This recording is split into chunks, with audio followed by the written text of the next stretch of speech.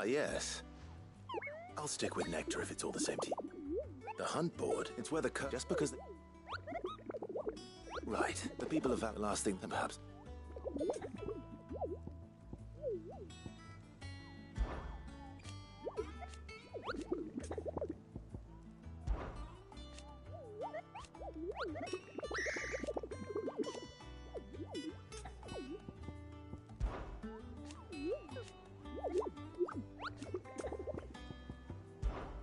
I don't think.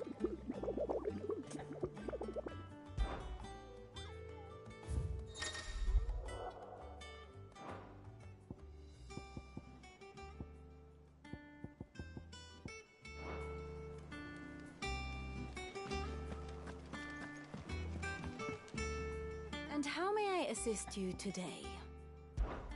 Allow me to educate you, of course.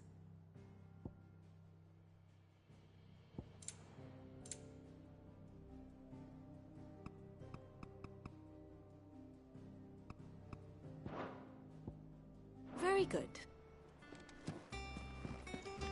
Not all of the nobles made it out alive. Oh, Clive! The patron does... Oh no, I still catalogue... Business is... Still. Words.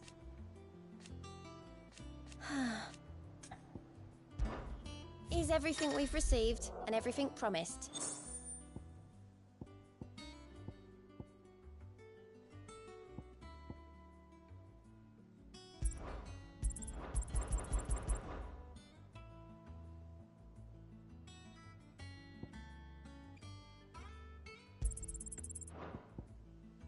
Hasn't been delivered yet, I'm afraid. You earned this. Here you are. Best of luck out there, Sid.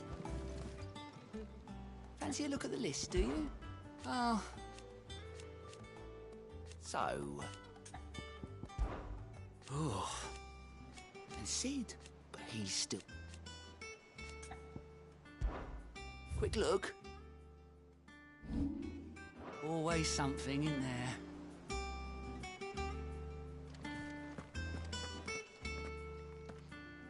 Otto, is now a good time? It's not a bad one. How's Jill doing? Ah, she's been better. Ty is making sure she gets the rest she needs. Good. Any word on Kupka's movements? Vivian's doing what she can to try and track him, but she's feeding on scraps. We've sent ours out to the curse breakers and our other friends in the west, asking them to keep their eyes peeled for anything unusual. No leads yet, but it's only a matter of time. All right. Let me know when you find something. There he is. All right, Clive. Still busy saving the world. Mid. When did you get back? Just now. What about your studies? Adjourned. Since Hugo Kupka invaded Rosaria. All the canvass in uproar about it. He's gone mad. He's turned rogue. It'll be us next. You try concentrating with all of that. All right. You win. How long will you be staying this time? Dunno. A while, most likely. Any road, while I'm here, I was hoping you could do us a favour. Mid. You can't just expect me to... Please, oblige her.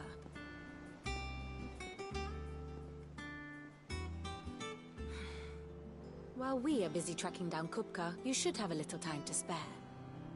Professor! Now there's a face I haven't seen in a while. Shouldn't you have it buried in a dusty old tome? I did, till a familiar trill pricked my ears. As ever, your exuberance is a breath of fresh air, which successfully scattered the painstakingly assembled fragments of my thoughts. I'll take that as a compliment. Well, Clive, you heard the professor. So, I'll meet you in the storeroom when you're done. Wait, hold on. Breath of fresh air. Bloody tempest, more like.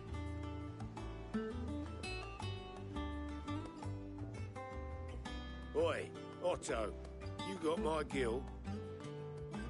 Huh? What are you on about? My fee for bringing Mid across. She said you were paying. That little... Storeroom, was it? I wonder what Mid's plotting.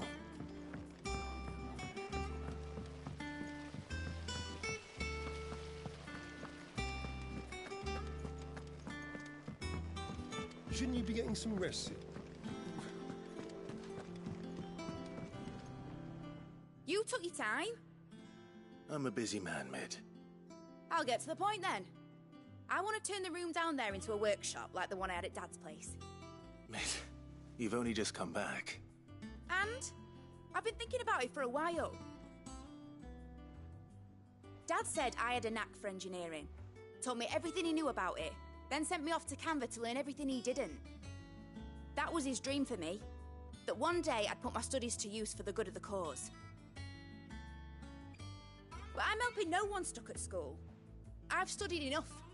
It's time I put my knack to work. I know that I can help the people here, and I want to do it. Well, well, well. As Sid could see you now. All right. I'll tell Otto you'll be staying. I knew you'd say yes. Which is why I wrote up a list of jobs for you. For me? Who else? What do you want me to do? First things first, I need equipment and materials to start making my own. There's the designs for the stuff I need, and the stuff it needs smithing from. The other materials I can work myself. Just need a generous benefactor to lay them on for me. Apart from the wood, I'll need a carpenter for that, but I can just borrow yours. Is that everything? For now. I'll let you know if I need out else.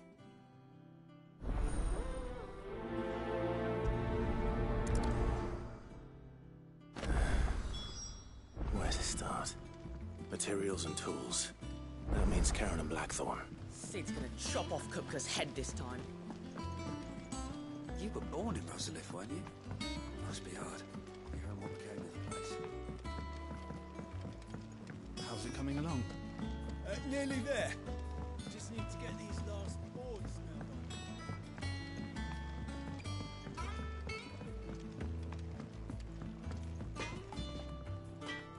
Blackthorn, you busy? What does it look like? I have a commission for you. From Mid. She requires certain tools.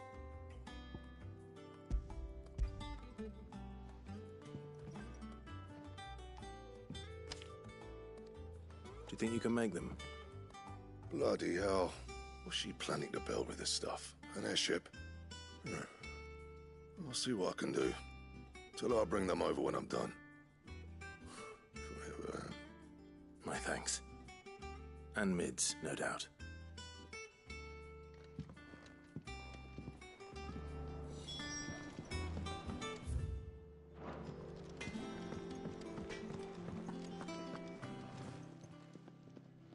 Was wondering where you'd got to. Mid's back from Canva. Have you seen her? Just now. She's planning to set up a workshop in the stores and ask me to buy her some materials. Here's the list.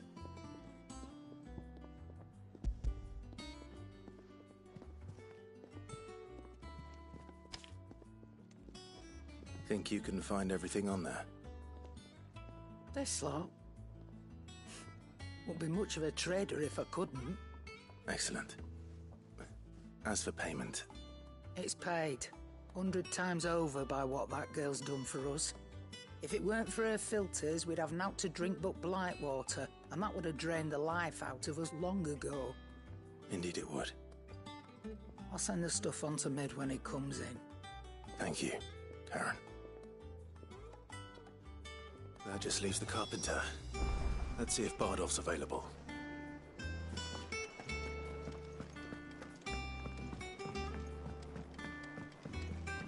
Jill looked white as a sheet.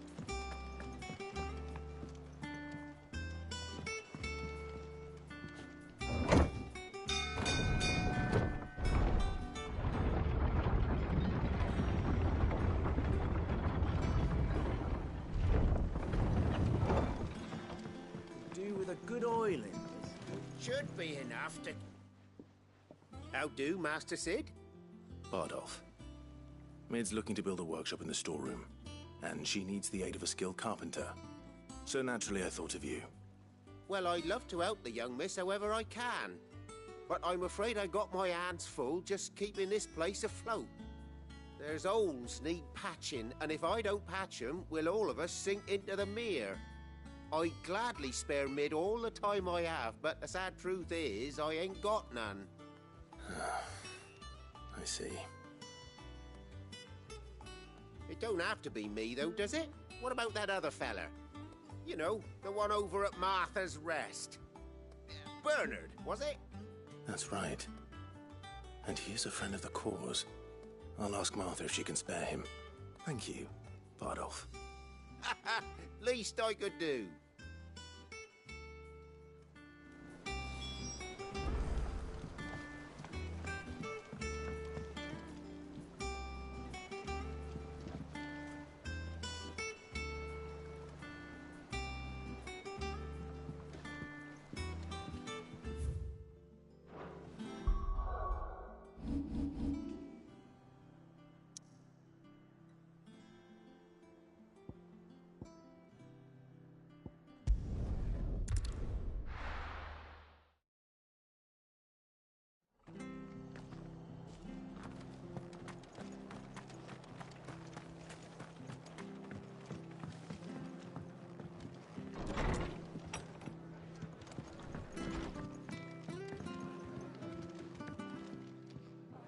Ah, Clive, what brings you to the rest? Our home finds itself in need of an extra carpenter. I wondered if I might be able to borrow Bernard for a short while. I don't mind if he don't. We're all friends here, aren't we? Thank you, Martha. Do you know where I might find him? He went up to Cressida on business. No idea what, mind. Place is a ruin. Far as I know, he's still there. I'll look for him there, then.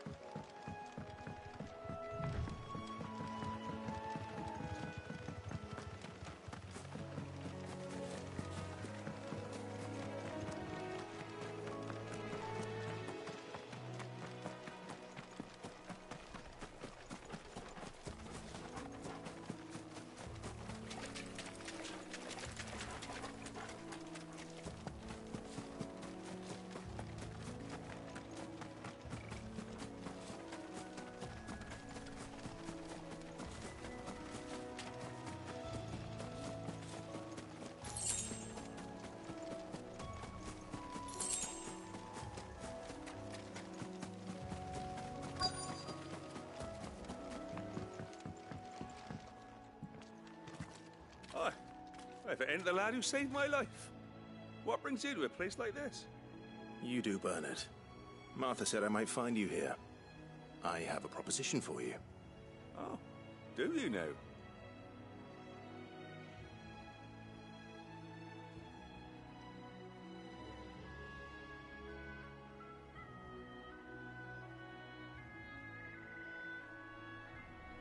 Building a workshop, you say? Well, that beats tacking boards to bridges, sure enough. And if Martha didn't mind me being gone a while, then neither do I. You just tell me where you want me.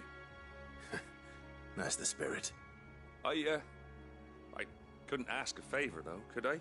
Before we go? Of course.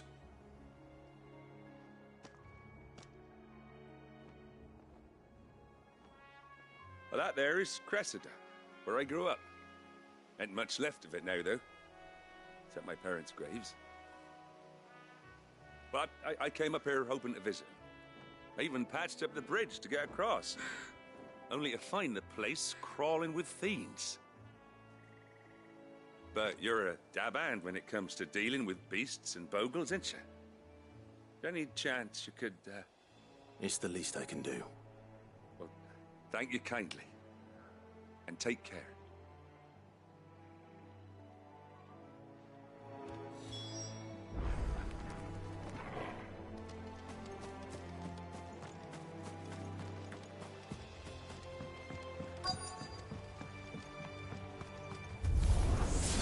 This shouldn't take long. This one.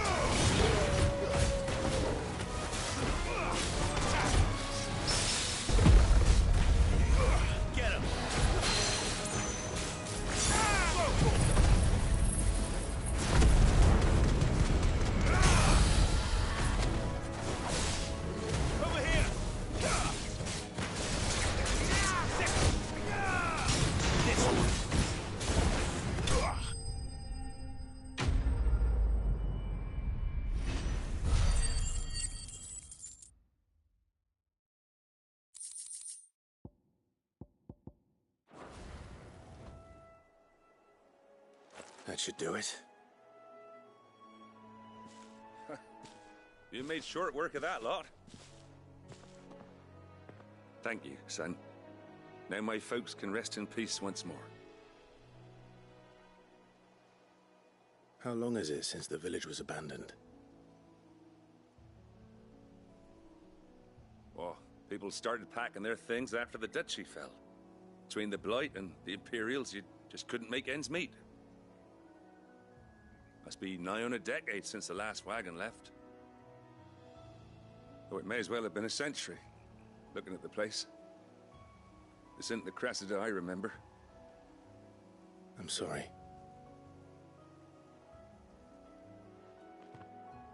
Ah, don't be. Can't live in the past, no matter how nice it might have been. Soon as I'm done saying a prayer for those that raised me, it's on to your hideaway. I'll meet you there.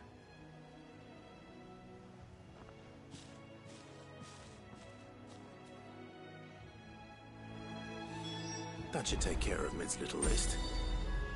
Better head back before she thinks of anything else.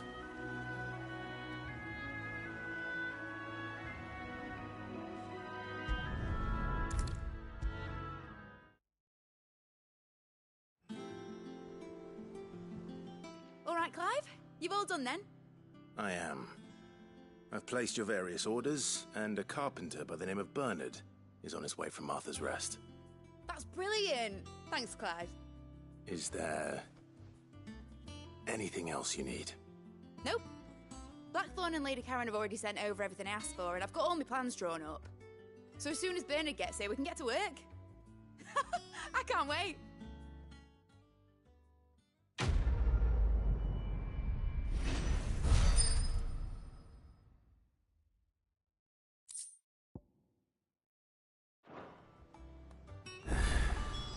That's my good deed for the day done. Let's see how Jill's faring. Shouldn't you be getting some rest?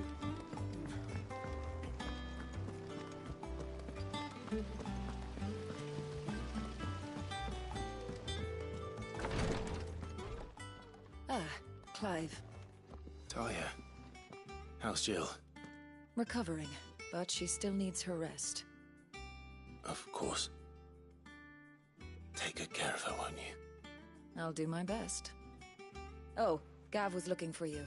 He said he had something to show you in the shelves. The shelves? Oh, that's right. He went to ask Hippocrates about Torgal. He must have found something.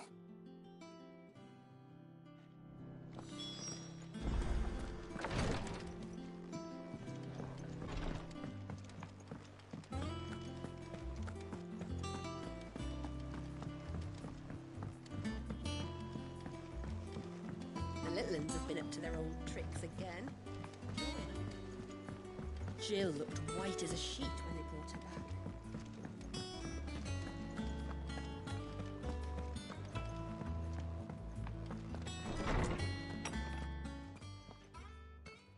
Clive, where have you been? I've been wanting to ask you something about Torgal. Where did you get him, like, in the first place? My father brought him back from one of his expeditions into the Northern Territories. They were crossing a snowfield when they heard his cries, and, seeing no sign of his pack, they took him in. What do you reckon, Tomes? It certainly adds weight to the theory. Clive, I believe that Torgal may be no mere hound, but a rare frostwolf, an animal native to the far northern reaches of Valisthea. In one of our oldest bestiaries, I found reference to a frostwolf who served as guardian to an ancient queen of the north. Such was his mastery over ether, he could cast magics on command. His name was Fenrir. Fenrir the Frostwolf. Now, the annals do not state it explicitly, but I have reason to believe this queen was a dominant of Shiva, a girl from the Northern Territories and her faithful hound. One awakens as the dominant of Shiva, and the other? You're saying that Jill granted Torgal his powers? What? Just like Fenrir. People called him my hound, but Torgal and Jill were inseparable. He grew up as a faithful companion to the dominant of Shiva, and years later, his powers awakened. Just when his master needed him the most. You're right. If it weren't for Torgal blasting those bastards to Kingdom Come, Jill would have been for it. Quite. Though Torgal's power is his own, his latent birthright as a frostwolf, it had only to be unlocked. Oh, get you, Torgal! You're an even finer hound than we thought. And regarding your original concern, you need not fear for Torgal's health. Why, the beast has the appetite of a behemoth. Just this very morn, I found him with his nose buried in my nuts.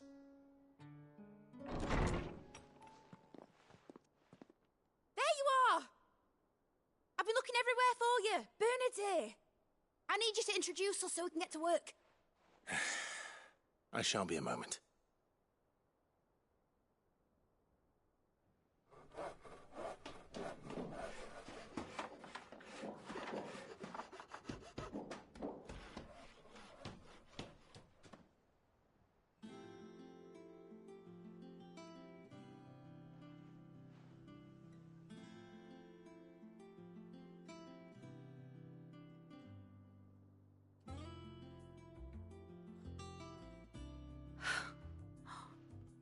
Isn't it brilliant? It is. Well, I couldn't have done it without you. You and everyone else. But I promise I'll pay you back. I'm gonna work my fingers to the bone for you lot. Starting right now. Just you wait. I'll make wonders like this world's never seen. Then I look forward to seeing them.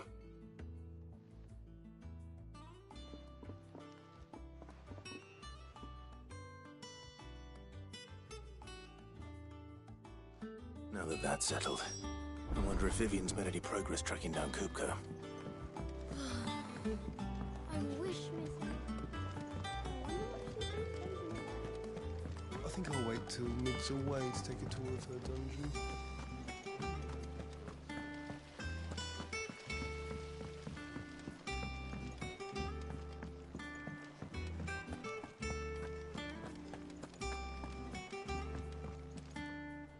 How goes the hunt for Kupka? Largely in circles. We have myriad sightings of strange soldiers in unexpected places, but nothing definitive as yet. If only we knew for certain by what route he left Rosalith. Well, keep at it. If anyone can piece this puzzle together, it's you. And I'm willing to wait as long as it takes.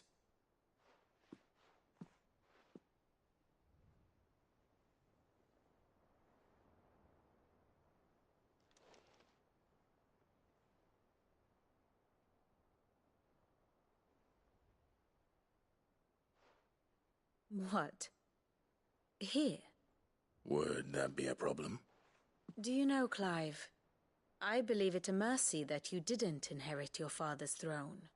Your poor people would surely live in fear of you. You have nothing to worry about on that front. I won't be claiming his crown. That is a relief. Clive, have you got a minute? We, have a guest. A guest?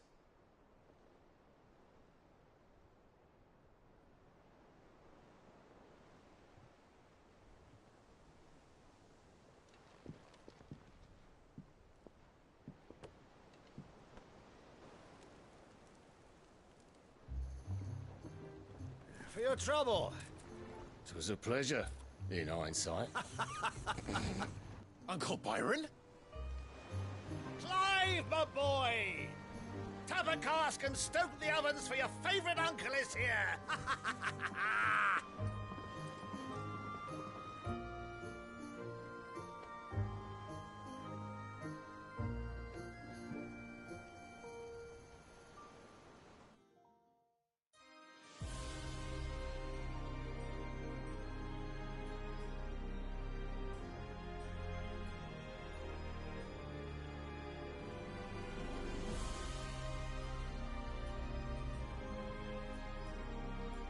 The Dalmekian government sues for peace. How shall we respond? If they're willing to accept their fault in the matter, I see no reason to refuse them. Still, we must insist on substantial reparations. The Twinside stores are not as bottomless as reported. Aye, and we have many more mouths to feed. We shall just have to have the Dalmecs empty their treasuries for us.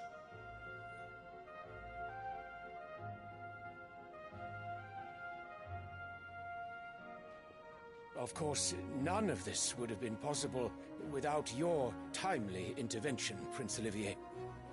Indeed, I doubt any of us would have had the courage to trade words with the mighty Titan, nor less the wit to win him over.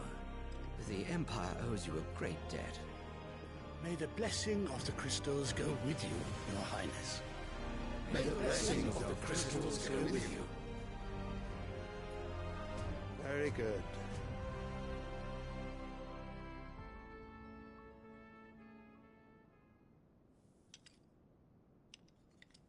Now, let us come to the question of precisely when the Dalmecs will withdraw their troops. Dion's fire could rid us of them in mere moments.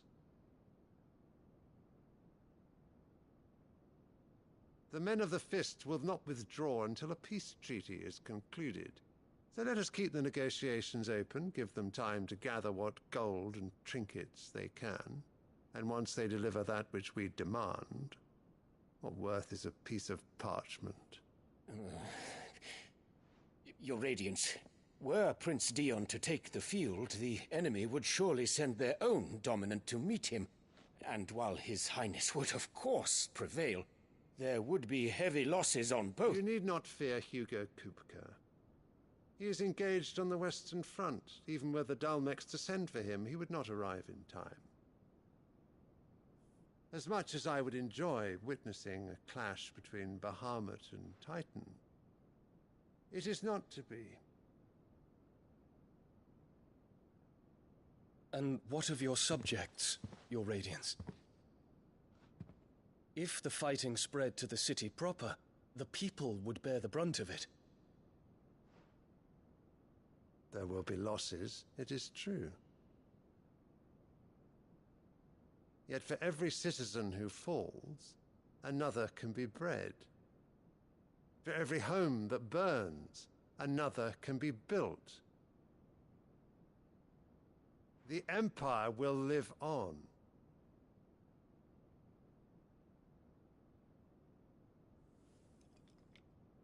Dion? Yes, sire.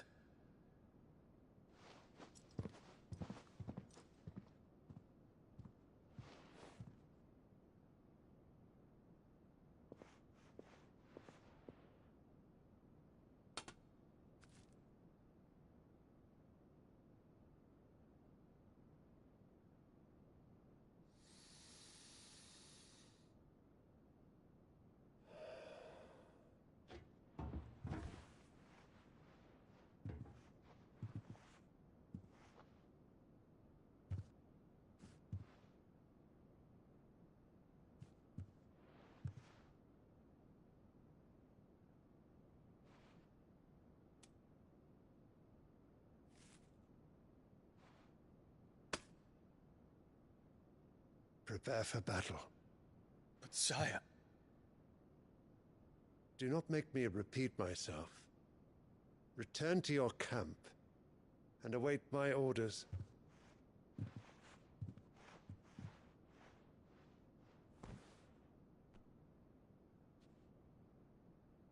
If that is your wish, your Radiance, I shall depart at once.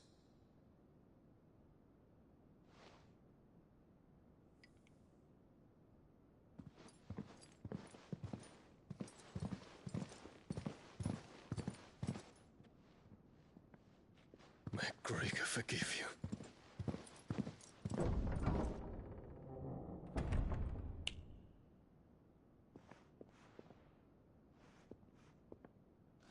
What do the astrologers augur? The stars are in agreement, your Radiance. The shadow of treachery hangs over Prince Dion.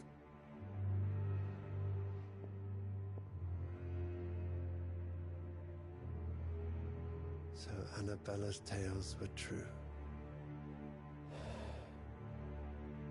You disappoint me, Dion.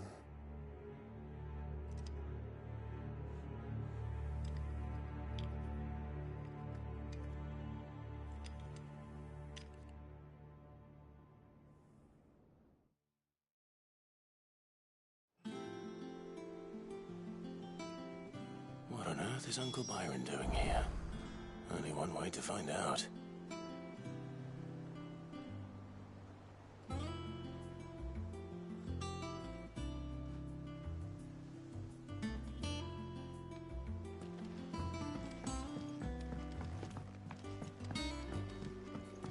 The little uns have been up to their old tricks again.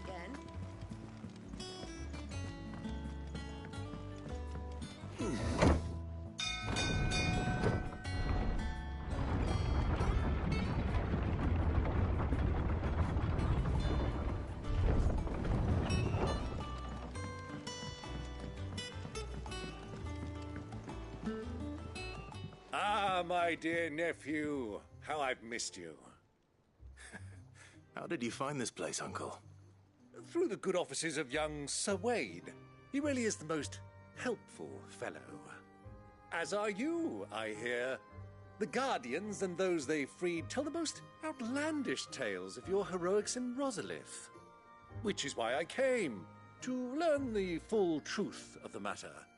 Sort the fact from the fiction, so to speak. You were working with the Guardians of the Flame to evacuate the people of Rosalith to Port Isolde. I was, aye. Then I have questions for you. Please, come inside, Uncle. Gladly. You there?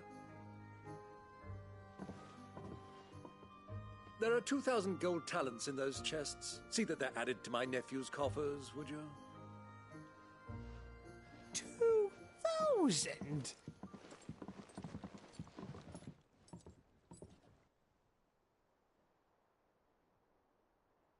And I'm afraid that is all I know. A fleet sailing south past Port Isolde. Most intriguing. Forgive me for not being able to tell you more. I hadn't the faintest idea Kupka withdrew wounded from Rosalith. Still less that my own nephew dealt the decisive blow. What do you think, Vivian? I think, with this news of the Dhalmekian fleet and recent reports of the Royalists' movements, that the final piece of the puzzle has fallen into place. Come here and I'll show you.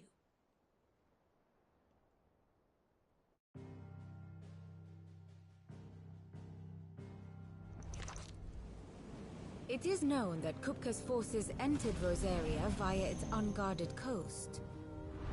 So can the same be said of your visitors from Waloed? Certainly her Royal Navy is famed for the efficiency with which it bears her knights from one battlefield to the next. And in the Einherjar, or Black Galleon, she boasts a vessel nigh as swift and every bit as feared as the kingdom's legendary cavalry. A fitting flagship for a land apart, her naval presence being crucial to her ambitions beyond Ash. Yes, it seems safe to assume that the Royalists did indeed enter Rosaria from the sea. So then, had you a vested interest in Titan's survival, whither would you take him? Why, home to Drake's Fang, a place rich enough in ether to conjure the magics needed to mend his hurts. But would that not entail an arduous voyage around the southern cape? Let us say that the Royalists did put ashore with a mind to spirit Kupka away from under your very nose. Could that truly have been their plan for him? To load him aboard one of the ships flying Republican colors sighted off the coast near Port Isolde. To spend weeks at sea, being tossed hither and yon by unforgiving waves, his life hanging in the balance. No. The journey would mean Titan's death, and Kupka's faithful creatures would not allow it. So what then was the plan of our Waluda friends? Reports suggest they made not for the coast, but for the desert. And by cutting through the Velcroy, a party traveling light would have Titan back in his bed days before a galley could lurch into port. To wit, it was the Royalists, not the Republicans, who effected Hugo Kupka's safe retreat. I would stake your life on it.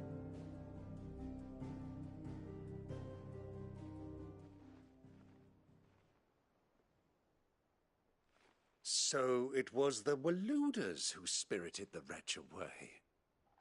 Now I think about it, there was something a little strange about the ships I saw.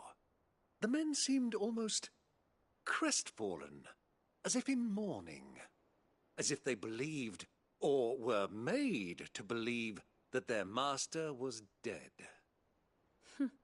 You have a keen mind, Lord Rosfield. And you have your answer.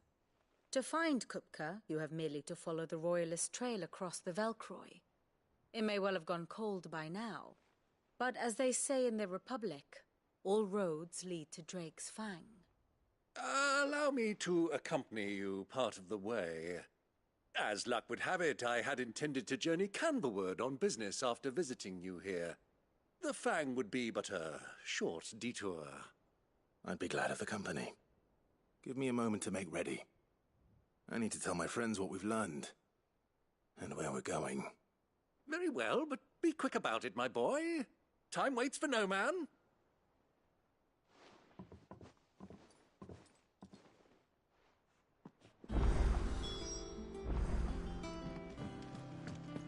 Mid's finished outfitting her little...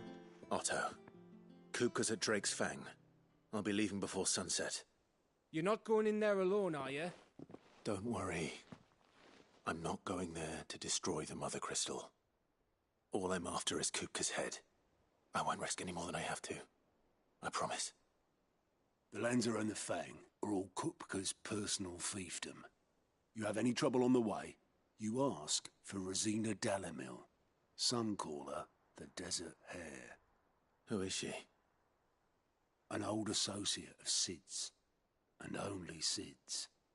All I know is the name, and that they used to meet at the Dalamil Inn. We've heard nothing from her since he died. But I'm thinking maybe the new Sid might be able to bring her back into the fold. Thanks. I'll keep that in mind. So, what about your uncle? I mean, he's welcome to stay, but... Don't look so worried. He'll be coming with me. Thank fuck for that. Gav, Otto, I'm leaving you two in charge. You can count on us.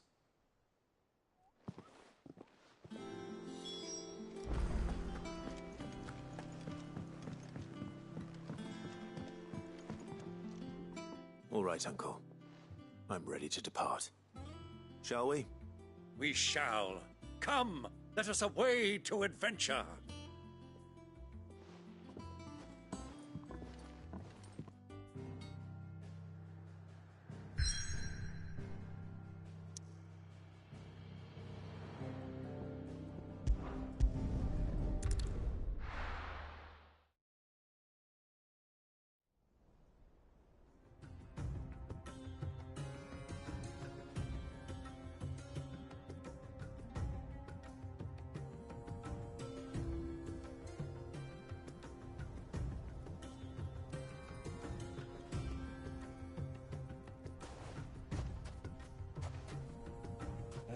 I was a young man when last I walked this path.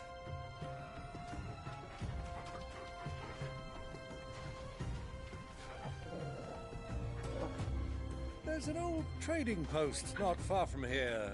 The road to Drake's Fang leads through it. The trading post it is.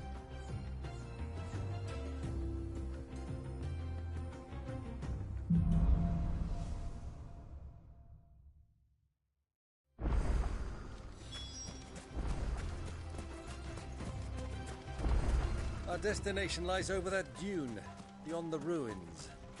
Mark 'em well, Clive. It's all too easy to lose one's bearings in the sands.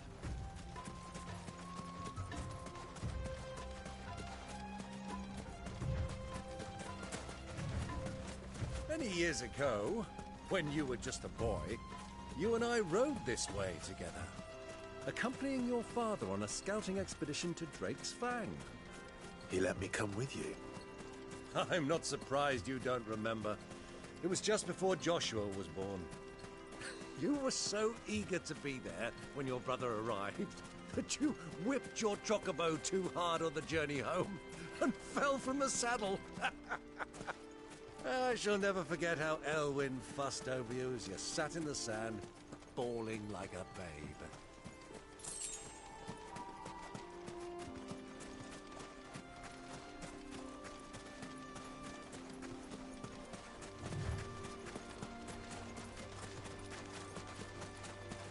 Who do you think those soldiers were in the inn? So, Lord Cook has finally made his way.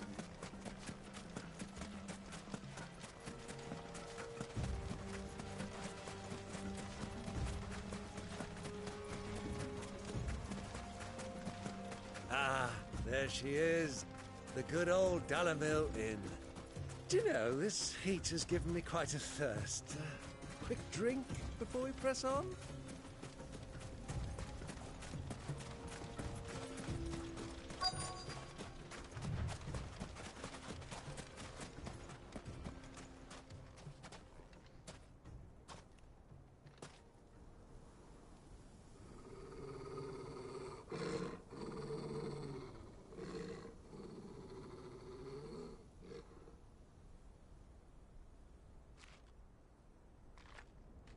Look, there. Those are ashen steeds. No doubt about it. And such a long ride from Stone here. Our Waluda friends must be soothing their saddle sores in the inn. Shall we join them?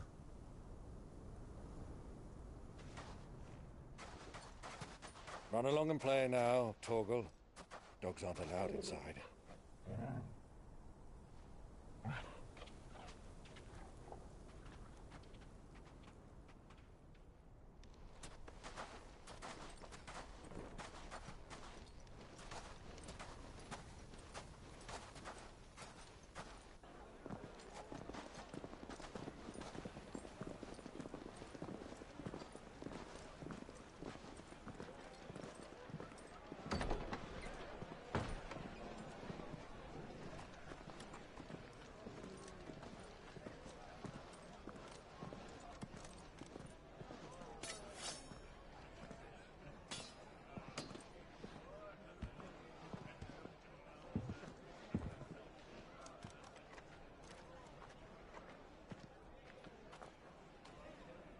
Good day to you. Eating?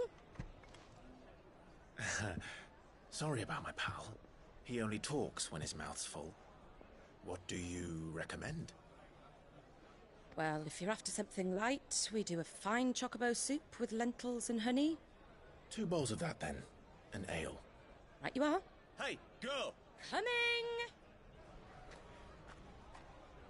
Your pal? Would you rather be my squire?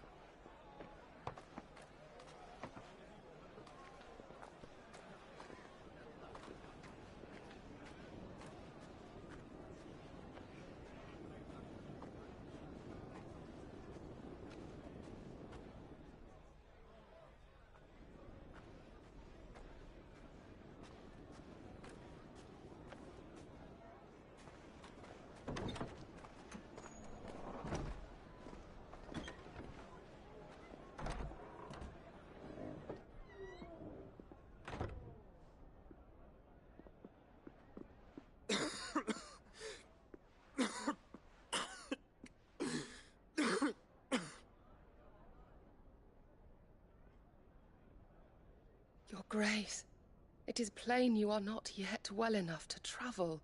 If you would only let me take you to someone who can better attend to your ills. No, we must press on. Prince Dion has returned to his camp and will soon depart for the front. I must speak with him at all costs. Miss this chance and I may never get another. You do understand that? Yes, Your Grace. But you must at least agree to take your medicine. I'll fetch you some water.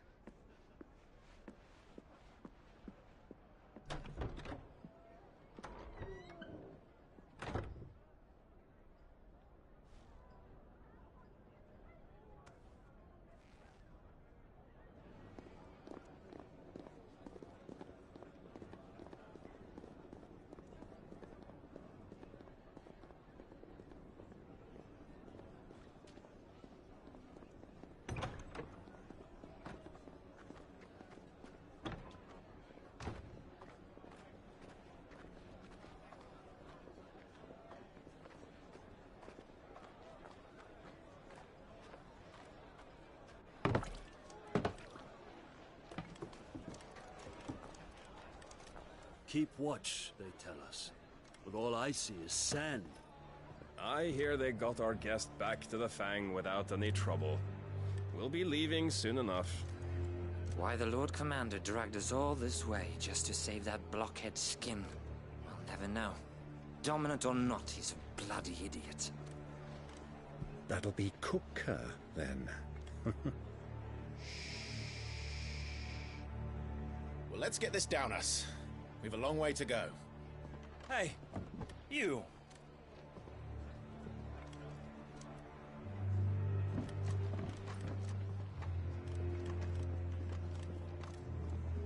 Uncle? Sorry.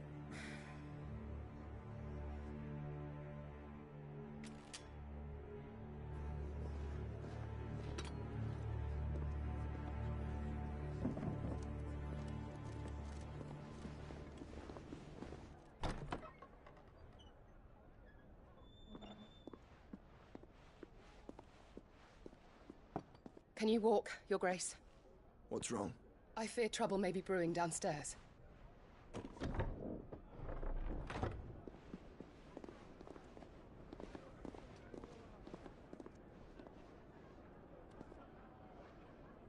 You two are travelers, are you not? Me and my companions are strangers here. Perhaps you'd be good enough to accompany us a while. Help us find our way. Sorry, lads, but we've got business in camera that can't wait. Ah, I'm sure you could spare us an hour or two. Come on. Friend.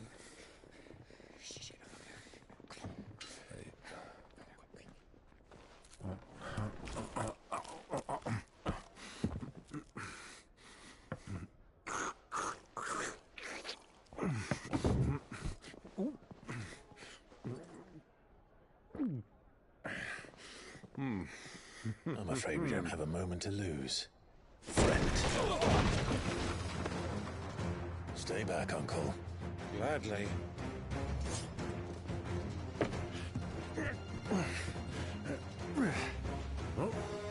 The outlaw! Take him! Try it.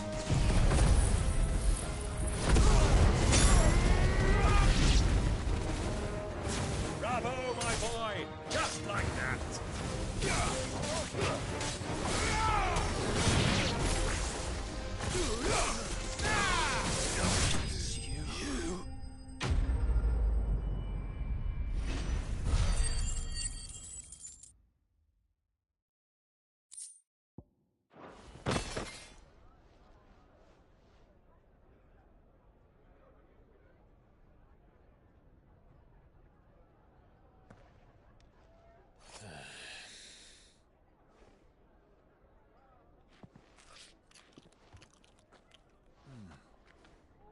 For your trouble.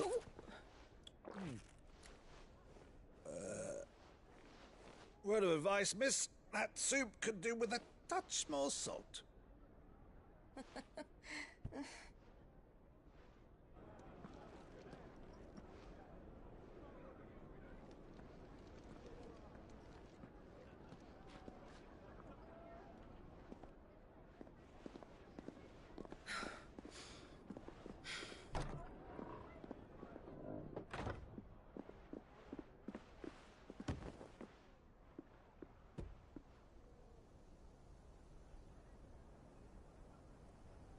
Now's our chance.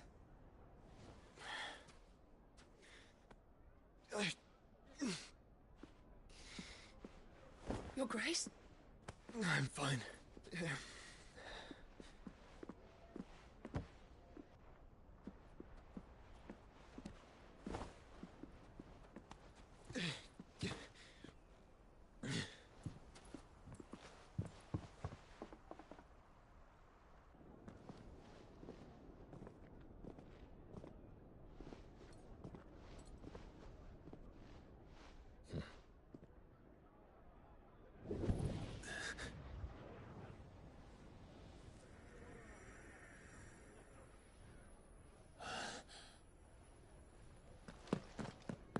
Clive?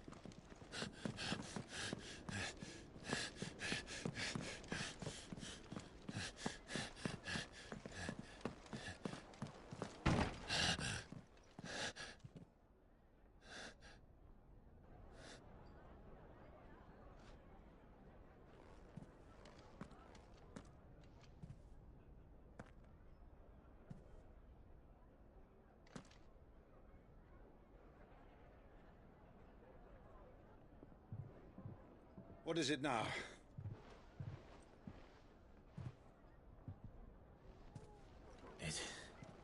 It's nothing. Let's go.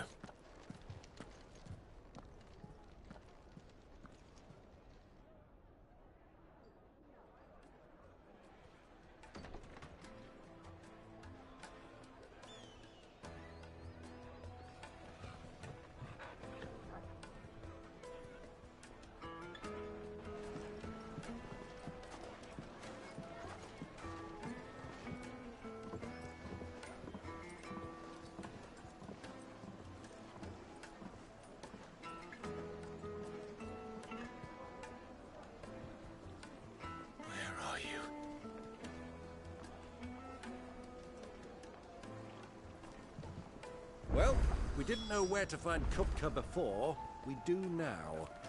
The Royalists said it themselves. Their guest is in the Fang. We should press on before any more of their friends turn up.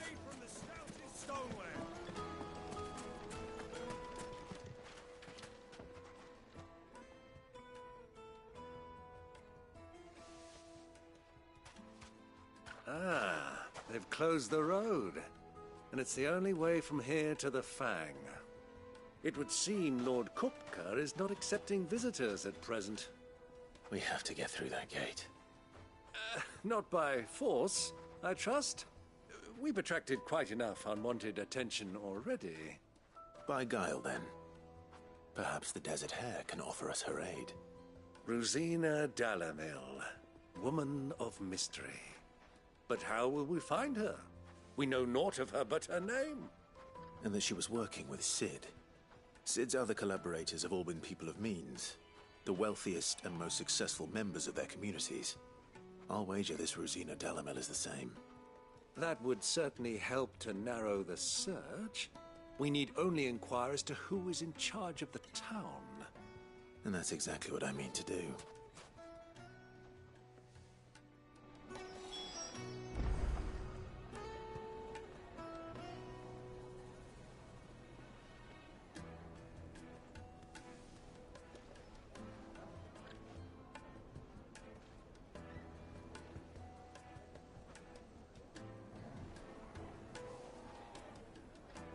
Looks like we won't be getting back to Drake's Fang anytime soon. Well, it's not like we've got a reason. Good day, my lord. Here you are.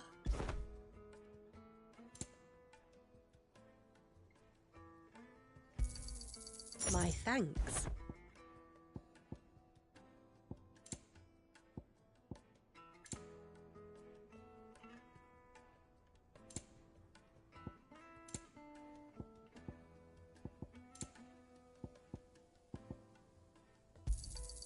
Here you are. My thanks. Here you are. My thanks. Here you are. My thanks.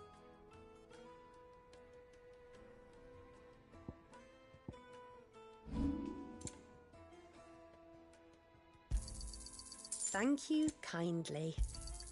Pleasure trading with you.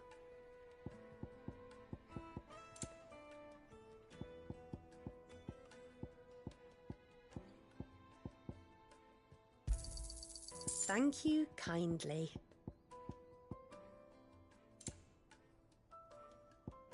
Go with Gilbert.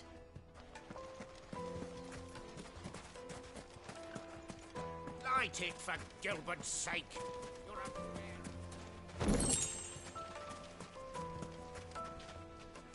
Anything I can help you with, travelers? Allow me. My good man, we represent one of the oldest and greatest trading houses of Port Isolde. We're seeking to expand our business in the region and would very much like to make the acquaintance of Dalamel's leading entrepreneurs. If only we knew where to find them. Well, we're best known for our baths, our markets, and our smithies. I suppose you could do worse than start your search at one of those. Thank you. You've been most helpful. Oh, you wouldn't happen to know a lady by the name of Rosina Dalamel, would you? No. I can't say I do. Well, thank you all the same.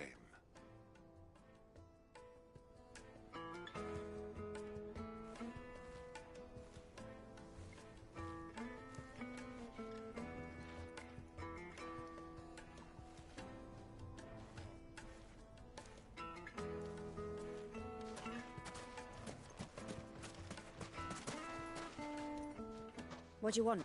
Can't you see I'm busy? I won't keep you long. I'm looking for someone. A woman by the name of Rosina Dalamel. Do you know her? Never heard of her. Is that all? One more question. If I wanted to find the richest trader in town, where would you recommend that I look? Oh, that's easy. The Briar's Kiss. Won't find a finer smithy this side of the strait. The owner's only a young sprig, but he's got all the right ideas. The Briar's Kiss, you say? Thank you. I doubt this young sprig is the person we're looking for. You said Cid's contact was likely to be an influential sort. Influence comes with age and experience, believe you me.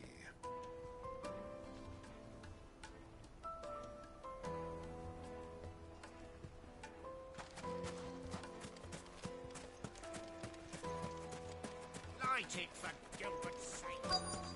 Looks like we won't be getting back to Drake's Fang anytime soon. Well, it's not like we've got a reason to. Whatever this emergency is, they've shut down the whole mine for it. Mummy, I want to play with the crystal. How How many times do I have to tell you? It's not a toy. Can I help you? Yes, I'm looking for a woman by the name of Rosina Dalamil. A long-standing pillar of your community, I believe, from old trading stock. Then you should ask further. He's been here for years. Knows the place and its people like the back of his hand. And he's in with all the old merchant families. Try the baths. That's where you'll usually find him. Thank you kindly.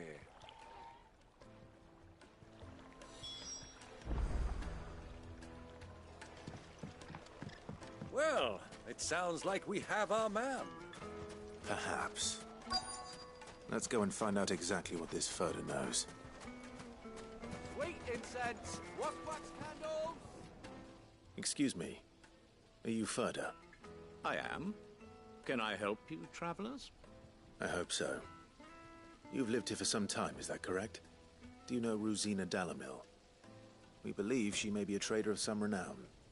And what business do you have with the desert hare? She was a close friend of mine. I was hoping she might be able to help me.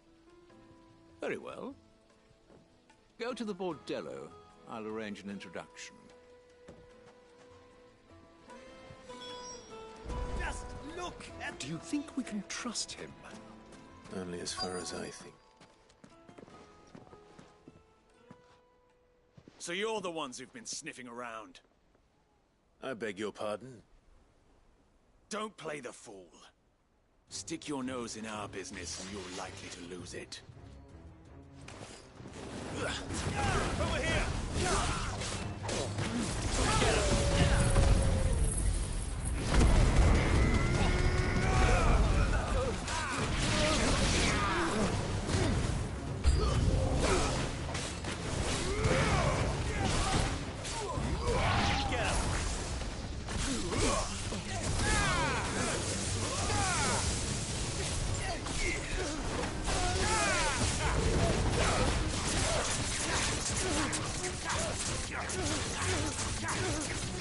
This way. Over here.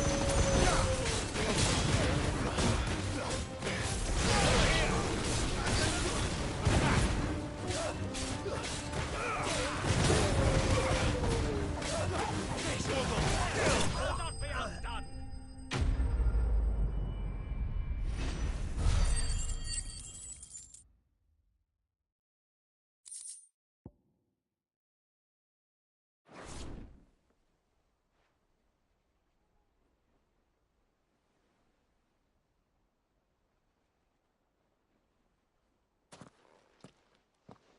Who are you working for?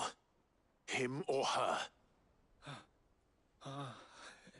Him. The boss. He wanted us to test you. Though one could hardly call that a test. Lord Furder? Look what the cat dragged in. Your skill with the blade is rare indeed, my lord. A fitting talent for an outlaw. You know who I am. So what now? Call in the Men of the Rock and collect the bounty? That isn't my decision to make. Our work is done. Take him to meet his precious Rosina. She will be interested to make his acquaintance. Yes, my lord. To the Lock of Leisure, then. To the Lock of Leisure.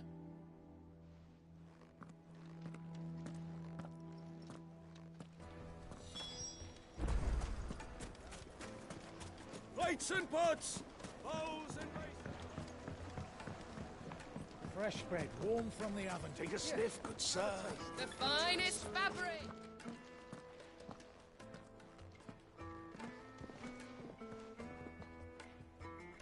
Is this the place? Ubor's Forge. The Briar's Kiss. Ah, so it was the young sprig after all. So much for Rosina Dalamil being a woman of experience. How wrong I was. It was an easy mistake to make, Uncle. After all, it must have been years since Sid last saw her. Sorry, him. Whoever this Lubor truly is, he's clearly a man of means. I'd say he deserves our respect. See that he gets it.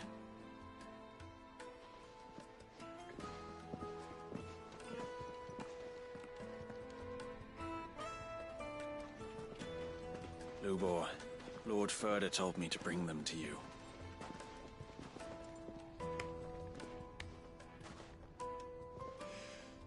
My boys tell me you're in need of assistance. Sid the Second? I won't waste your time. I need passage through the south gate.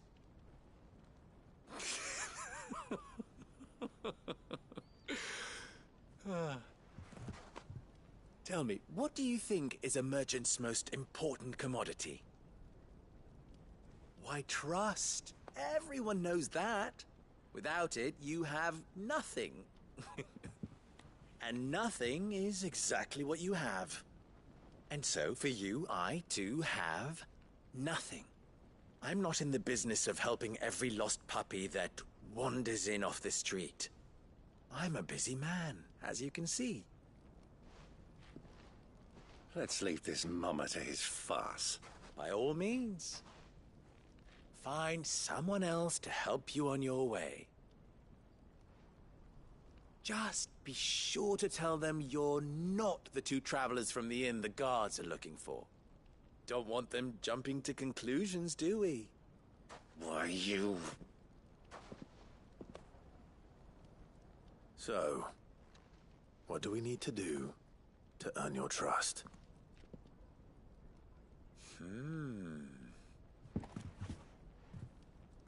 I like this one. Willing to do whatever it takes to get what he wants. Ha! Men like you have a special place in my heart. Why, you ask? Because they get me what I want. Always. Fine. So what do you want? Don't tell me you're going to listen to this swaggering scruff! We might as well hear him out. It's only natural that an ally of Sid's would seek assurances of strangers. Assuming he is an ally, of course. 5 years ago, he would have still been a boy. And yet even then I had more good sense than a man... 5 times my age? But enough of the pleasantries. We were speaking of what I want. I want you to put an end to the trouble in Dalamil. Return to me when you have done so, and you shall have my aid. Until then, I bid you good day. What trouble? If you're going to give us orders, be clear about them, damn you! Manners, Greybeard. One catches more damselflies with honey than with vinegar. What did you call me? My apologies. A word of advice in recompense. Follow the crystals. Oh, but that was 3. Oh, I'm making this too easy for you. Ha! It will be easy. Solving his little riddle should be like dealing with him. Child's play. Let us divide our forces, Clive. I'd rather not drag this parlor game on any longer than we need to. All right. Good luck, Uncle.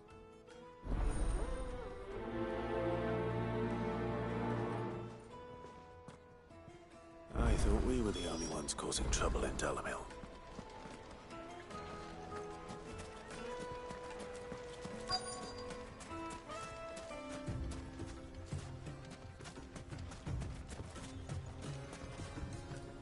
Excuse me. Is it true there's been trouble with crystals of late? You've heard, then? I've heard rumors. Damn thieves. Pilfering the crystals that were meant to fill our cups and light our stoves. Us common folk have hardly had a shard to share between us these last few moons. And it isn't as if we can buy them on the black market either. Whoever's taking them, they aren't sharing.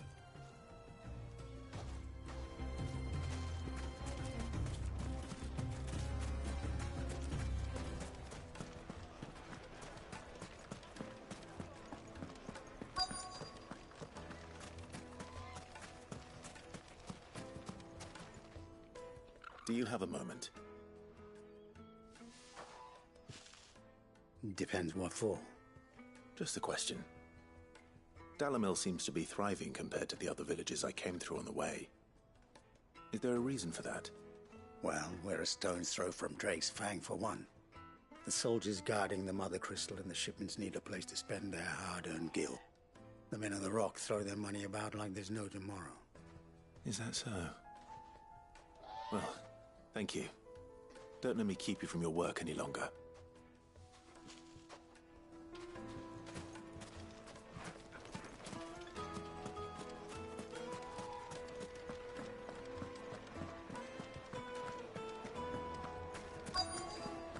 Juiciest meat from Green's Head. You wouldn't believe how much he gave me. What can I do for you, soldier? Need that sword polishing? I'm not a soldier. Oh, then be off with you. I serve the men of the Rock and the men of the Rock only. You have an agreement with them? Don't be stupid. I just know which side my bread is buttered. Don't want to be stuck under some pauper when they come knocking, with pockets deeper than Zemeckis and an urge to empty them. No, just leave, will you? Before you scare them off. I think I'm starting to get an idea of what's been going on. I wonder if Uncle Byron's learned anything of use. They'll probably be back at the inn by now. Briggs, fresh from the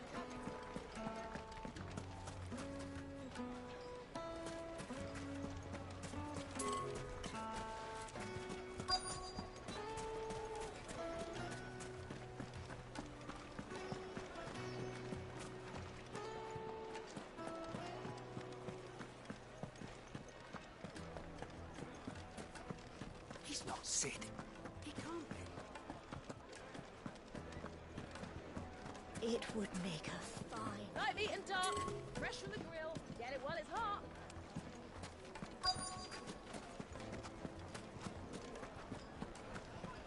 What was all that crashing and banging about before? Some out of... It's you, the one who broke all our furniture. What do you want? Haven't you caused enough trouble already? I'm looking for my pal. Have you seen him? The gentleman who was with you? Yes, he's upstairs, but...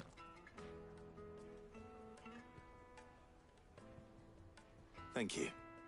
I'll go and fetch him.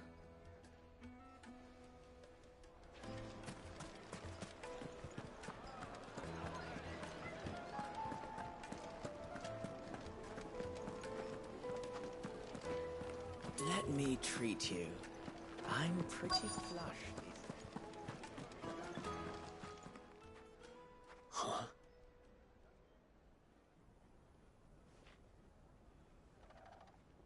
Will this suffice as a deposit? By the sands. That's a black pearl. One of the many treasures in my collection that I would be only too happy to part with, should you give me reason to do so. All right. I'm sure that we can come to an agreement, but not here. What are you doing, Uncle?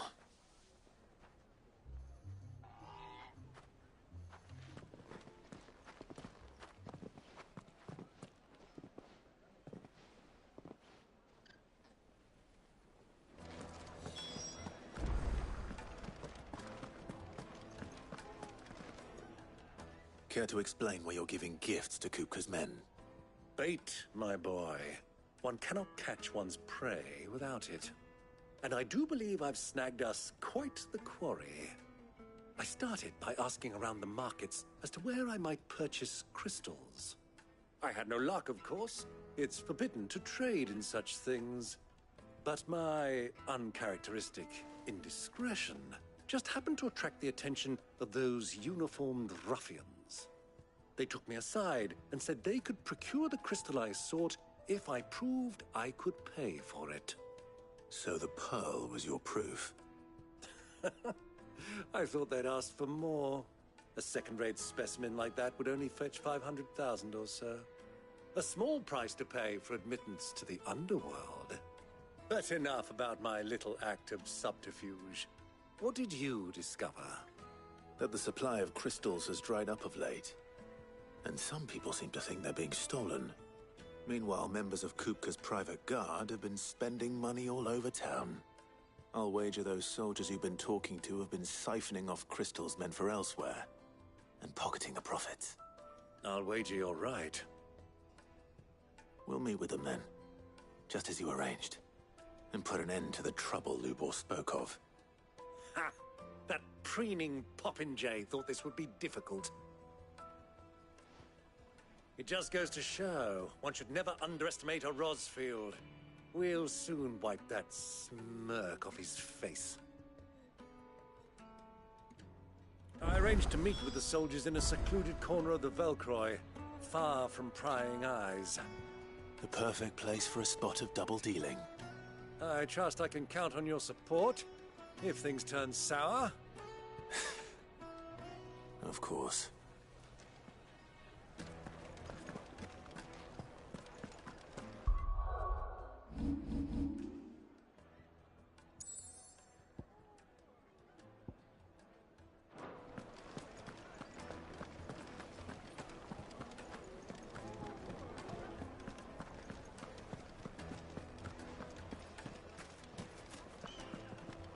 What was all that crashing and banging about before?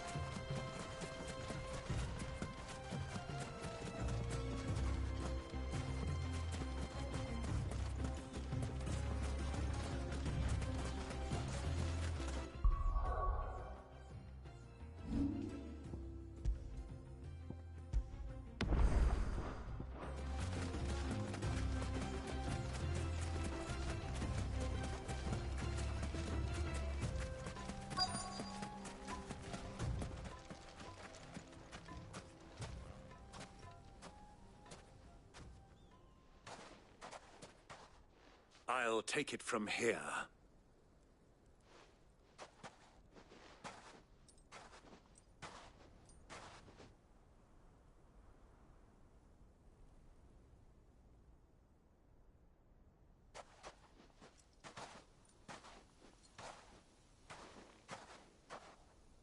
I was beginning to think you weren't coming, my lord.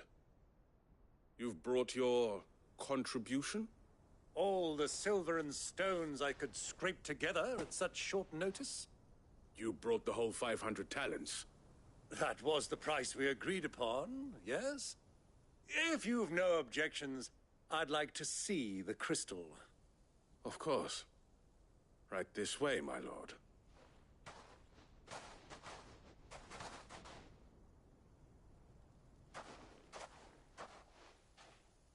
Not bad at all. You weren't lying about the clarity. But what of security? If I were to be stopped on the road, what guarantee have I that it wouldn't be seized as property of the Republic?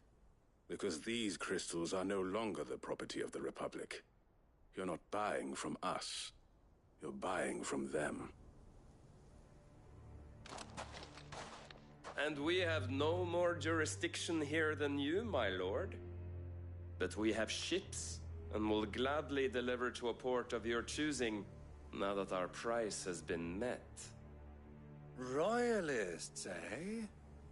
What brings you here? Why, to collect their share of Drakesfang's blessing, of course. Our nations are allies, and so they are entitled to a portion of the Mother Crystal's bounty. And, being such good friends, we elected to increase that portion and share the benefits. And now that these crystals are officially property of the Kingdom of Waloed, we are duty-bound not to interfere, no matter where they might happen to end up next. Did you get all that? They're in cahoots! So it would seem. My lord, what is the meaning of this? Double-crossing dogs. They're not here to do business. Kill them. Kill them both!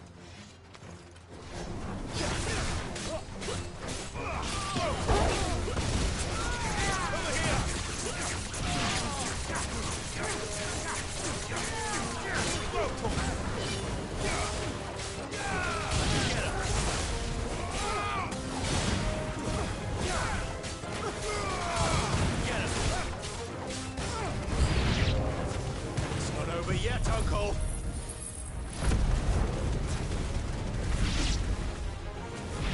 Good!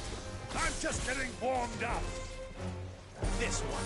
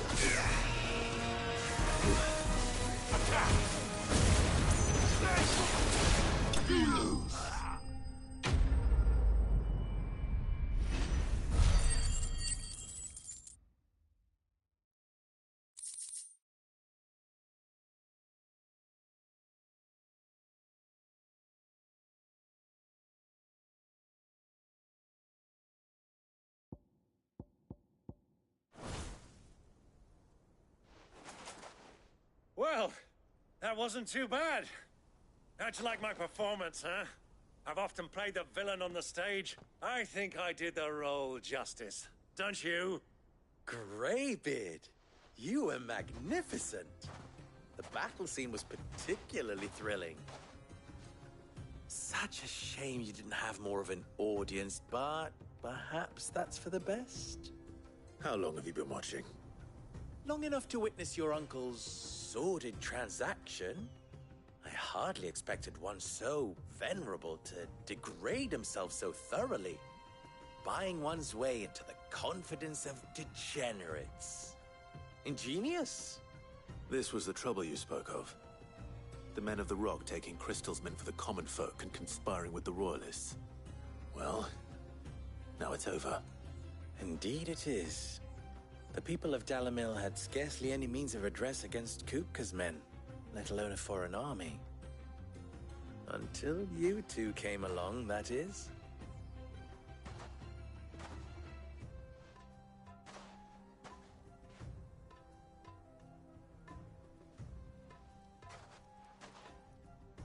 Well, we'd better get these crystals back to town. You won't mind waiting with them while I fetch a wagon.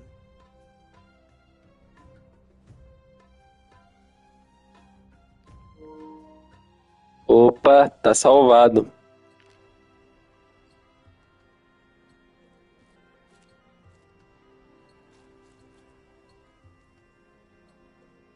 It occurs to me that I still don't know your name. Clive. So, Sid the Second is a Clive. I suppose it could have been worse. Well, Clive, you held up your end of the bargain, so I must do the same. Passage through the South Gate, was it not? To tell the truth, you've helped a little there too. Many of the guards have already been redeployed to deal with the issue of their missing comrades. And those left behind have been encouraged to look the other way should you attempt to pass through. Thank you. And please allow me to cover your costs. You still have the purse I gave to the soldiers, I trust? I saw you pluck it from one of the bodies. Oh, dear. Was I really so obvious? And my name is not Greybeard. It is Lord Byron Rosfield, thank you very much. No, thank you very much, Greybeard. Of all the... Ugh! Here, wear this.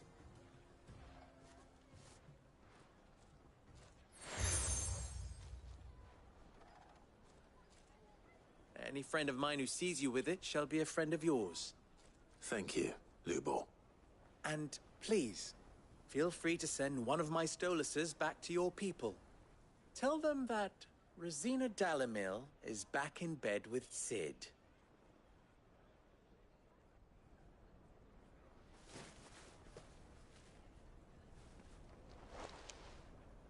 Umia Lostelan. Tuisa Achilles.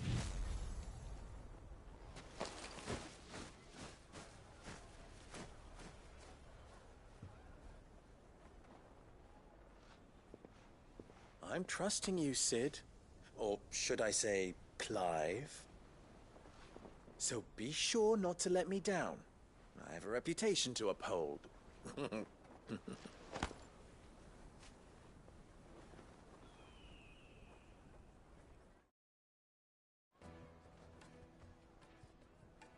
Well then, I wish you a safe journey south. Thank you. Not at all. It was my pleasure.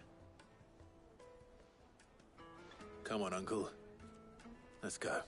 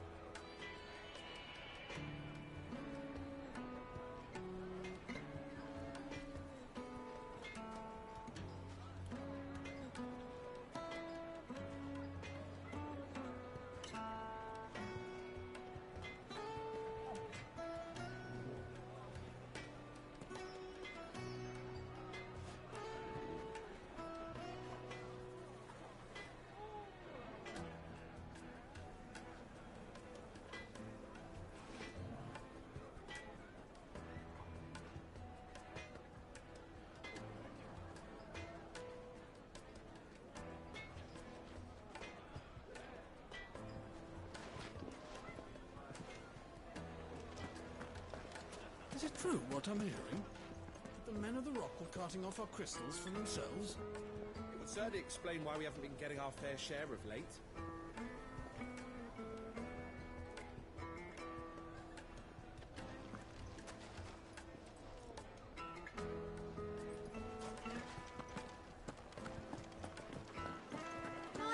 Yes, they're quite cool. The Fresh bread, juiciest meat warm from the oven.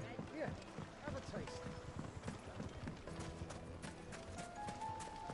Silver platters! Hanging lantern! Ha! They've opened the gate! Lubor was true to his word. We should get going soon. Do you have water? Ah, I'm not too late. What is it, Lubor? A question that I neglected to ask earlier. Where is it that you're bound? To Drake's Fang. To finish Hugo Kupka. Just as I thought. Then allow me to share a secret. Drake's Fang is currently riddled with royalists. Talmeki and Walud are allies, and as you have seen, their soldiers work hand in glove. But no nation has ever before allowed a foreign army to make a barracks of its holiest of holies. Not by choice, at least. And there's more. A man on the inside of the Fang has failed to report for several days. I fear there may be more trouble lying in wait for you on the road ahead. Isn't there always? If you're determined to beard the lion's den, then promise me one thing. That you will enter via the mines, where the guard is lightest. I've lost one Cid already. If I lose another, people will start to think me careless.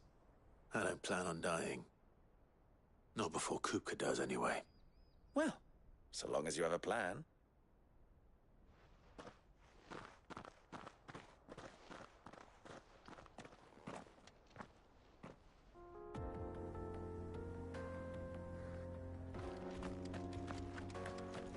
Drake's Fang should be just beyond these springs. Shall we press on?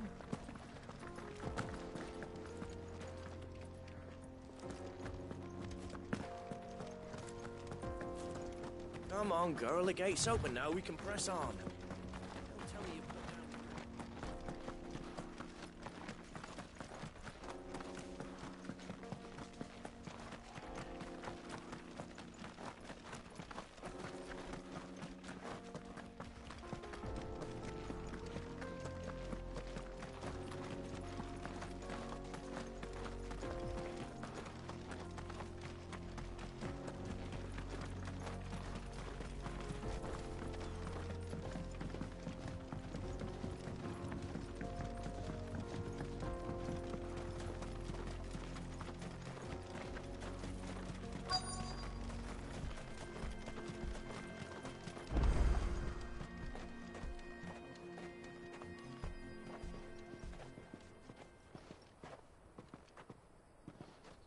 There it is. Drake's Fang.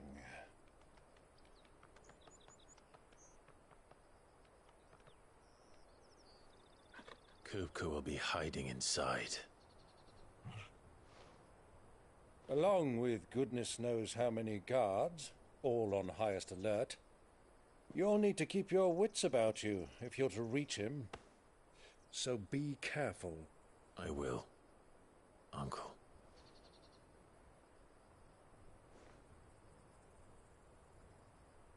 Before you go, Clive, allow me to apologize.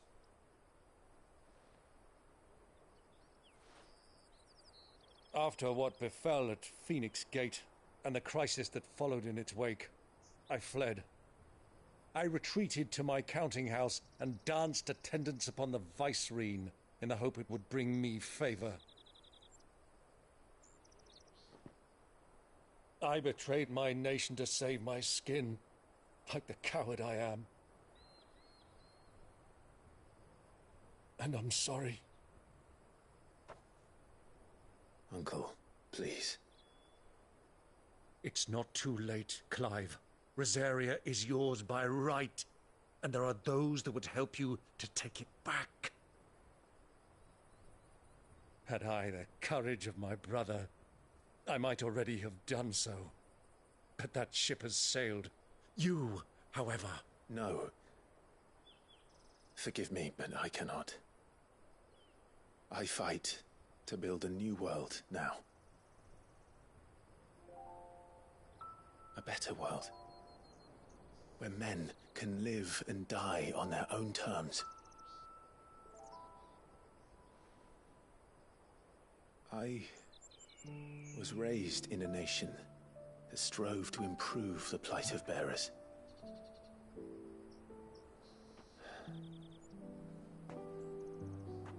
Only later did I realize that spark of freedom did not arise by chance, but was kindled by my father. You would see me follow in his footsteps. And that is exactly what I mean to do. Not by ruling Rosaria, but by extending his ideals to the whole of the twins. Though every soul in the realm may judge my actions heresy, I am certain my cause is just. You really are just like him, you know?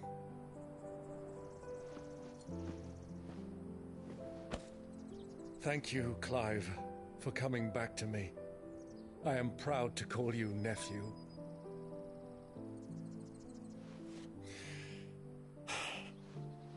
Well then, this is where we must part ways. Wish me luck in convincing my Canvarian friend to share his considerable talents. I mean to plunder his coffers and prove myself worthy of a place in your merry band.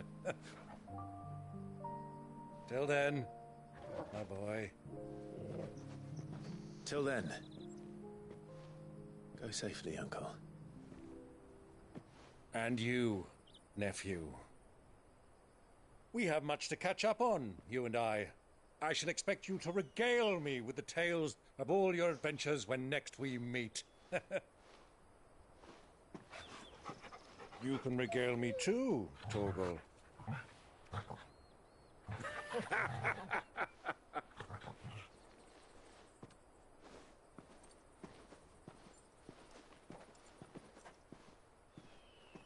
I'm coming for you, Kupka.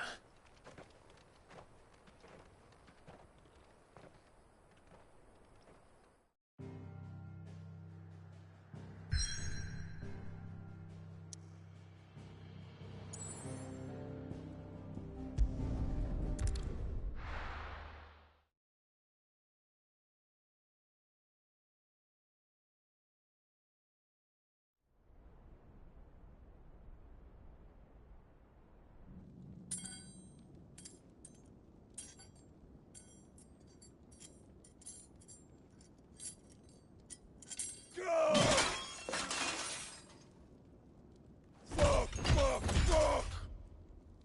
What have they start? What has that gutter rat done to me?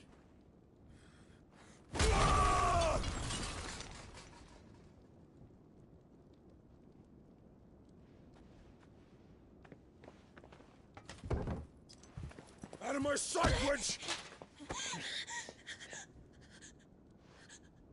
I'll kill you, Rosfield! I'll rip out your heart!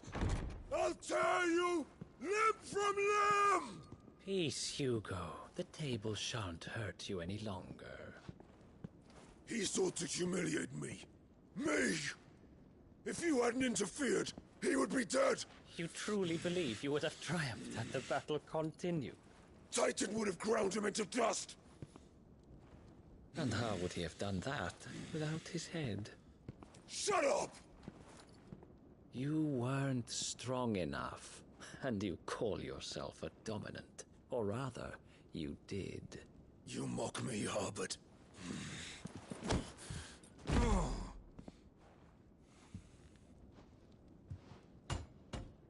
Do you see, Hugo? You are weak. Fuck! But so long as that fire burns within you, there is still hope. There may yet be a way for you to take your revenge.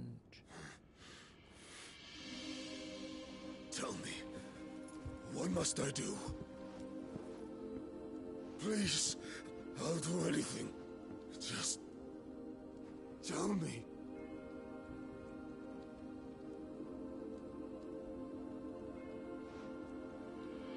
The heart.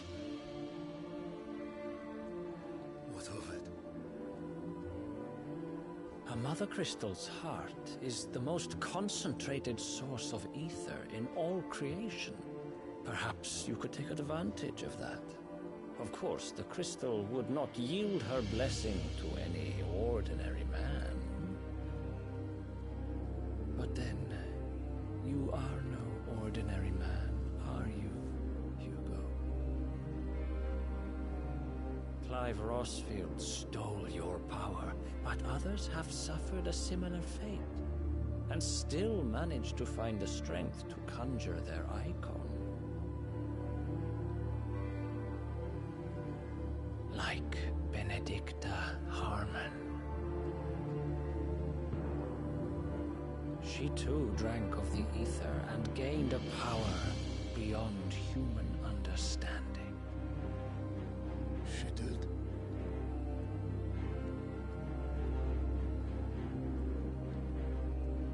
Benedicta.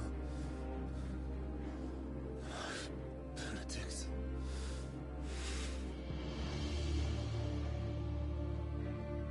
I'll do it. My love. I'll avenge you.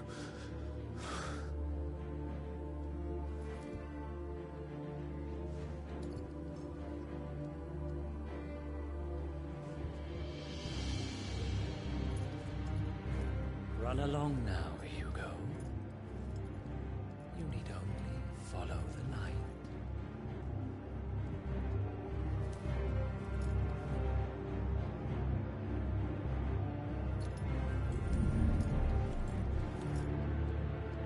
Muthos is here. Very well, it shall be so. You may leave everything to me, Your Majesty.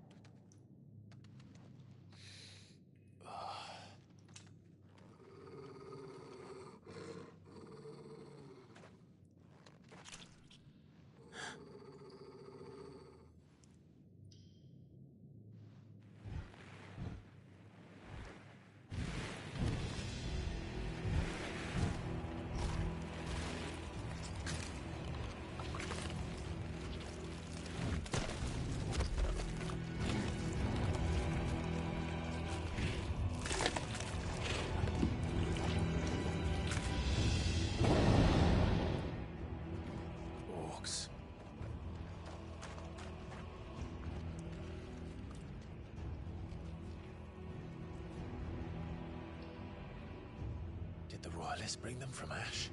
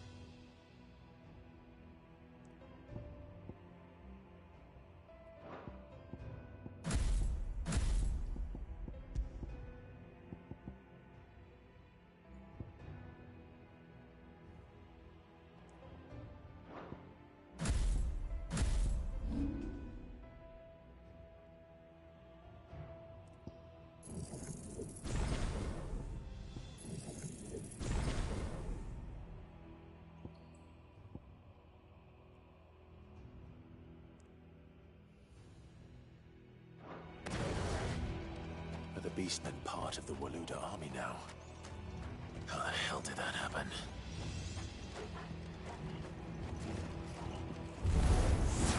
They've spotted us. We need Torgal.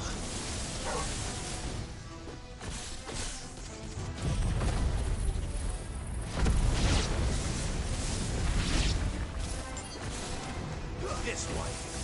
Go, Torgal!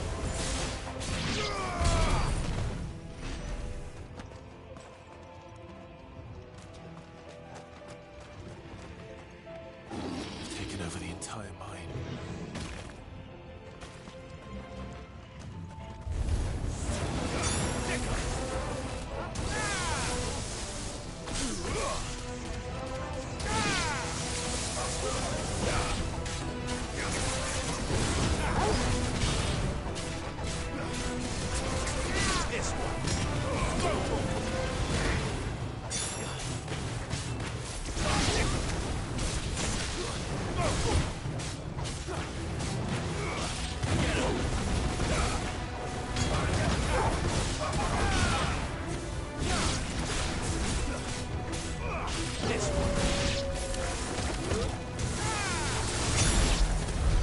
So much for the men of the rock. Dalmekia's finest.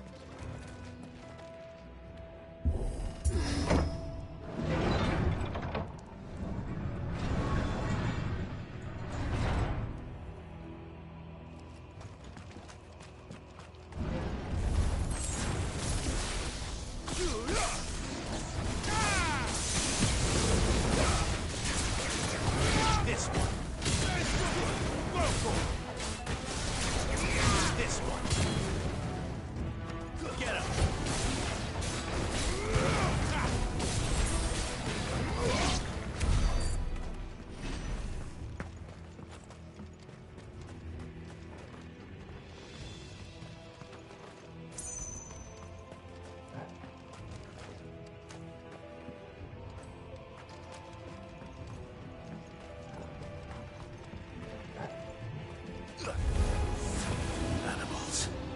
You should never have left Ash.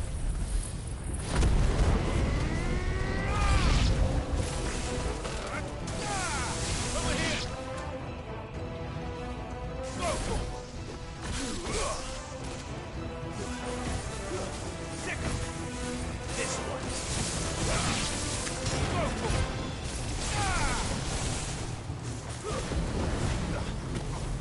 Second!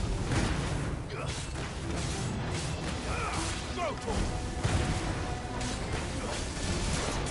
Get him!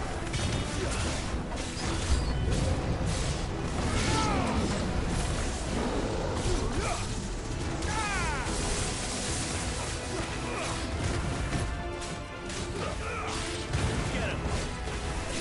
This one! Go! Farewell!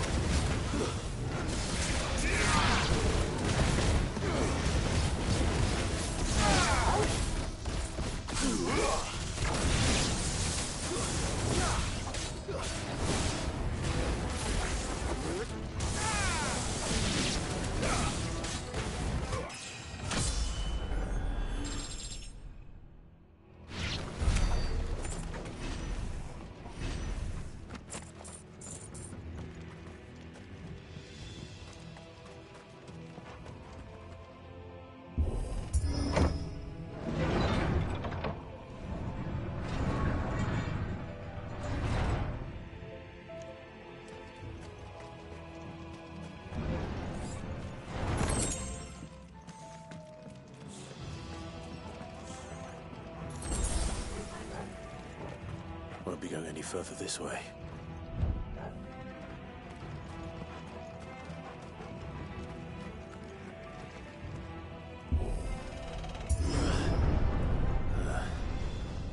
Stairs. This must be the way out.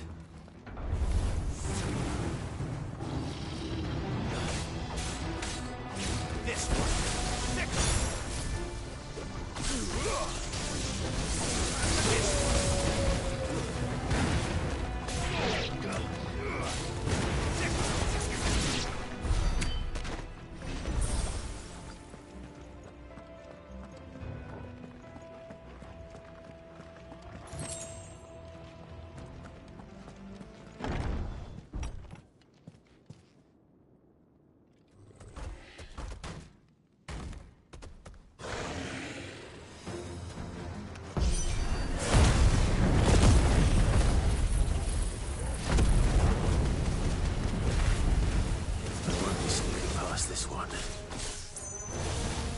get in here.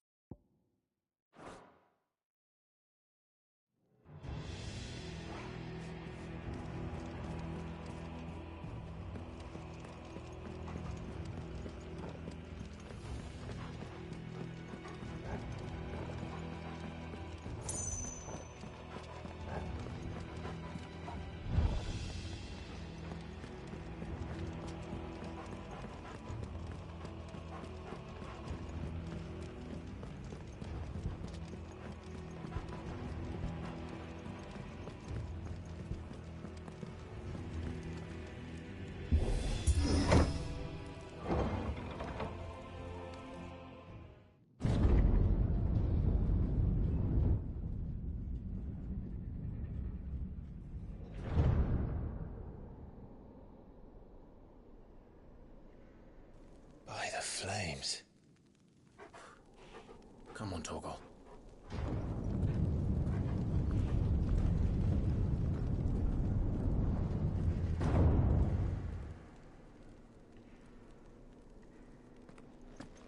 Kupka never did do things by halves. As if taking the Mother Crystal for his own wasn't enough. He had to build his castle in it.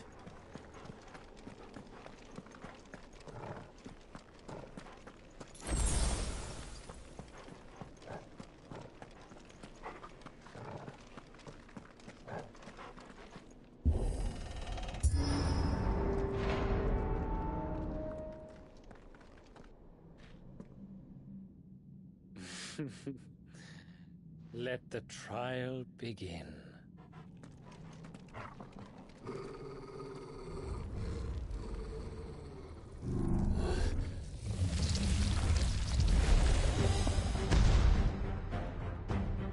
What the hell? With me, Torgal.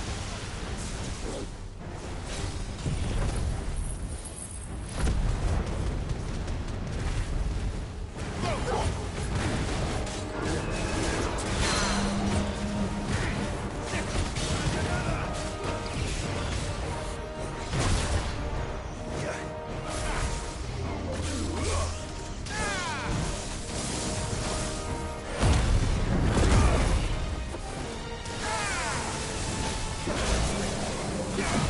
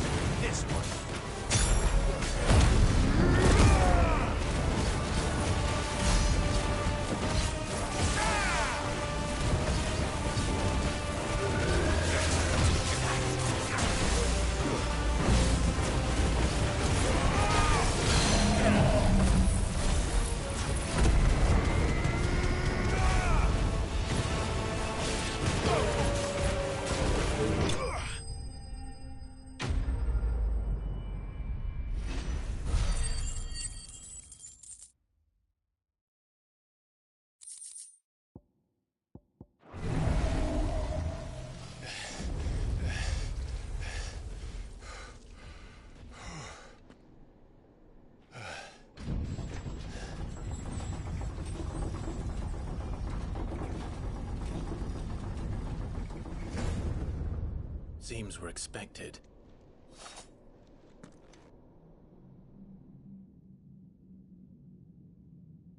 So this is the power of Mythos.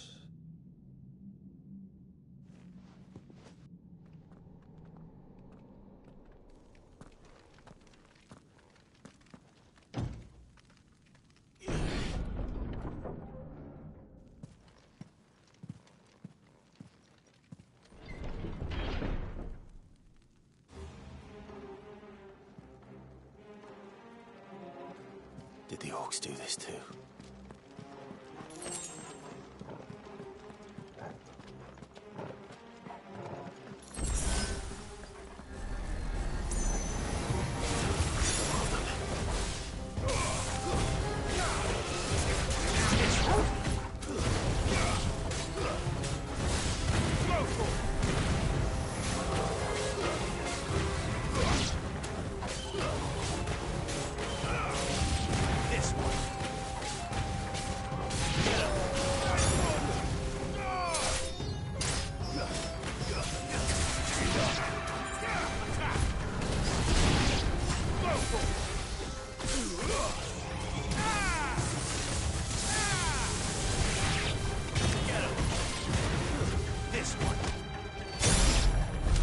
What the hell is going on? Are these things here for me? Or for him?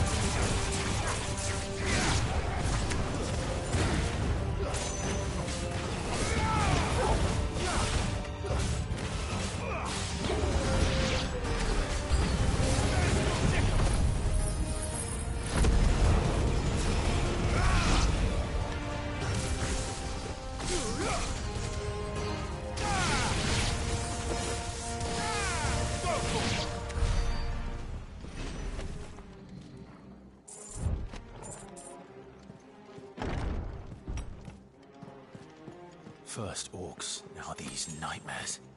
Is this your doing, Ultima?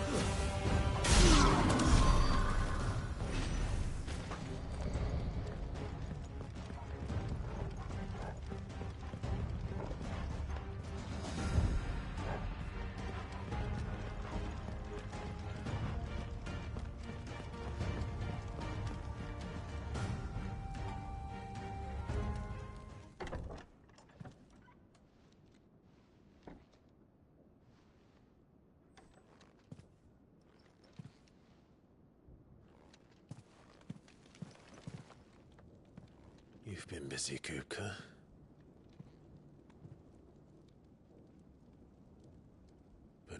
did you go?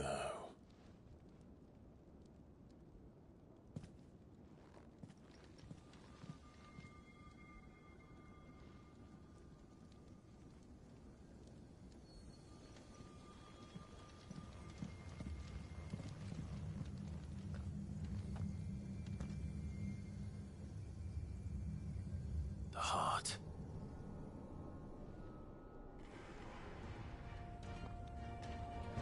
He's in the sanctuary.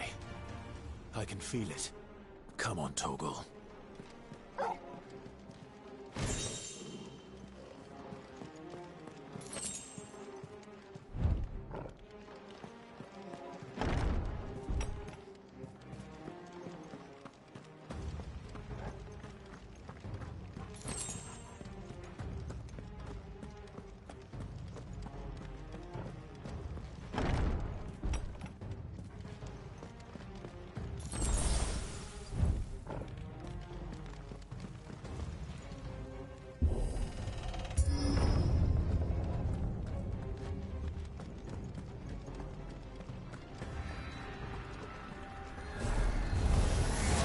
Just what I needed.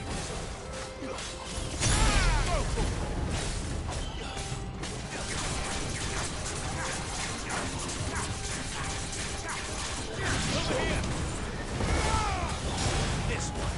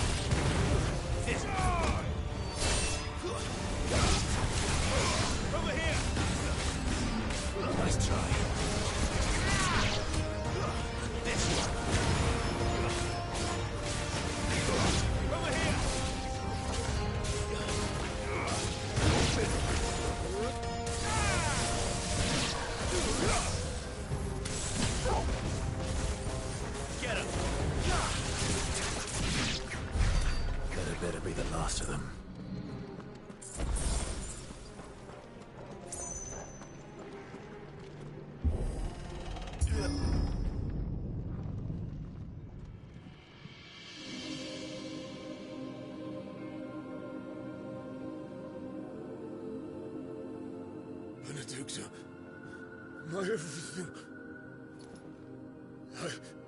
I've missed you so much. Kuka!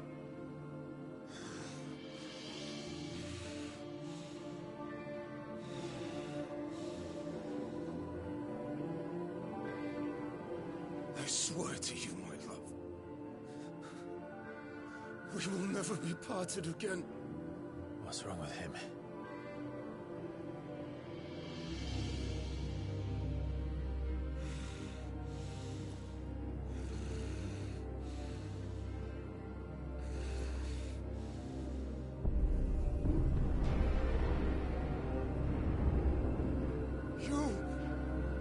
Get away from her!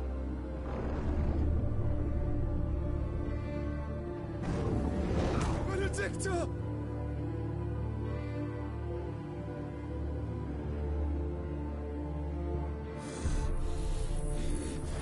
I'll kill you, Rosfield!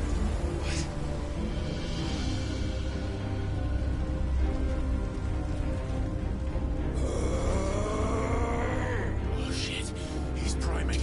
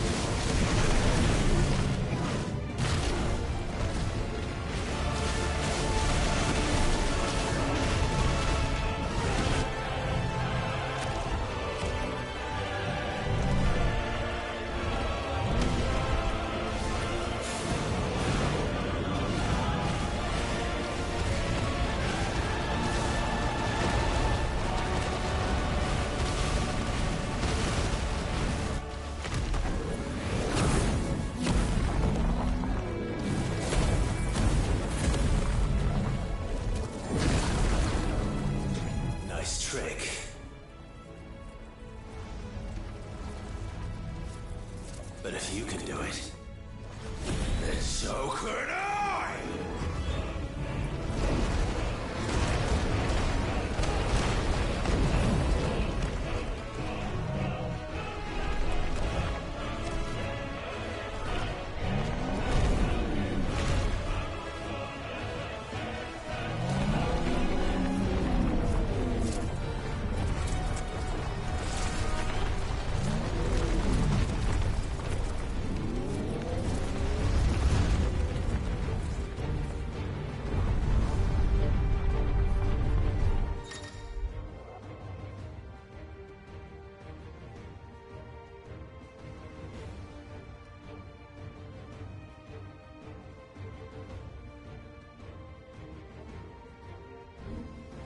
Let's give this a try. Not bad.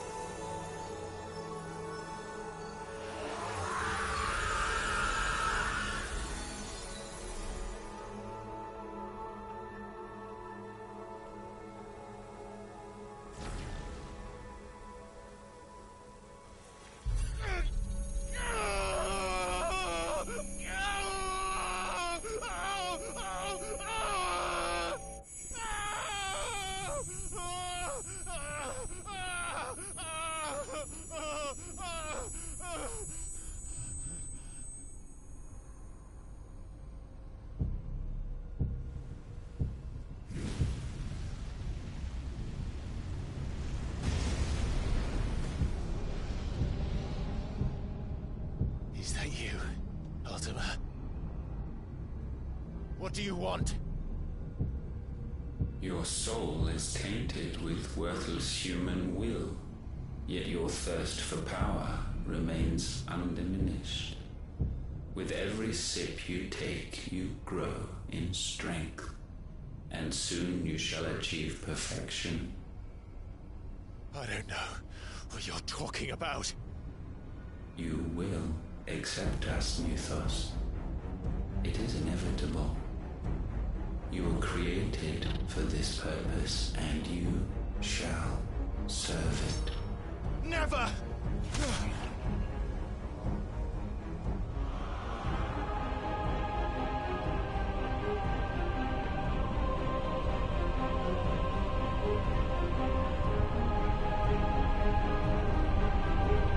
Fight it, Clive!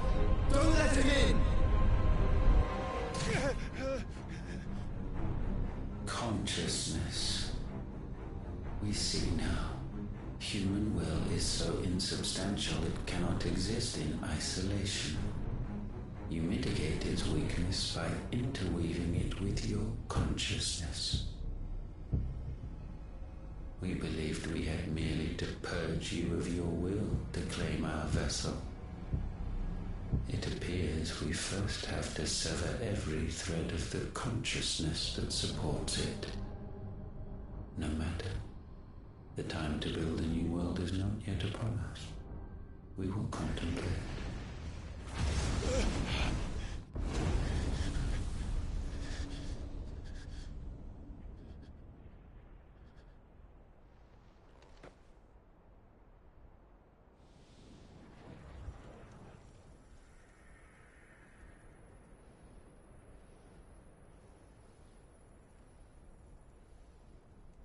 Thank you, Joshua.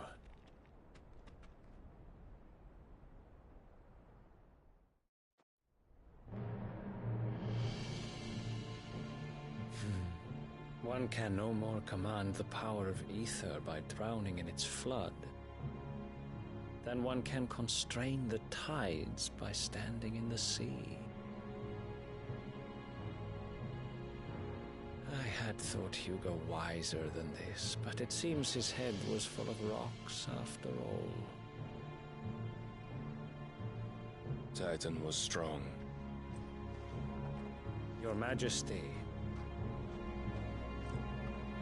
But Mythos is stronger. For 5 years, that man lived only for revenge. Clinging fast to a fiction, even as it swept him into the abyss.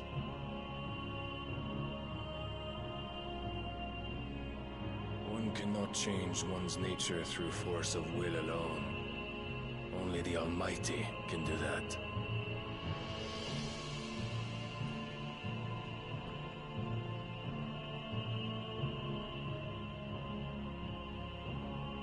Hugo Kupka, the man who gave his life for a woman's head. A fool like all the rest.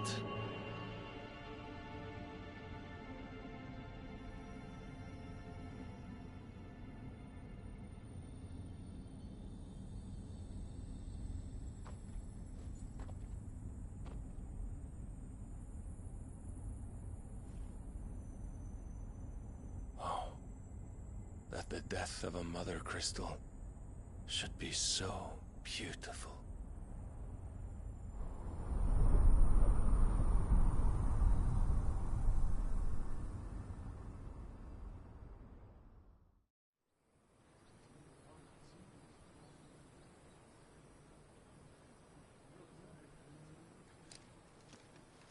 Some medicine, my lord?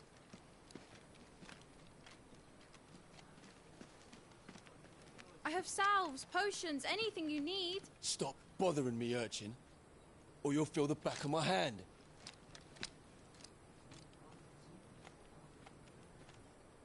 You must consider your health, my prince. If a show of force is needed to keep the Dalmex at bay, you may trust in your dragoons. I beg you to call on Bahamut only as a last resort.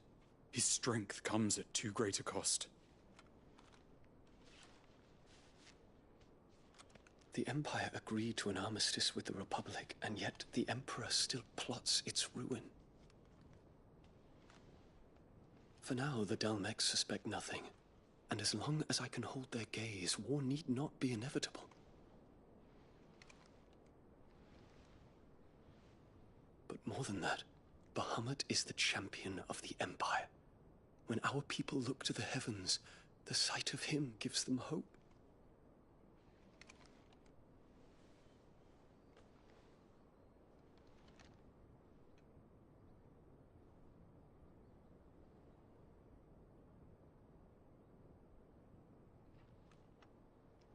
Forgive me, Terence.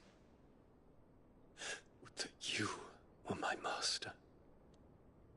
But alas. I will always be your loyal servant.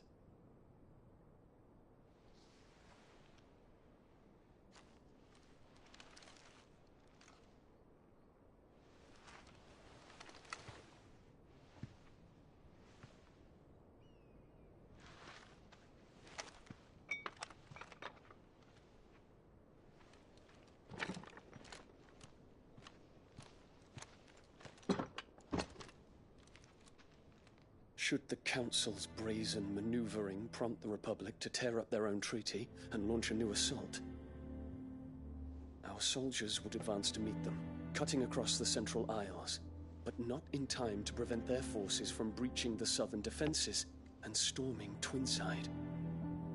And so the capital would become a battlefield. Thousands of innocents would die. I cannot allow that to happen. There is one small mercy, at least.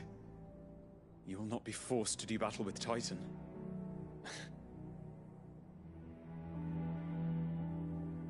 Would that I could avoid doing battle at all. 1,000 pardons, Your Highness. What is it?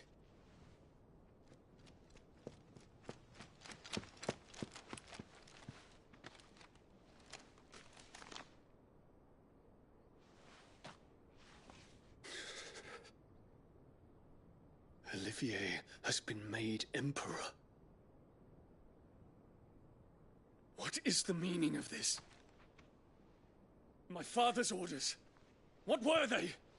Quickly! Yes, Your Highness.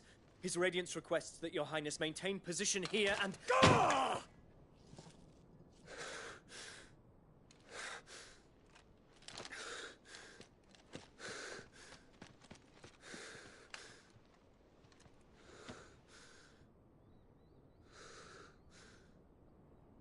Terence. Yes, my prince. I must go to the palace. I'll ready your steed.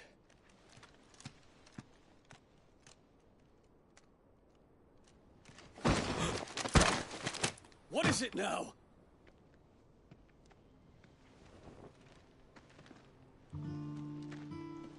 Forgive the intrusion, Your Highness. I know you. At ease. We stand in the presence of the Phoenix. You wouldn't want to get your fingers burned. I hope I'm not interrupting. Not at all. Though I admit, I did not expect such a distinguished guest. How many years has it been since the Remembrance ceremony? 20? I thought you long dead. Do I address a ghost? Many have told me that I look like one. But no. I'm alive. Just. Prince Dion of the House Lesage, I have a tale to tell you.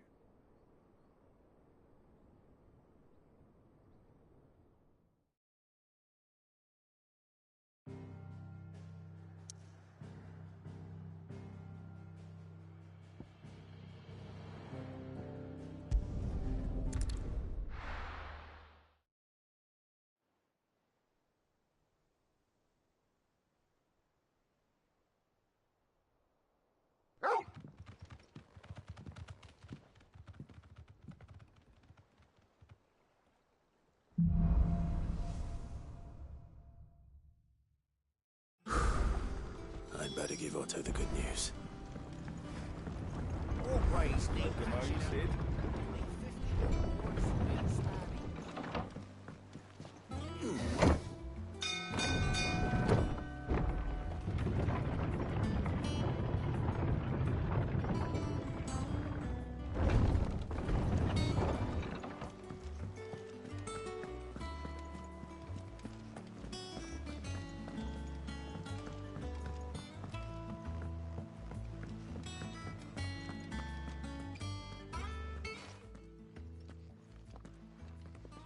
Clive, you're back. I am. And with glad tidings for once. Hugo Kupka is no more. Well, I'll be. All of our comrades who lost their lives back at Sid's place be smiling down at you right now. We had a stolus from Lubor saying Drake's Fang had fallen. I expect that was your doing as well, was it? It's a long story. One for the history books, I'll bet. Welcome home, Clive. It's good to be back. You look better.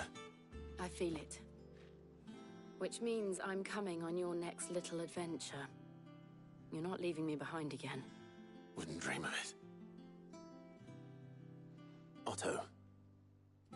Any word on the Royalist movements since I've been away? Shouldn't you be putting your feet up? If you really want to know, go and have a word with Vivian. Thank you. I will.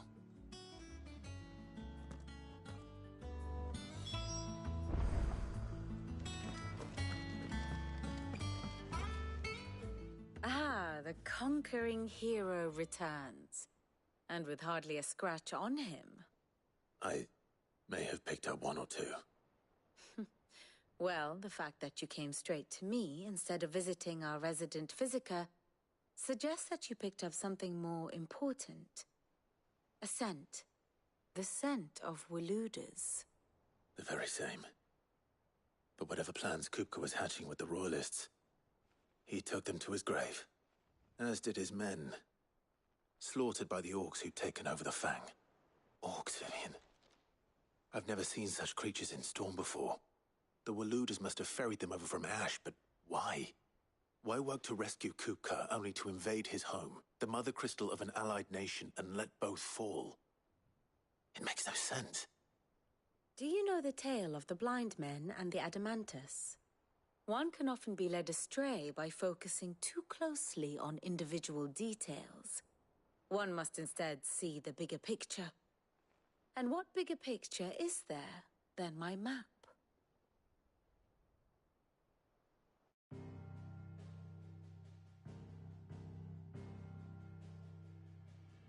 The Kingdom of Waloed claims dominion over all of Ash.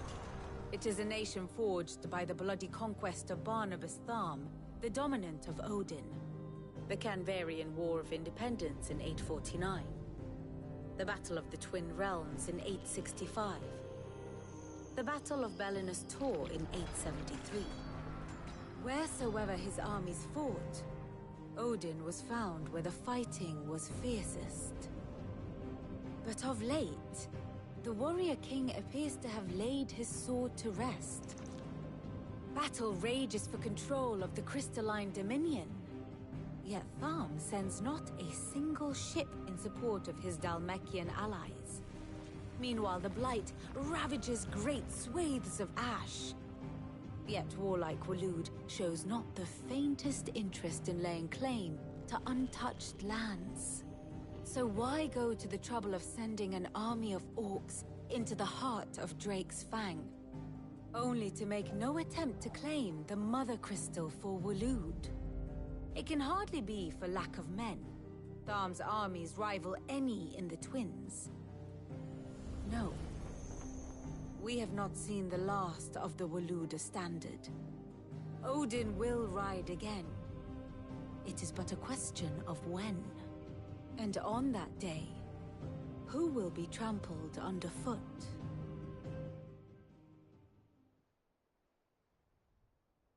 In summary, I know not to what end the royalists betrayed Kupka. I know only that it is part of some broader scheme. A scheme tied to the ambitions of one man. King Barnabas. But there is no need to wallow in confusion. If one is to cure a sickness, one must first identify the symptoms. And your Lord Uncle has volunteered to do just that by keeping an eye on the royalists' movements. He's really throwing himself into this. Indeed he is. Which means all that remains for us to do is await his reports. Well, not quite all in your case. The people of the Hideaway must hear the news. Justice has been done. Hugo Kupka is dead. The wounds he left that night are still raw, especially for those who lived with Sid the longest. Tell them that those wounds might finally begin to heal. Consider it the price of today's instruction. I've never known you to be sentimental. What can I say? I am only human. And we are, all of us, sentimental animals at heart. I suppose we are. Very well. I'll go and spread the word.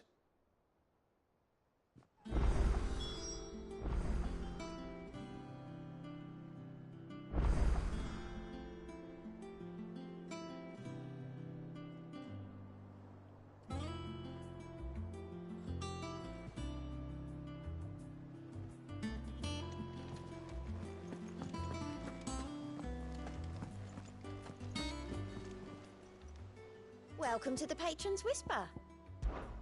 Your benefactors are a generous lot. Here you are. Best of luck out there, Sid. How are you doing? Here you go. Think you can help?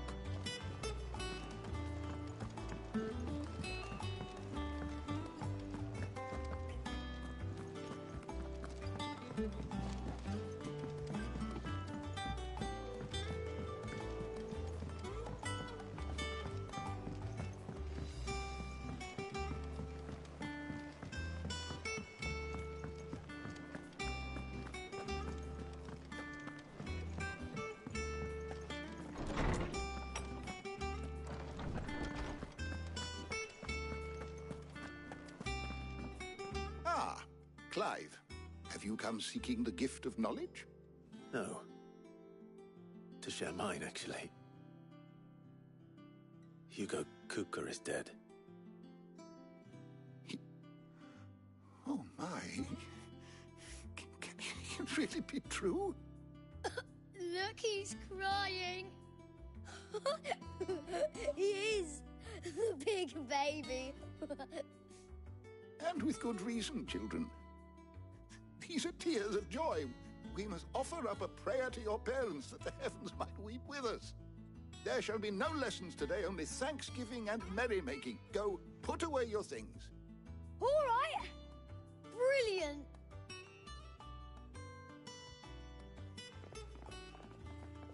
Finally, a new dawn has broken. It has. Thank you, Clive. I cannot wait to share the good news. Hippocrates. After Kupka fell, Ultima came to me. I need to know what he is. Have you learned anything? Alas, no. And not for want of trying. I have scoured nigh every historical tome in our collection and found nothing. Not even the sort of conspicuous absence that might suggest a concealment of fact. One is almost tempted to conclude that such a creature never existed. But I saw him. With my own eyes. I don't doubt that you did. Alas, it seems you are the only one who has. To others, he reveals naught. We see only that which he leaves in his wake, like some terrible force of nature beyond the ken of mortal man. A bringer of death. Whether the Ultima you met with was the being itself, or merely another projection of its power, I know not. But until I do, my investigations shall continue. Thank you. It means a lot.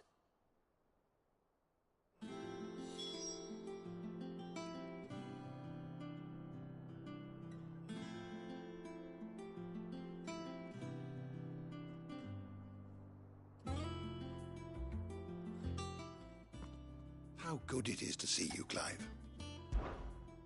I have a few new notes that might interest you.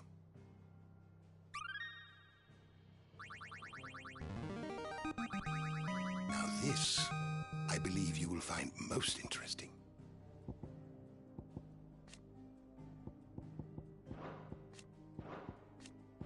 If you have a question for me, I should be happy to answer it.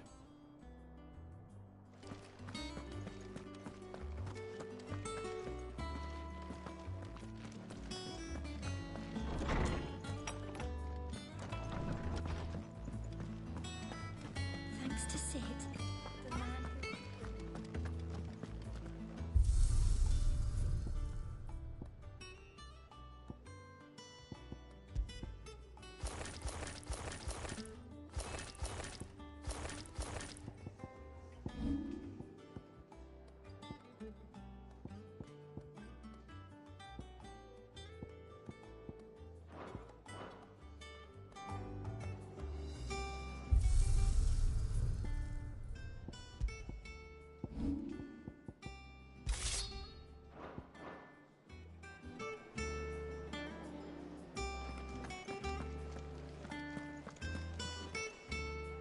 Well, someone looks pleased with himself. It's true what I'm hearing, then. Nothing escapes you, Lady Karen. It's true. Kupka is dead. No more looking over our shoulders, then. Good. I'm starting to get a crick in my neck. Don't let it go to your head, though.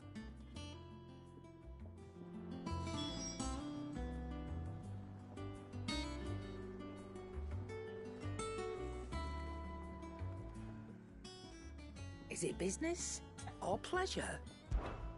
Go on, then.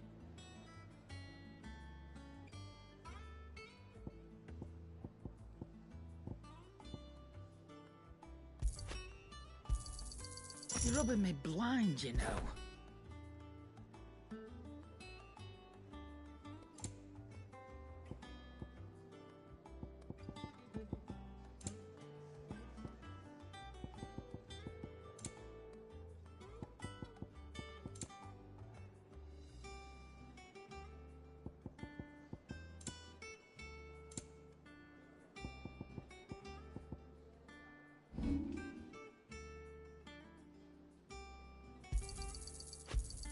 I reckon I can find a buyer.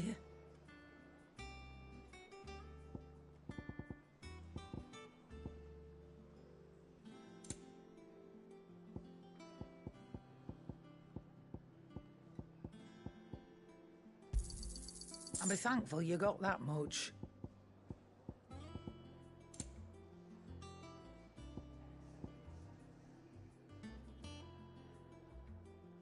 Come again. Or don't.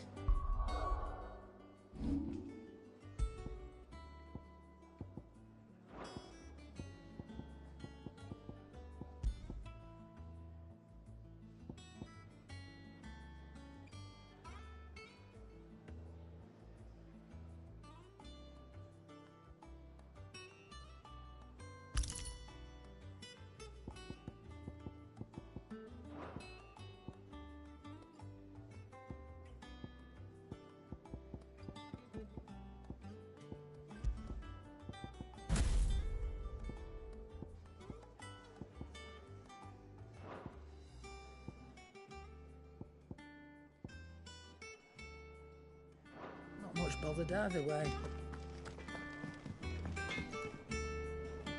Blackthorn, do you have a moment? What is it? I'm busy. I wanted to tell you that Hugo Kupka is dead.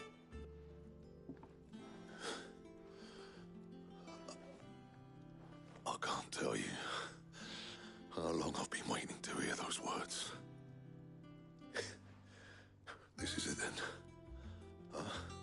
beginning, under a new Cid. I'll try to live up to the name.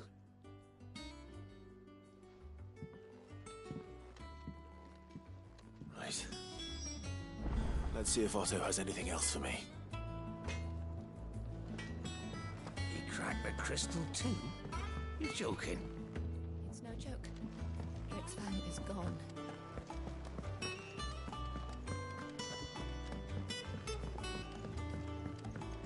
I'm telling you, it's true. I heard it from Otto's own lips.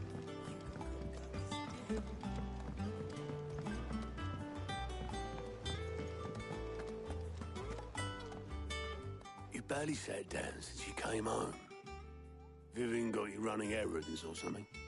Just spreading the word.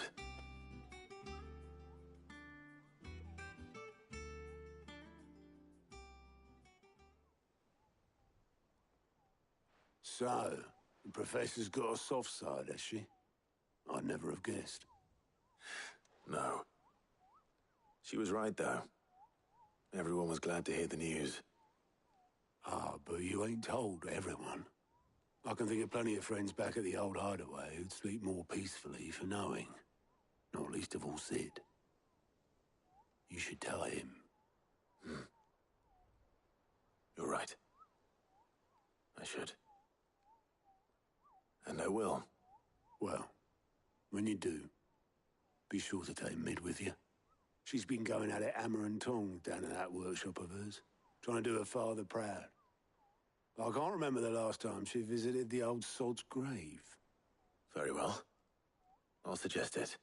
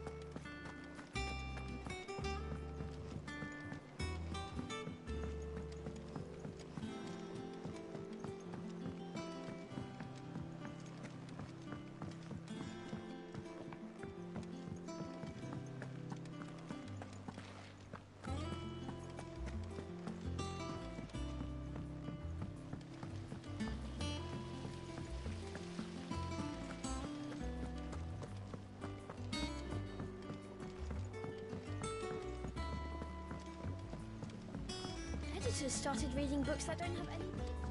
Why would anyone want to do that? It hasn't been.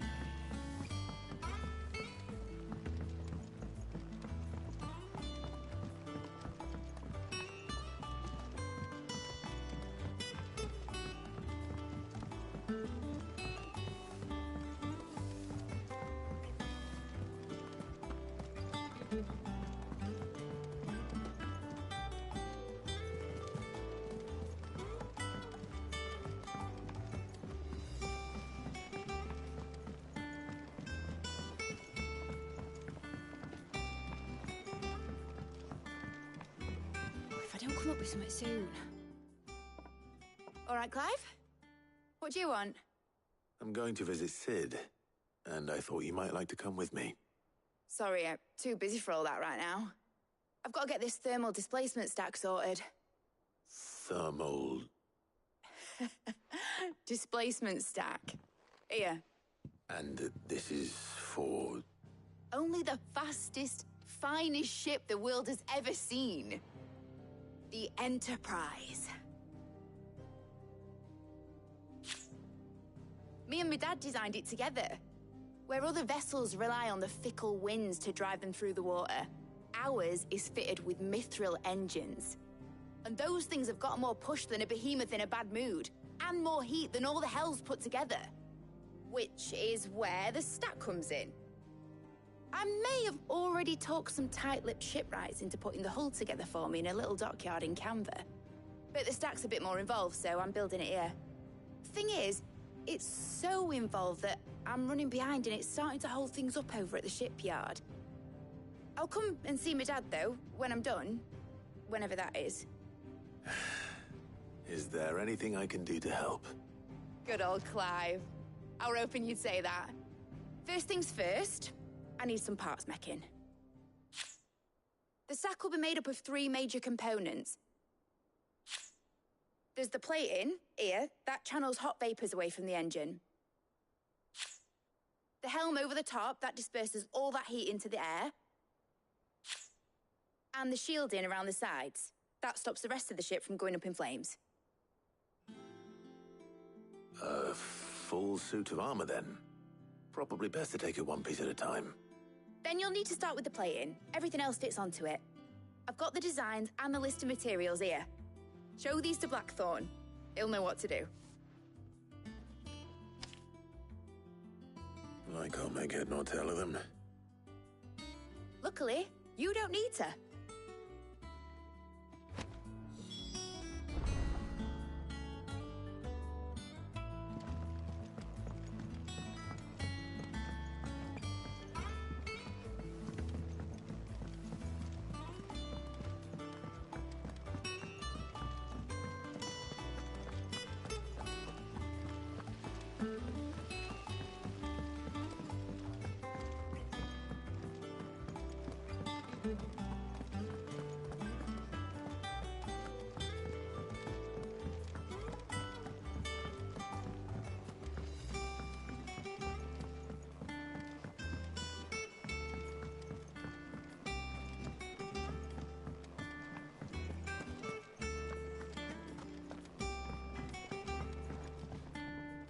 Blackthorn, can I ask a favor?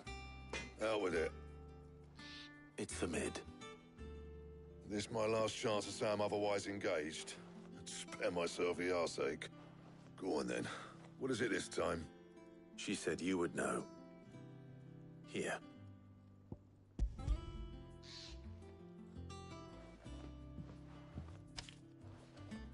Krieger's Tates. Well, I don't know what the hell you'd want this for, but I can make it. Won't be easy, though. And I'll need help. Get Gavin-Otto in here, will you? All right.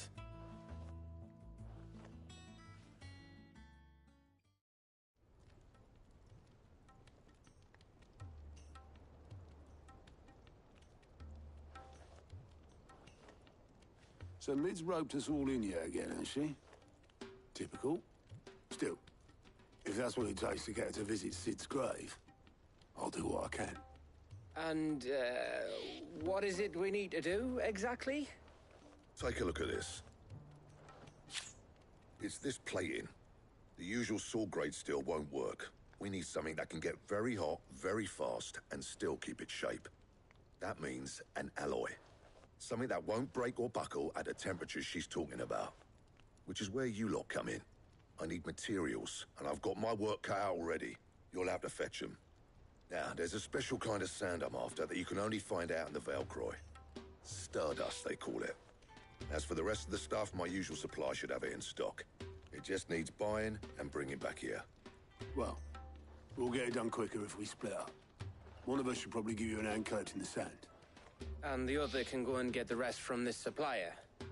Right then. Well, make your minds up who's going where, and we can get this over with.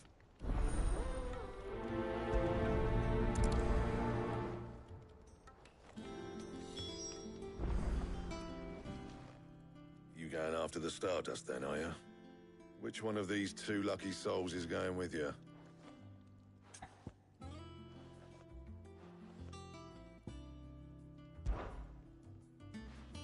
Gav, you're with me. All right then. So, where do we find this Stardust stuff? There's a river that runs through the southern reaches of the Velcroy. It's the black sand that washes up on its banks that you're after. Southern reaches of the Velcroy, eh? That's down past Dalamil. I'll go and scout the place out. See about hiring us a wagon to bring the stuff back to. All right. I'll meet you by the river. While you're off having a paddle, I'll pick up the rest of this stuff from Blackthorn's supplier. Take care. You two, eh? Don't go letting them fleece ya. Fleece me? I like to see him try. In your own time.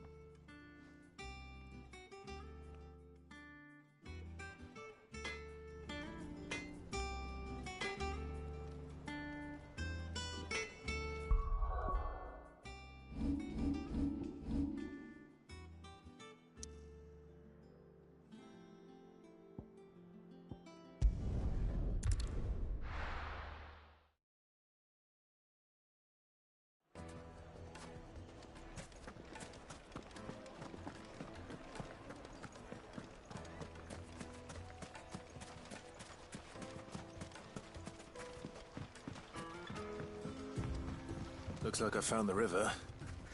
Now where's Gav?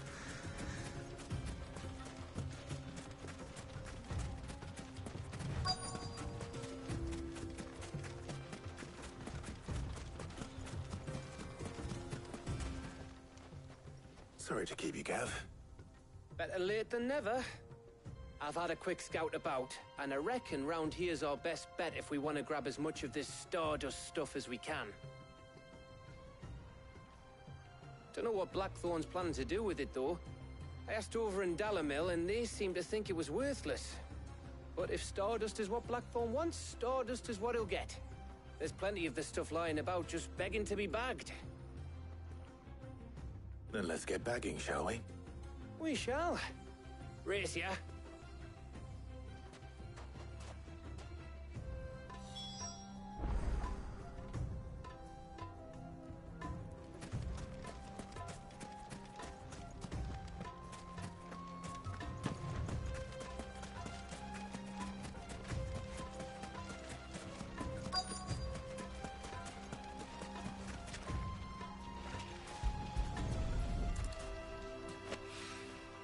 So this is Stardust.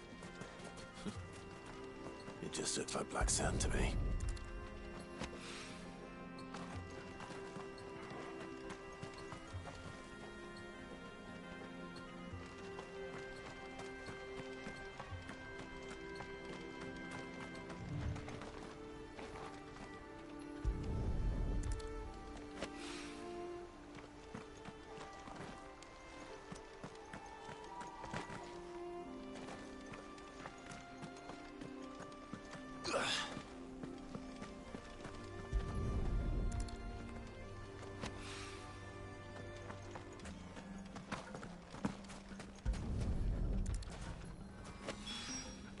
That should be enough for now. Let's see how Gav's getting on.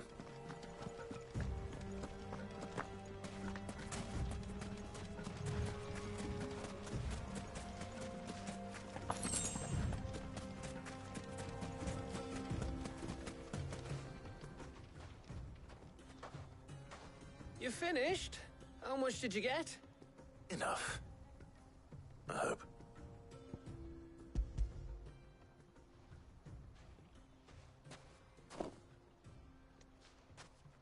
Oh, you win. That might even be enough for old Blackthorn. Hey, before we go, do you mind if we have a chat?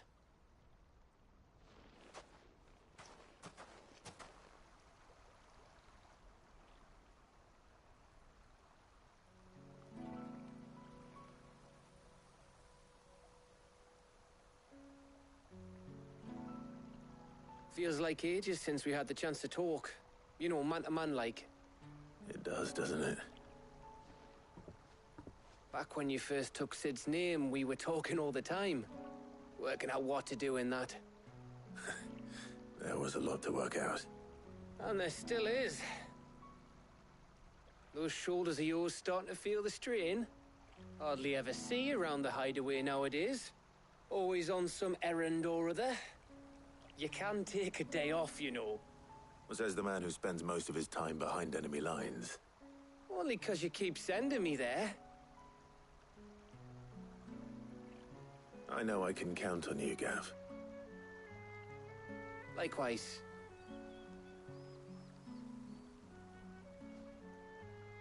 So you keep sending me wherever you need to, and I'll keep going. Safe in the knowledge that I have a home to come back to. Thanks to you.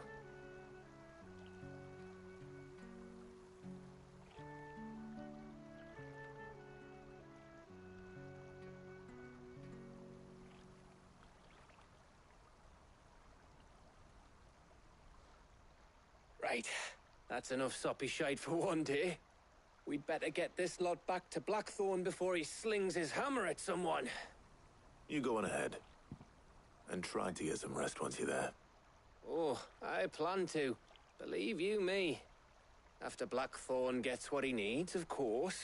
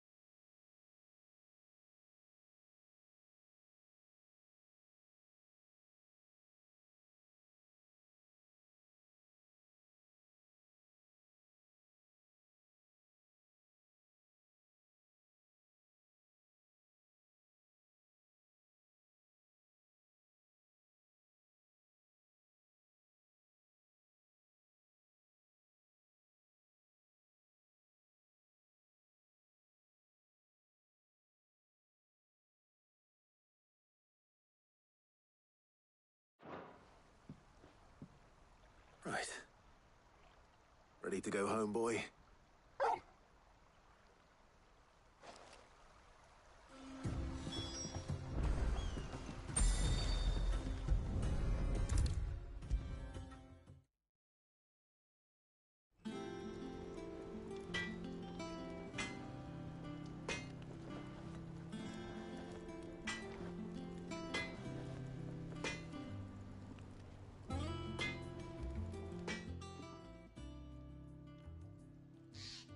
Blackthorn. Got everything you need? Yeah. Yeah, I do. Cheers for the stardust. Should be enough to be getting on with. We should go out on maneuvers together more often. You know, it beats sneaking around on your Todd all the time. I'll make a start on putting this thermal plating together then. It will take some time, mind. So if you've got other things to be getting on with, I could do without you breathing down my neck. Thank you, Blackthorn. I'll let Mid know construction's underway.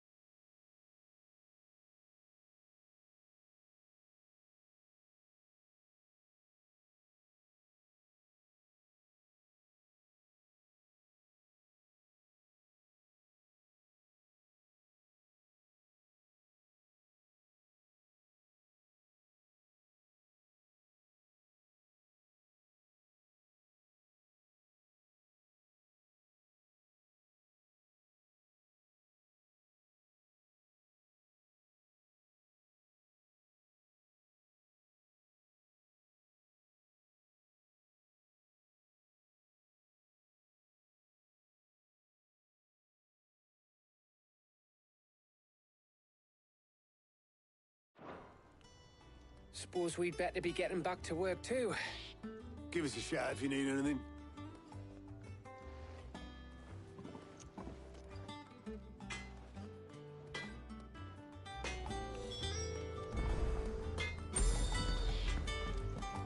He cracked the crystal too?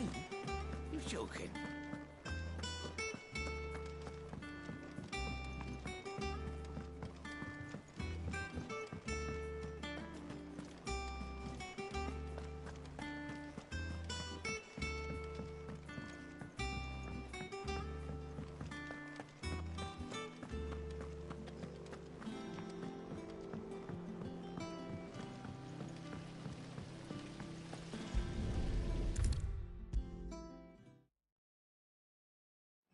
Come up with something soon. You'll be pleased to hear that Blackthorn started work on the plating. Excellent. 1 down, 2 to go. So, what's next? The helm, of course. For this, we'll be repurposing fallen scrap. Salvage from the ruins? I thought that material was all but impossible to work. Ah, but we don't have to. I'm sorry. Just so happens there's one particular ruin that's broken into exactly the right shape and size pieces for what we need. What's the name back there? I'll give you all the details. What's her name? Right.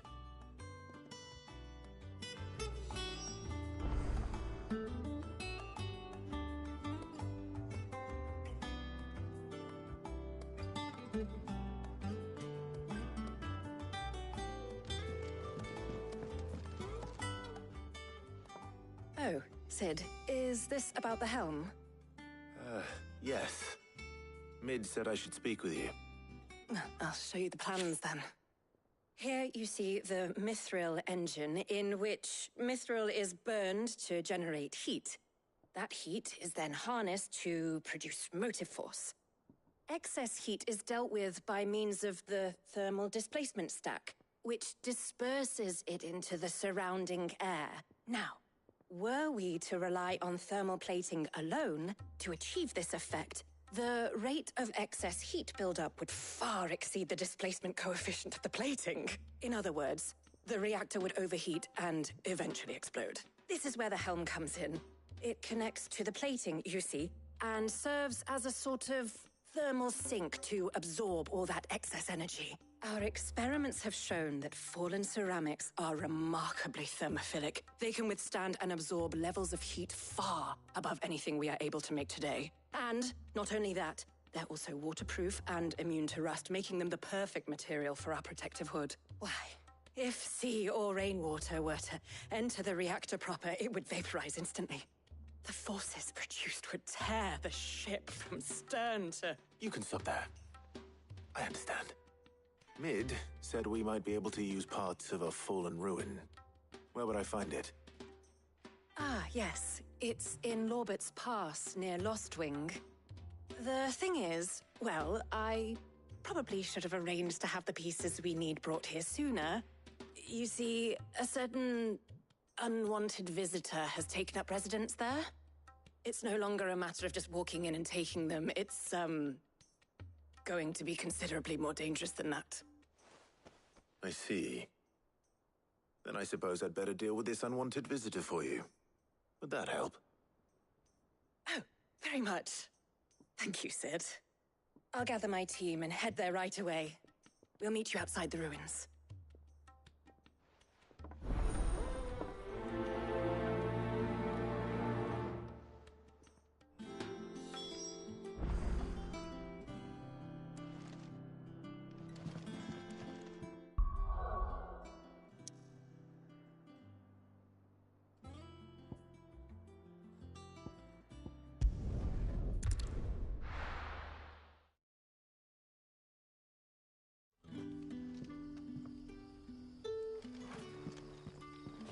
Good day to you.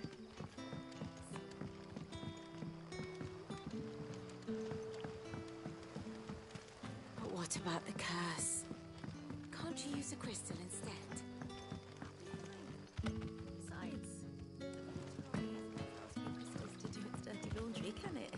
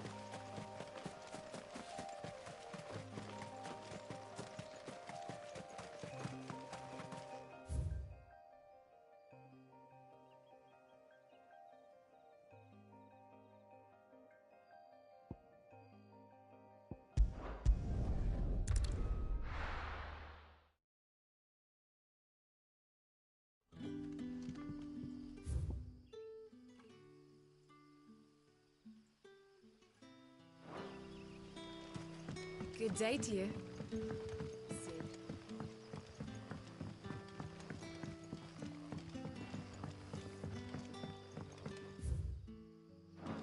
You're quite talented with that rod of yours. I've caught my share of it. As did my grandfather before me.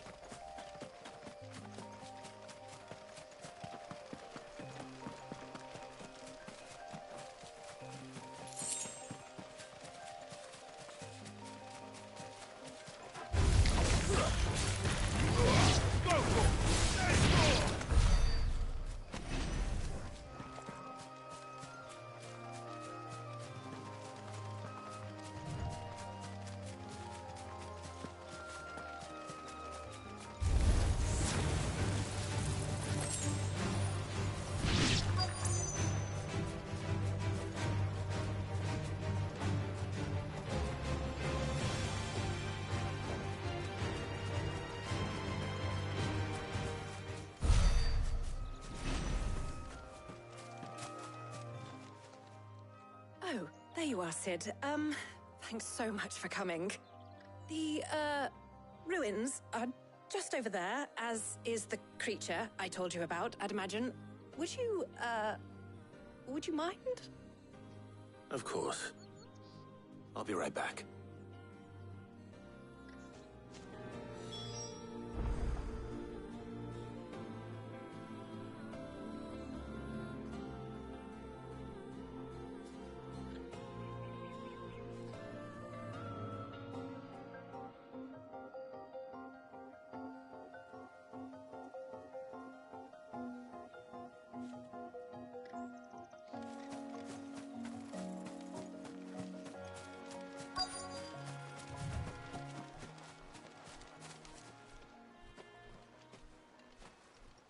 Anybody home?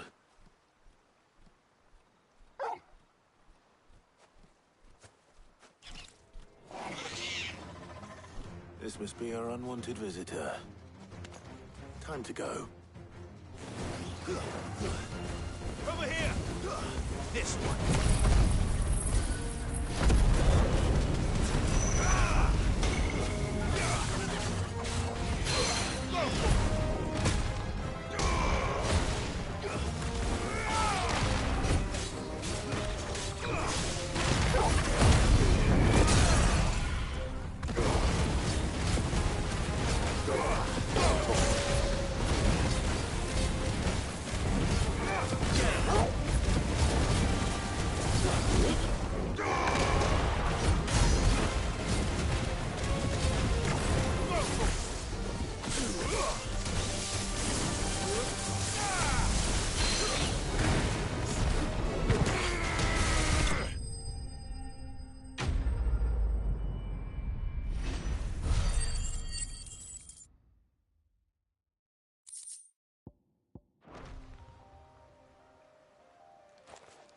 The things I do for you, Mid.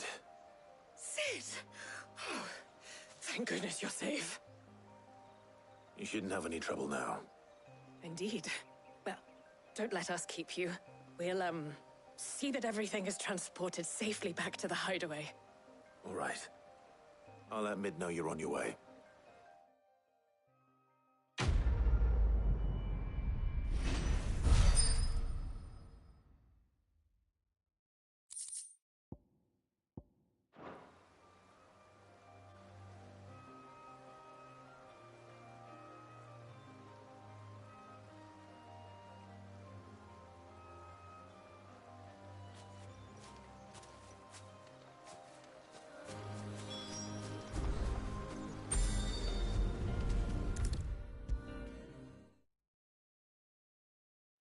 come up with something soon.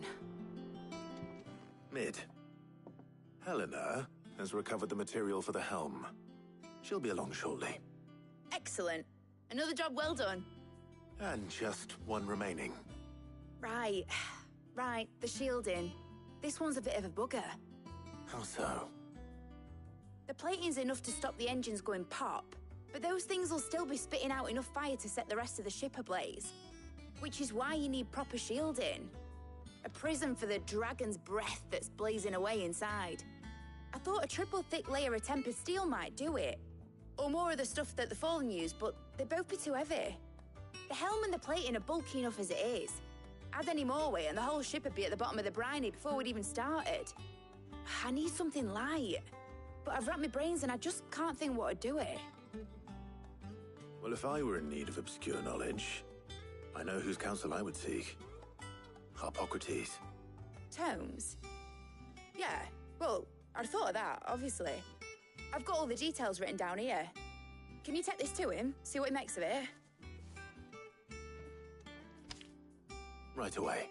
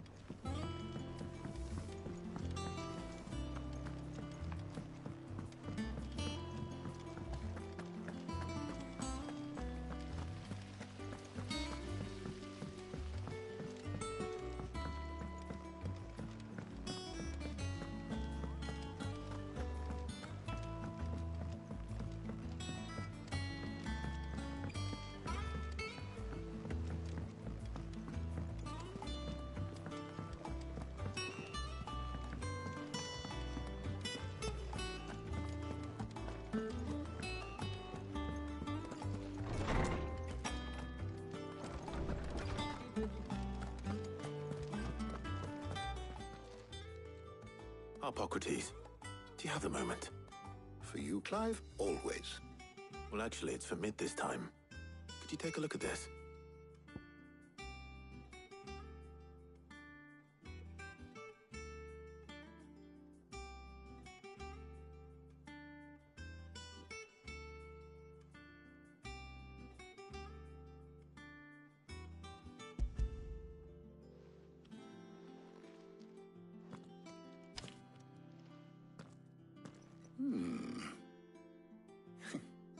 Shielding for a mithril engine?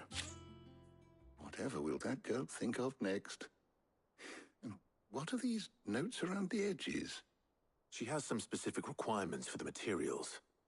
The shielding needs to be able to resist extreme heat on the inside, and yet remain cool enough on the outside not to set the ship alight, while also being light enough not to sink it.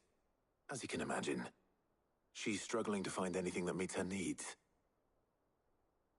I see. I wondered if you might know of a solution, or if you might be able to search the records for one. Perhaps it is not a different material she requires, but a different approach. What do you mean? Consider the lake we have made our home. Its blighted waters eat away far more quickly than fresh water or even brine, at timber and steel alike.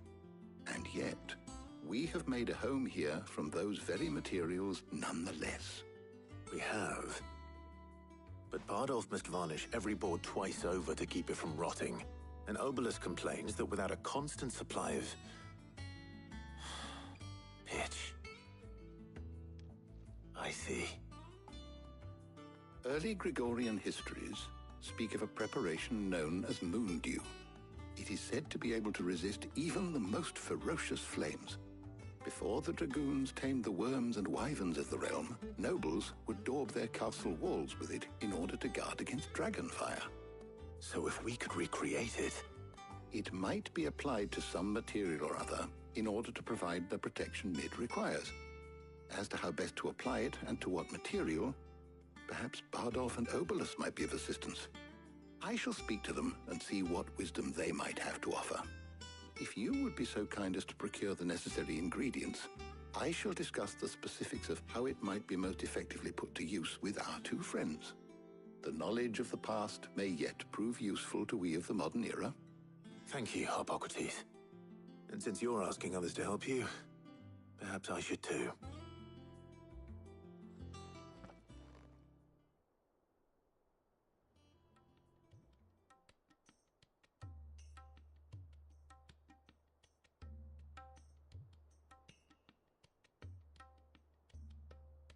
So you need a hand, do you? We do. I'll be heading to market for the ingredients we need. I could do with some help. And some company, too. The other can assist me in researching how best to prepare the shielding itself. Can we count on your aid? Always. Well, if Jill's game. Thank you. I am sure either of these fine young minds would prove indispensable in my research. I leave the decision as to who will go with whom in your capable hands, Clive.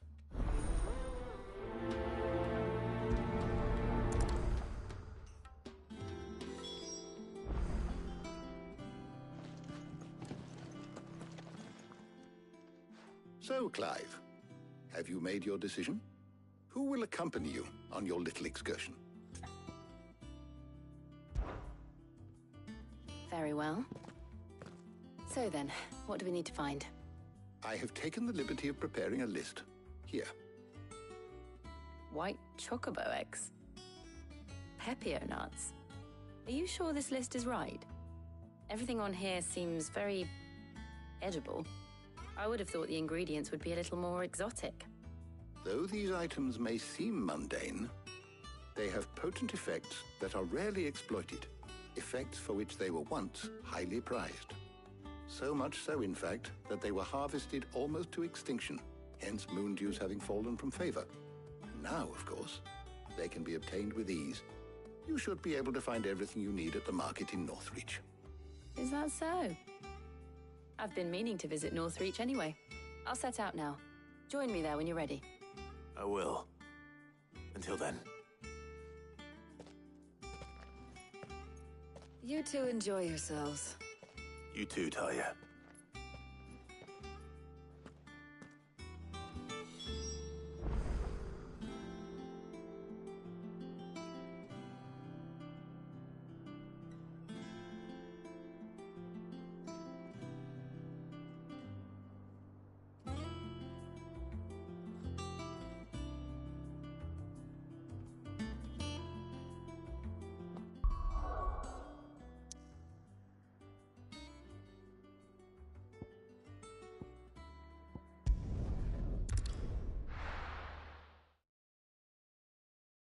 Now, where's Jill?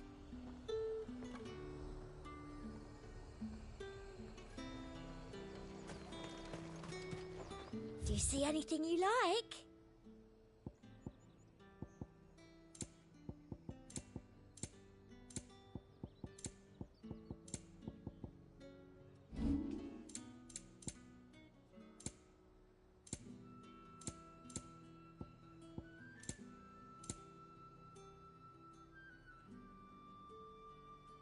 I'll be here if you need me.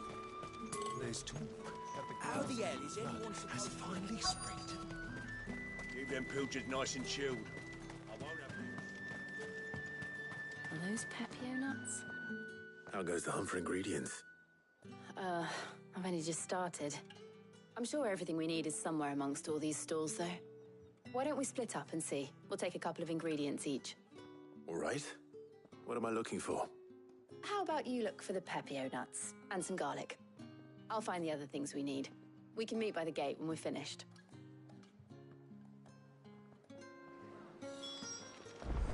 Up! You'll not find a bruised pippin in the... Fresh cuts! Come and get them before them. We haven't much, but you're free to look. Ah, yes. You're always welcome here in Lostwing.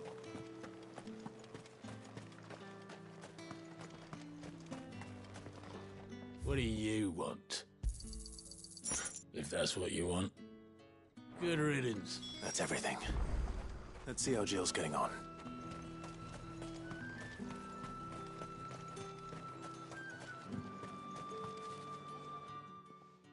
find everything? I did. Here.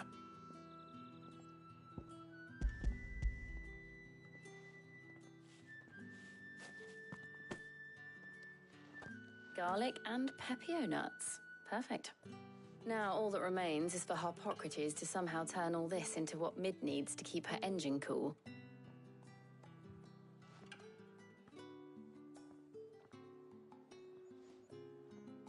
But before we head back, would you walk with me a while?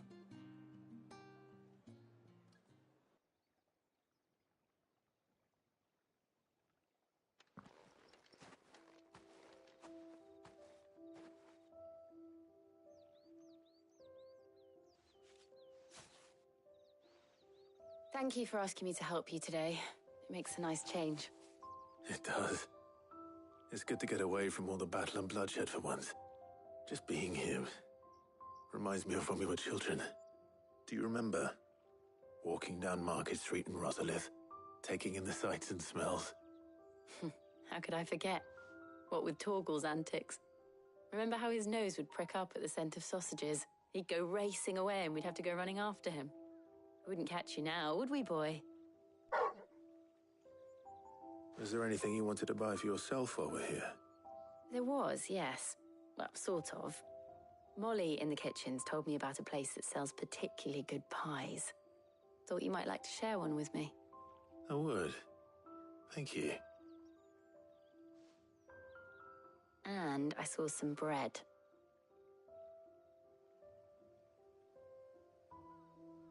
Big white cobs like the baker back in Rosalith used to make. What do you think? I thought we might get some soup to dip it in. But then I tried a slice of the butcher's dry-cured ham and it was just... oh. You all right? Sorry. It's just... you're right. I really do feel like a child again being here with you.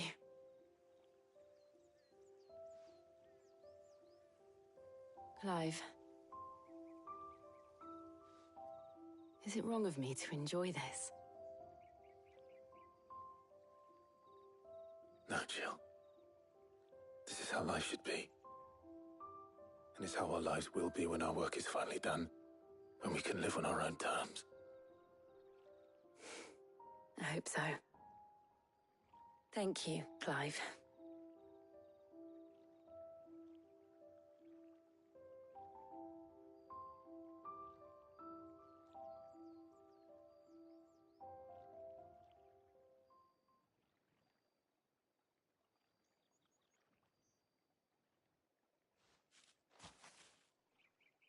Well, I suppose we best be getting back. I need to give these ingredients to Harpocrates and Talia. I'll see you at the hideaway. Take care. I will. You too.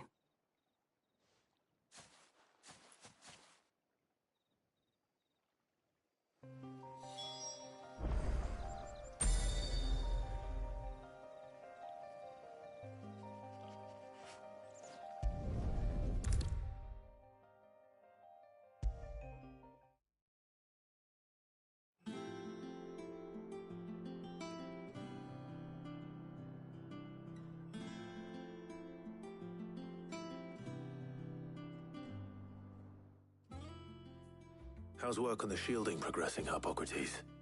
Well, very well indeed. And thanks in no small part to your kind assistance.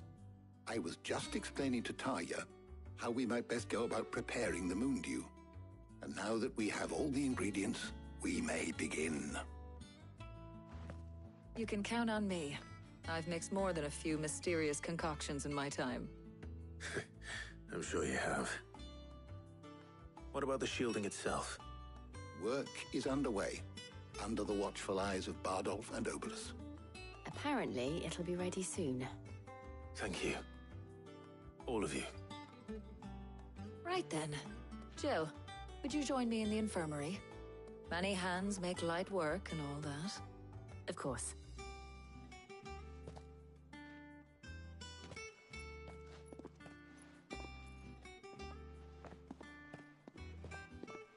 Oh, and Clive, thank you. It was nice just being with you.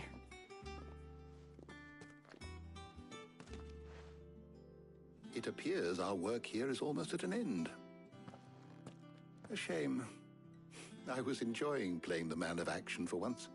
When both the shielding and the moondew are ready, it will merely be a matter of applying the one to the other, followed by a rigorous process of testing and retesting, of course.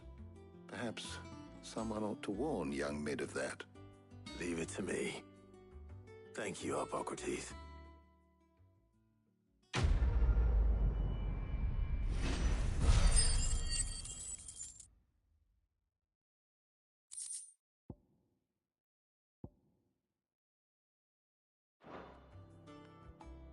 Well, I'd better go and give Mid the good news then.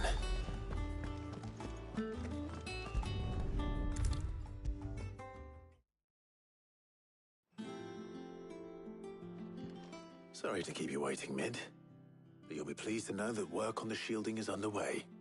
You found something for it? In a manner of speaking, Hippocrates knew of a substance that's highly resistant to heat, a coating that should provide the protection you need. He's supervising the construction and testing of the shielding as we speak. Brilliant! I knew you wouldn't let me down. Don't thank me. I'm just the errand boy. Right then, better start working out how to bolt all these bits together. To the Black Hammer!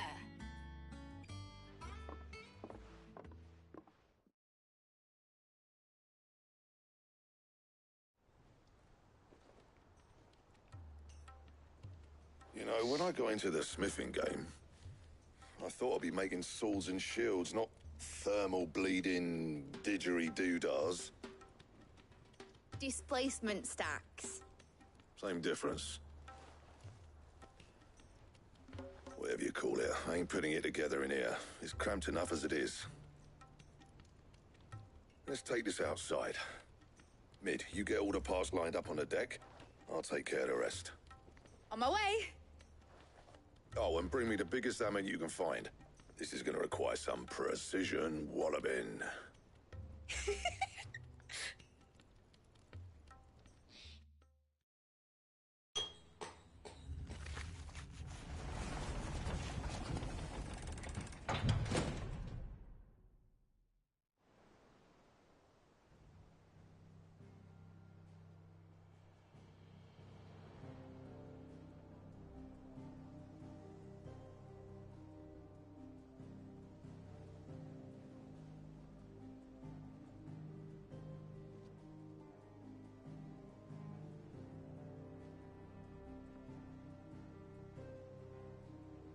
It's finished! It's finally finished!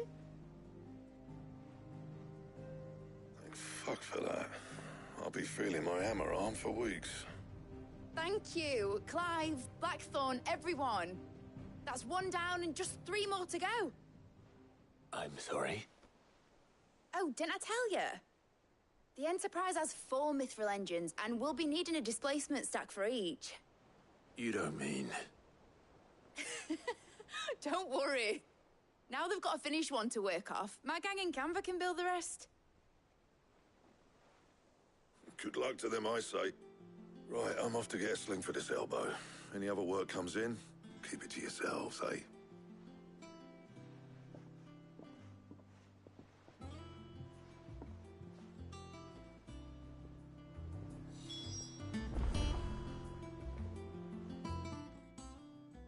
What's the matter? Nothing. Just daydreaming. Thinking about the Enterprise sailing off over the horizon to shores unknown. Searching for a land untouched by the Blight. Just like me and my dad planned. So if the worst came to the worst and every scrap of soil in the Twins turned black, we might still have a chance. That's what she was meant to be. You see, one last chance just in case we needed it. But now she's so close to being finished, I've realized I don't want it to be that. I don't want it to be just a lifeboat for us to cling to if things get desperate. I want people to sail aboard her by choice, not from the lack of it. In a world where we're not just trying to survive, but where we can actually live. I'm working on that. And I'll do everything I can to get you what you want. Don't you always? All right. My mind's made up. As soon as the Enterprise is fit to sail, I'm putting her under your command. Sod our plans, I'm trusting in yours. Are you sure about this? Something tells me it's what my dad would have wanted. He'd be proud of you. You were gonna visit his grave, weren't you? I was. And you can come too, now that your little project is finished. Right. There's just one thing I need to finish up first. Won't be a mo. All right. I'll let Otto know you're coming. Meet us in the mess when you're ready. Aye, aye, Captain.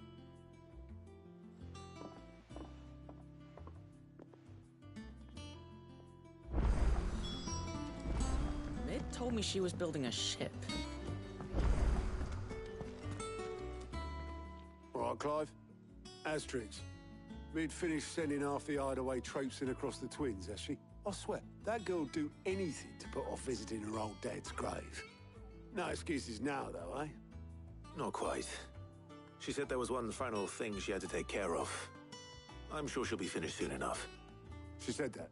In those words? She did, yes. Clive? Were you born yesterday or something? There is no thing. She'll probably be halfway to Canva by now.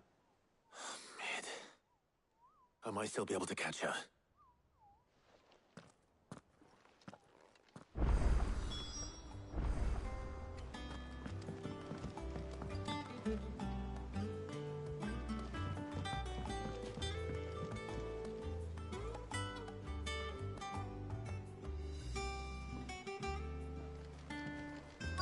Is that the thing Tomes helped to build? He said it was some sort of... Obelith, have you seen Mid? Yep. In a boat, going that way. Then I'm too late. You in a hurry and all, are you? Oh, I offered to take her across, but she wouldn't wait. Just paid for a dinghy and rowed off. Oars going like the clappers. Got some life in her, ain't she? But anyway, I was on my way up to see you, as it happens. Got a letter for you. Urgent, by the sound of it. One of your uncle's men said I was to hand it to you in person, post-bleeding haste. And you're here now. Thank you, Obelith. Don't mention it. What tidings, Uncle?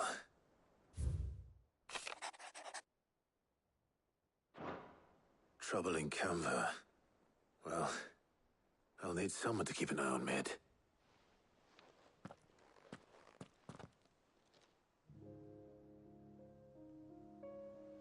So what? Mid got us to do all the dirty work and then just sailed off into the sunset? It, seems that way. Well, nothing we can do about it now.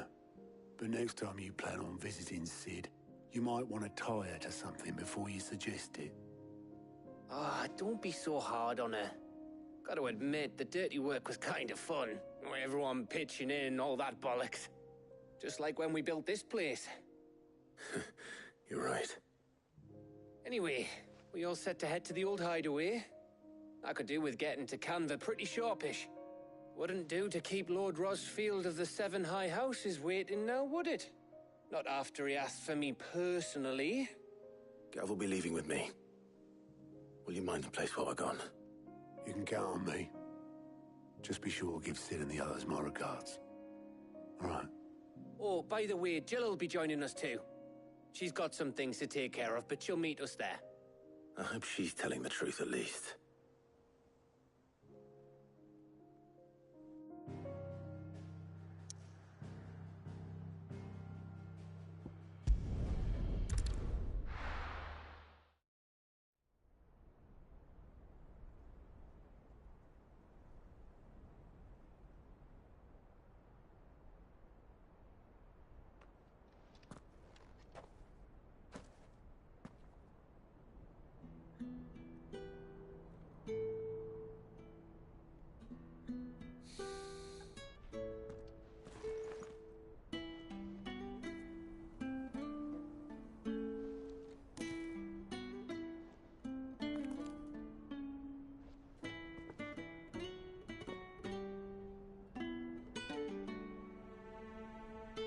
Cid.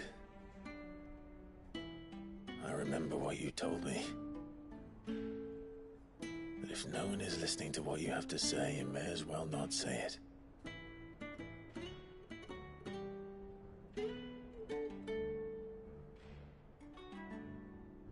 But I will say this, old friend.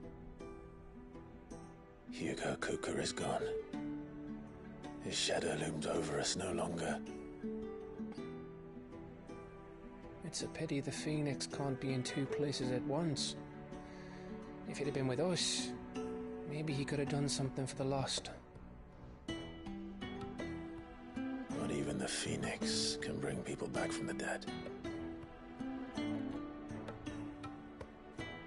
Life has a beginning and an end. So we must live while we have the chance. And not as slaves to the crystals, but as free men. May we join you?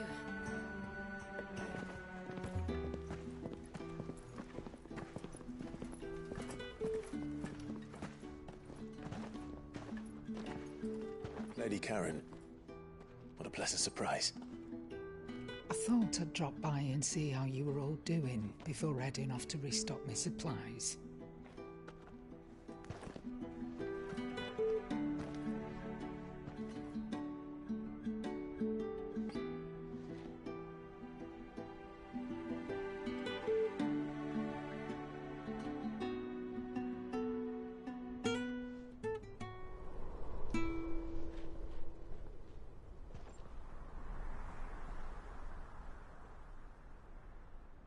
It wasn't the most scenic view back then, but it were never as bad as this. I know. The blight marches on. And soon, there'll be no escaping sights like these.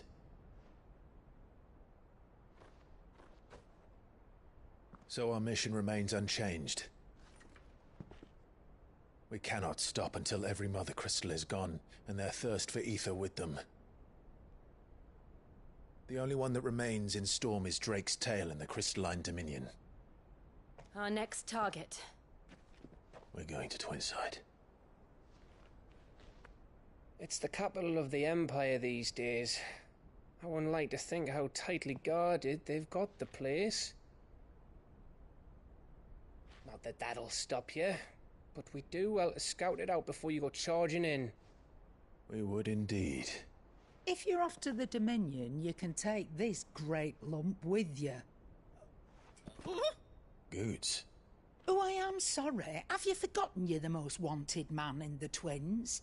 I thought you might like to disguise yourselves as the attendants of a travelling trader, assuming you've no better ideas. You wanted to buy yourself some tools, didn't you? Well, now's your chance. You're letting me go? With them? Oh, thanks, Nan! Stop that! You'll break me bones, you great galoot!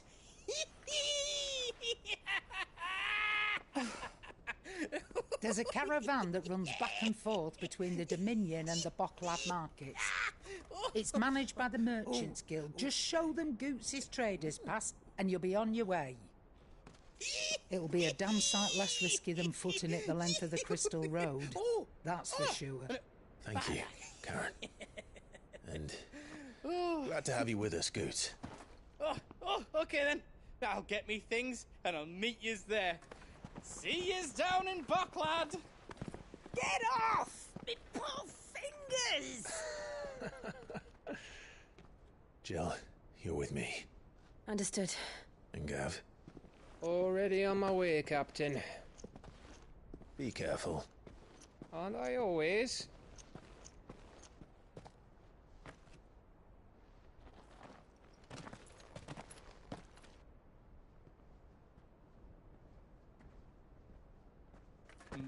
Do you see that, Sid? Your protege's making a proper little outlaw of himself.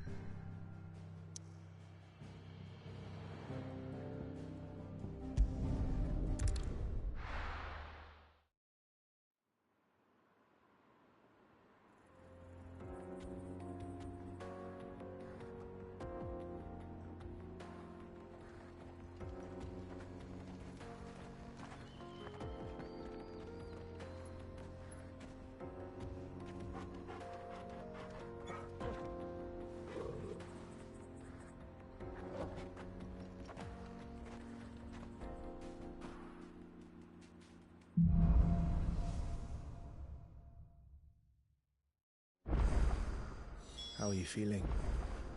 Better. Thanks to Taya. I'm glad to hear it. And Torgal helped too. Didn't you, boy?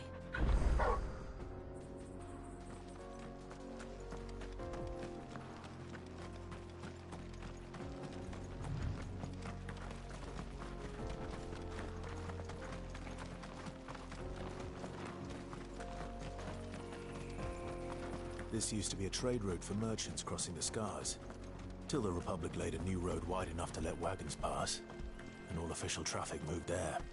Leaving this one for those living outside the law. Indeed. I doubt we'll be the only outlaws on the trail today.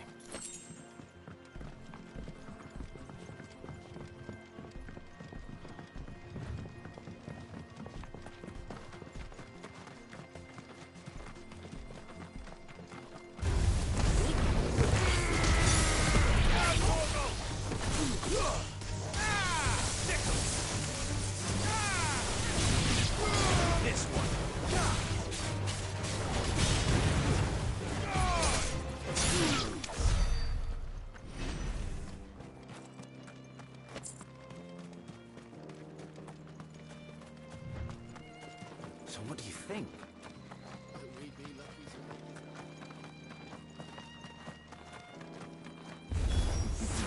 How nice. Well, they have a hideaway.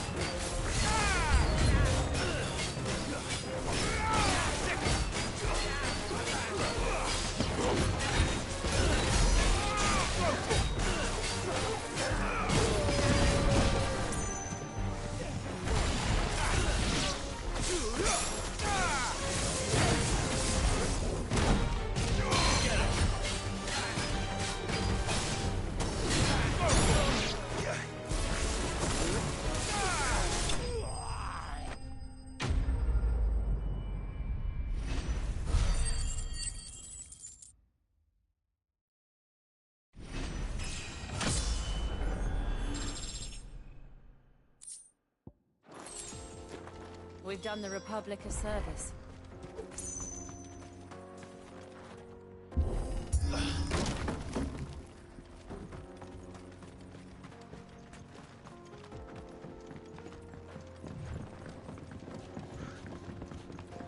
I see the Dalmex lag behind Rosaria when it comes to bridge building. The fallen ruin should hold, at least. The path continues on the other side.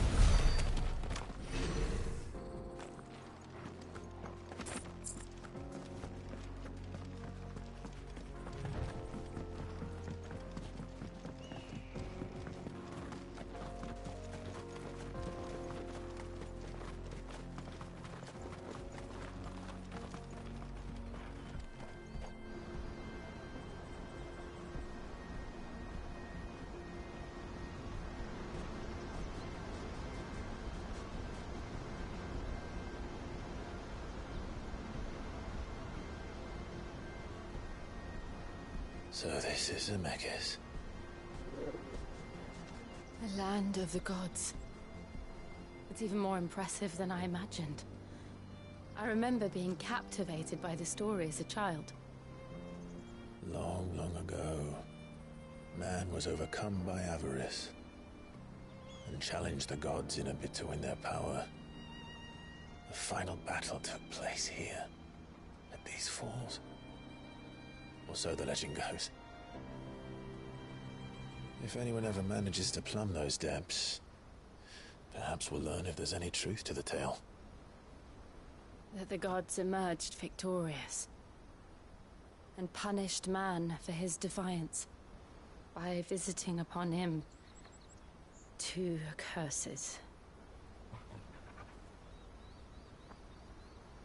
Dominants and bearers. To tell the truth, I always thought it strange that the dominant and their icons were deemed a curse. Back home, the dominant inherited the throne. They were admired and exalted, not spurned. Whenever I got to that part of the story, I always assumed there must be something I'd misunderstood. You had a lot of storybooks, didn't you? In your room, I mean. When we were young. The old legends were always my favorites. Epic battles between gods and men. Father encouraged me to read as much as I could. He thought it good for my education. You really were a boy like any other, weren't you?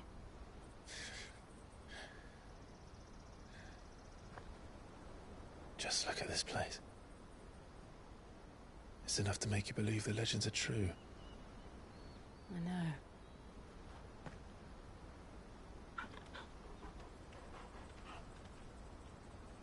We're not far from Boklad. The road will be busier up ahead. And we'll have to keep our wits about us.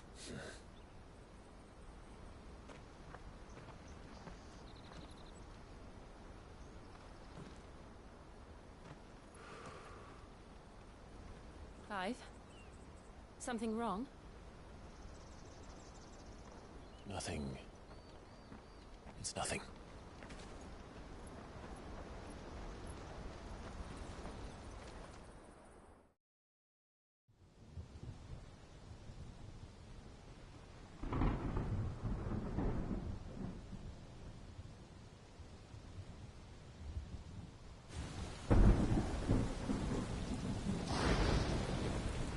I see the reports are true, Father. You have surrendered the throne to Olivier. I have. Emperor Olivier shall rebuild the Holy Empire of Sanbreque.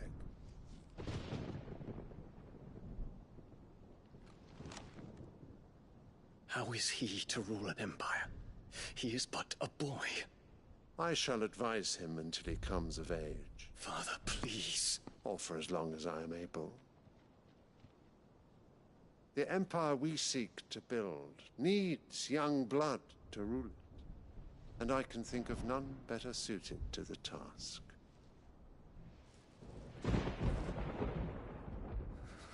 There is other news, Dion. Hugo Kupka is dead, and Drake's Fang destroyed. The pillars of the Republic have fallen. Ere long, the Imperial banner shall fly over every city in Storm. And then Valisthea. All shall bow before their Emperor. Father, these are the words of a tyrant. They are the words of a god. The Emperor whom I gladly serve. Great Greeker, made flesh.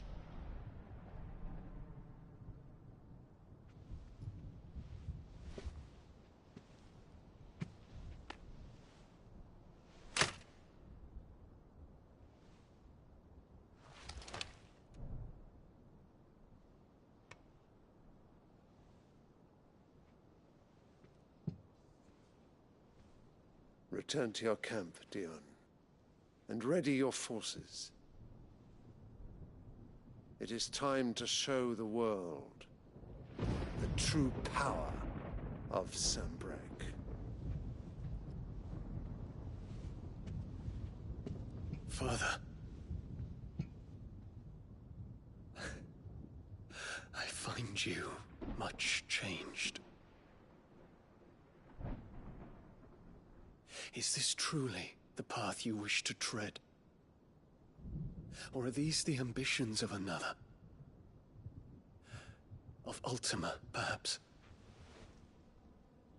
What nonsense is this? I speak my mind, and my mind only. Though I do owe Annabella thanks for reminding me of certain truths regarding the nature of nations, of rulers, and of the divine. You would trust the words of this traitress? She betrayed her country. She slew her husband. You have ever been an invaluable servant to Sambrek, Prince Dion. I trust you will continue to serve your Emperor in the wars to come. The canker! Silence! Insolent wretch! You will bend the knee. All else is heresy.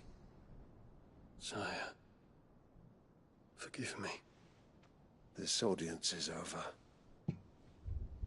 Come, your Radiance. The Rowena Syndicate awaits your pleasure. Oh, not another meeting with silly old men. They're so boring. I'm hungry, Father. Can't we have luncheon instead?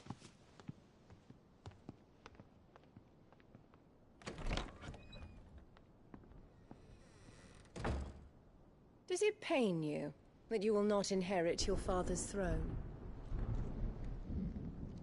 I have suffered worse.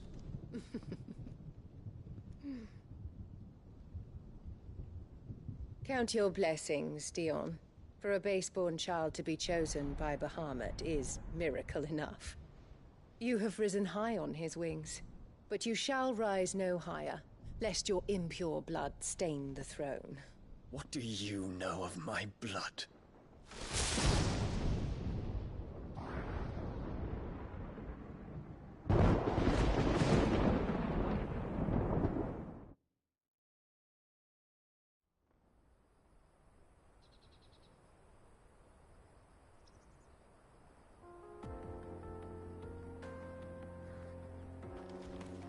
The Boklab markets are to the north. We just need to hug the coast.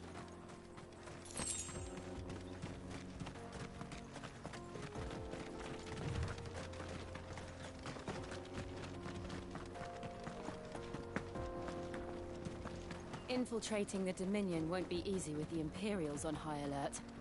No. His Radiance has lost one capital already. We can be sure Sylvester will do everything in his power to hold on to Twinside. His troops are well-trained and increasingly battle-hardened. But it's not as if we can wait for the siege to end.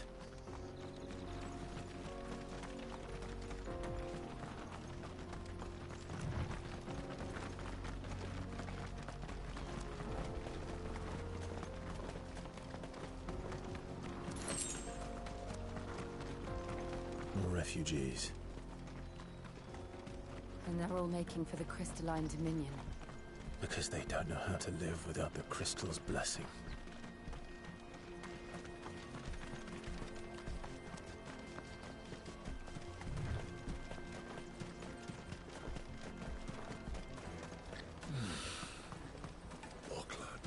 There are no crystals here. This is where we're supposed to meet Goots, isn't it? That's right. He said he'd wait for us here after replenishing his supplies. I dare say he'll have finished by now. Let me carry your goods. I'm cheap. Peaches and pears, beets and beans.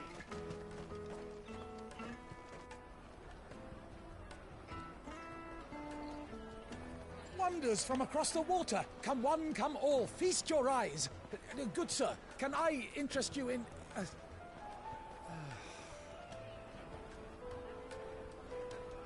How much? For a measly crust of bread? You won't find any cheaper. Not nowadays. But you're more than welcome to look.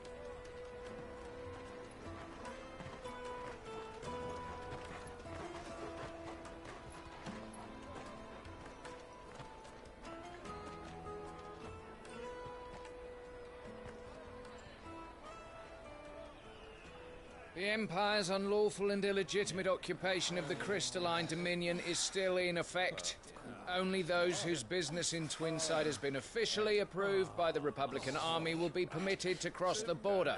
All who seek entry are to form a line and ready their documents for inspection.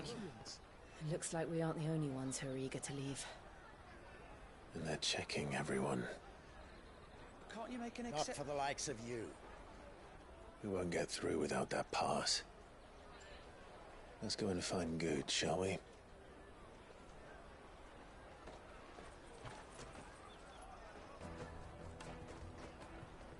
He must be around here somewhere. Come, taste my peaches! They're sweet as nectar! I'll take the large one. Ah, Good. There you are.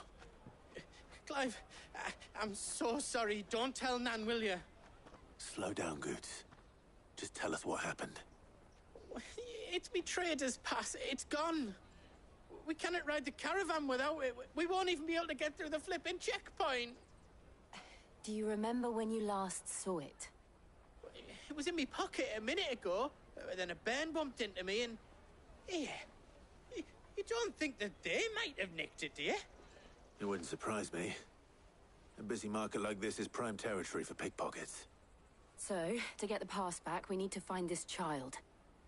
Where would we even start? I know where! I've got a pal in Bocklad who might be able to help us. No one knows more about what goes on round here than she does. Where do we find her?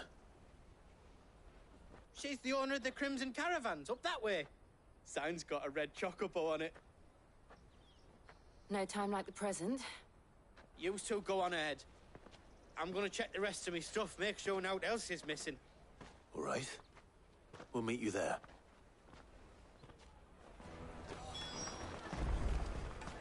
Let's keep an eye out for this red chocobo, then. And the other on our purses. Next to the checkpoint.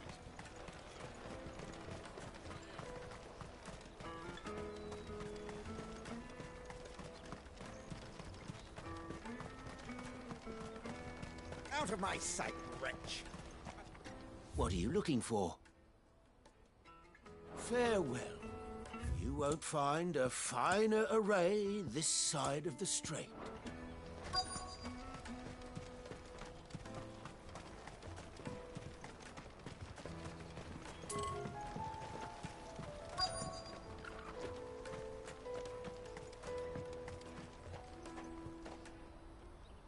Looking to hire a coach? It's 10 million for a two-birder to the Crystalline Dominion. Take it or leave it. Oh, we're not here for that. Then I bid you good day. Oh, wait! Don't go, El. He's me mate. As I live and breathe. Goots, what are you doing back in Bocklad?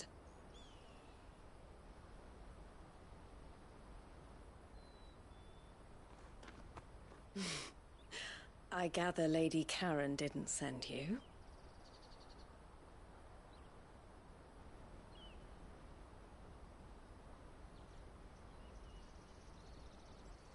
So what trouble have you got yourself into this time? It's me trader's pass. It got stolen. By a little bairn. Of all the... You're the size of a marble. Honestly. Ugh. Goots told us that you know the markets well. Might you have an idea which little bairn could have done this? We don't intend to punish them. We just need our pass back. Then, we can be on our way.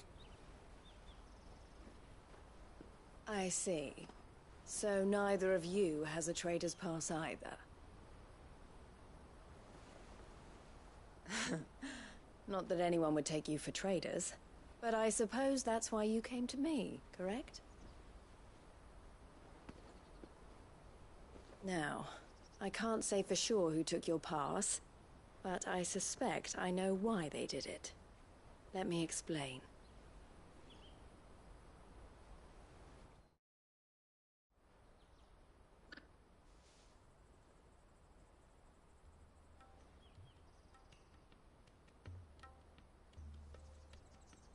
Ever since the Fist marched on the Dominion, the Republic has been clamping down on any commerce that might aid the Empire more than it does us. Which means traders' passes have gone from being merely a way of easing one's progress to being essential if one wishes to cross the border at all. And with demand outstripping supply, they've become a precious commodity, leading some to seek to acquire them by less than legitimate means. So the children are stealing passes to sell on the black market? Yes and no. Passes are inscribed with the names of their owners, and yet none of the victims' names have appeared on the register of those passing through the checkpoint. Which means? That someone is doctoring the stolen passes. The same someone who is encouraging the children to steal them. And the same someone who has Goots's pass, no doubt. Whoever they are, they're ruining the livelihoods of honest merchants, which is why we've decided to take a stand. Will you stand with us? You want to get your pass back, and we want to ensure that no more are stolen. Catch whoever's behind it all, and 2 birds shall be slain with a single stone. Is there any other way of getting to the Crystalline Dominion Goods? They won't let you in if you're not with the caravan. It's that, I don't know, try swimming across the strait. But the guards will definitely spot you if you try and do that. Like, we don't want to get spotted, right? So either we find the people who took the pass, or give up all hope of entering the Dominion. All right. We'll help. Thank you kindly. But I don't know your name. Eloise at your service. Clive. A pleasure doing business with you, Clive.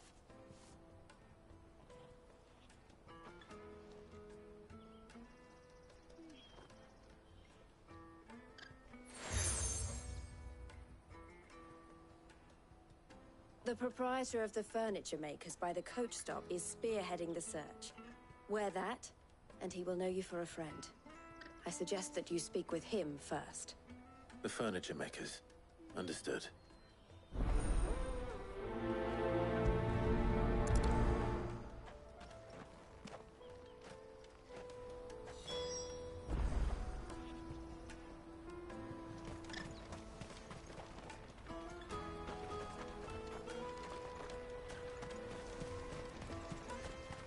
Out of my sight, wretch!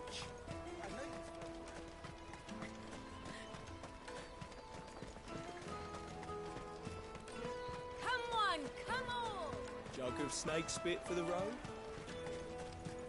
Juicy pears! Slake your thirst without... Are you the furniture maker? Looking for something in particular? Ah, Eloise collared you too, eh? Then I expect you want to know more.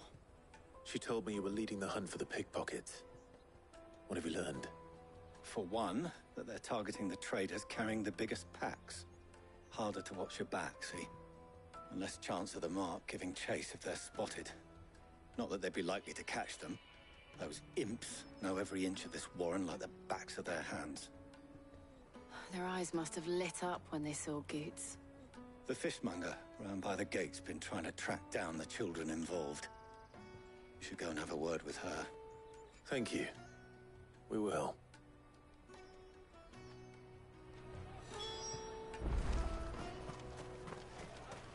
The finest earthenware from the Free Cities! All but unbreakable! Come, taste my peaches! They're sweet as nectar! You should come with me to the Dominion. Life... Fish for sale! Fresh sorted and smoked! Can I interest you? Ah, sorry. Message from Eloise, is it? She's asked me to help her. To help you find the pickpockets. Is that so? Suppose I better tell you what I know, then. For one, this isn't a family operation. All the traders say the children who stole their passes were dirty, dressed in rags. Street urchins, by the sound of it. We get a lot around here. Orphans from the wars. A few, perhaps. You saw the refugees gathered by the entranceway? They're all looking for a new start in the Dominion and beyond. Some of them take it as an opportunity to rid themselves of unwanted baggage. The shame of it. Whoever's behind this would have to have made themselves known to the children at some point. And so should we. You should start with the children around here, then. I doubt they're the ones involved, but they might have heard something. It's worth a try. All right, then. Questioning children. How hard can that be? You should come with me to the Dominion. You won't find anything of this quality in Twinside.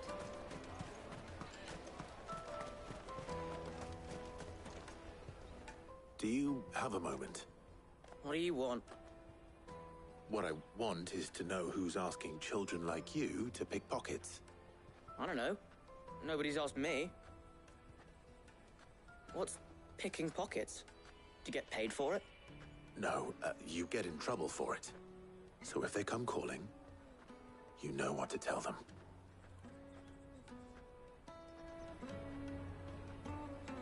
The caravan stops next to the check. Jug of snake spit. Excuse me? What do you want? I don't have any money. It's all right. We're not going to hurt you. We just want to talk. What about? We've heard that some very bad people are making children like you steal from travelers. We need to know who's behind it so we can stop them. I don't know much about it, really. But my friend, Hansa, he said he got a job doing something dangerous. Sounds promising. We need to find him and ask. Do you know where your friend might be? He's usually by the tents outside town. Thank you. You've been very helpful.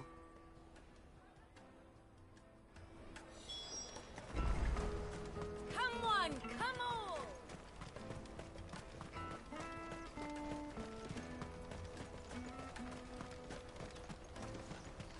Let me carry your goods. I'm cheap.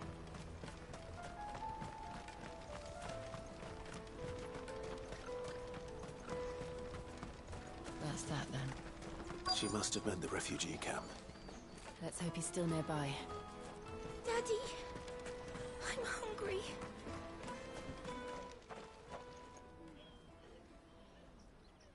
That big fat donkey was easy pickings. He wouldn't have noticed if we'd robbed his boots off him. Yeah. Wish we hadn't handed over the pass, though. Could use one of those things to get out of this dump. Chance would be a fine thing. The moment they found out, they'd string us up by our guts. Would they now? Perhaps you'd like to introduce us to these charming characters. Shit, we're in trouble now. What do we do? You two get caught if you want. I'm off. Hunter, where are you going? So that was Hansa, eh? Jill, you watch these two. I'm going after him. All right.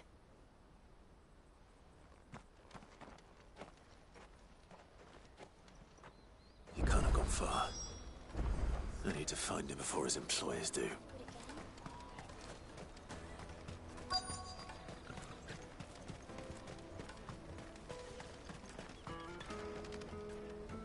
Did you see a boy run past? He stole something from a friend of mine. There was a boy ran back there towards the chocobo pen, but... Thank you.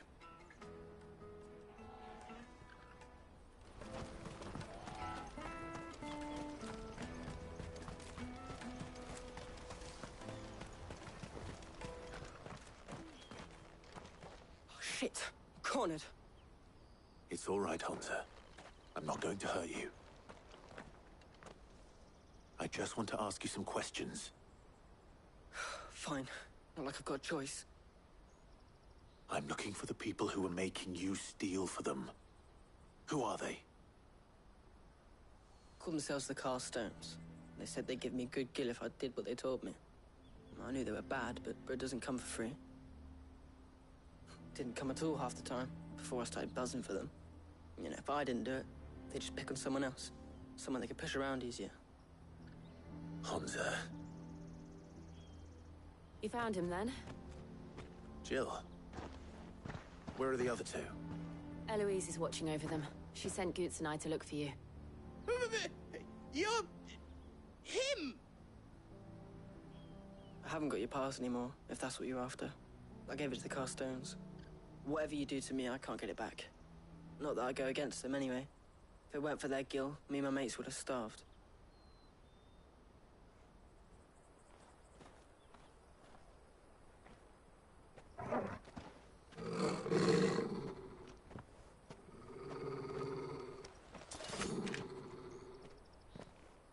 Cowards. You will not force another child to do your bidding. Wait, we're not... Don't hurt him!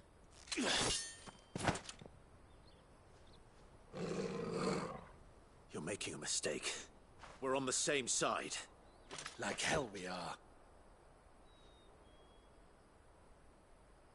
That brooch. Where did you get it? Master Theo? Goots. What are you doing with these people? Unless you're the ones my sister was talking about. Your sister?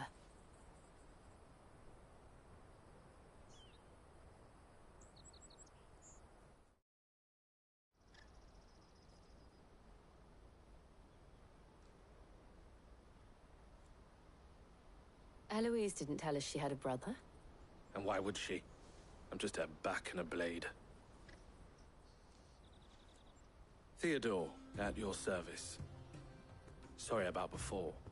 Theodore, what do you know of the cast stones? Vultures who have made Boklad their hunting ground. They prey on the desperate, stealing from those with gil and bullying those without it into joining their flock. I'd been looking into their activities in hope of sparing the refugees any further hardship. But it seems they've already stooped even lower than I'd feared. Hansa's a good lad. Don't blame him for what they've made him do. If he and his friends hadn't agreed to work for the stones, some other poor souls would have. On pain of death, most likely. Clive, was it? And my sisters asked you to help put an end to the pickpocketing. Then we all want the same thing.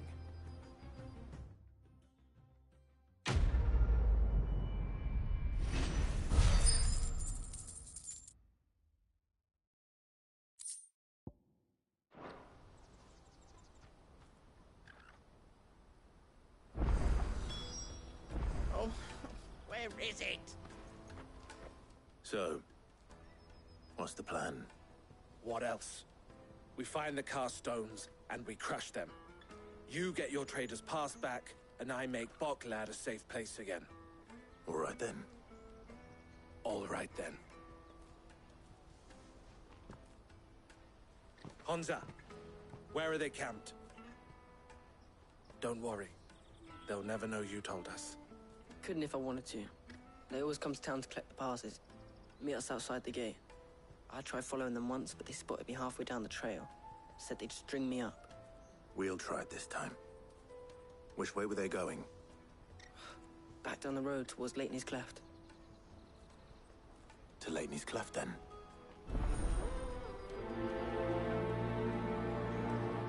Leighton's Cleft is to the south, past the camp.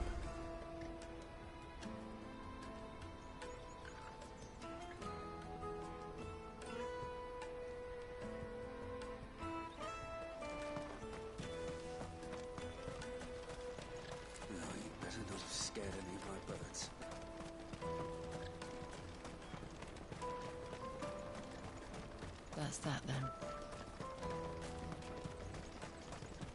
Daddy! There are no crystals here. Hurry. We have to keep going.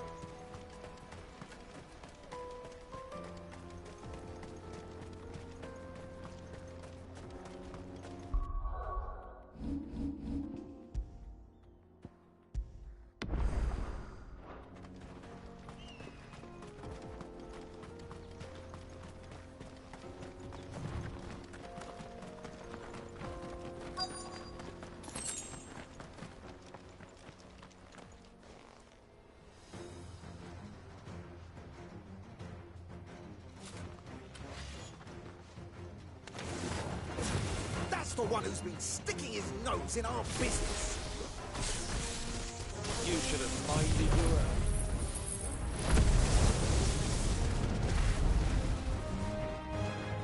Get him! Local! Get him! I doubt these were the ringleaders. But at least we know we're on the right track.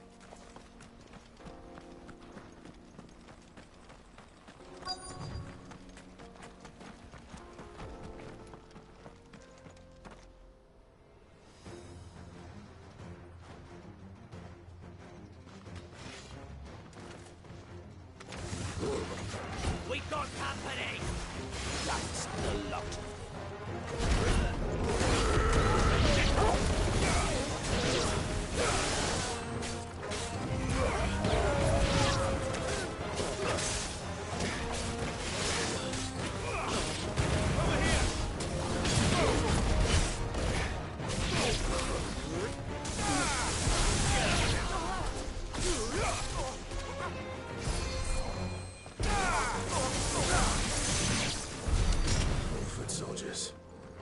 Fewer now.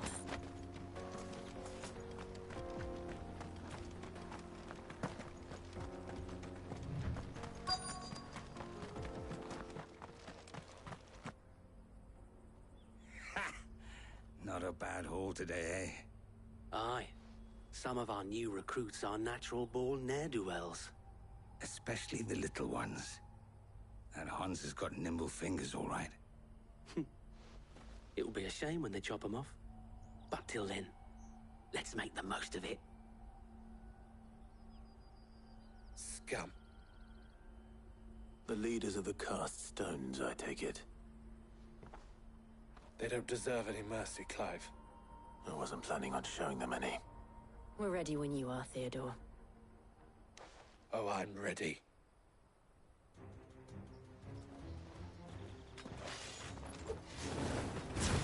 Fuck!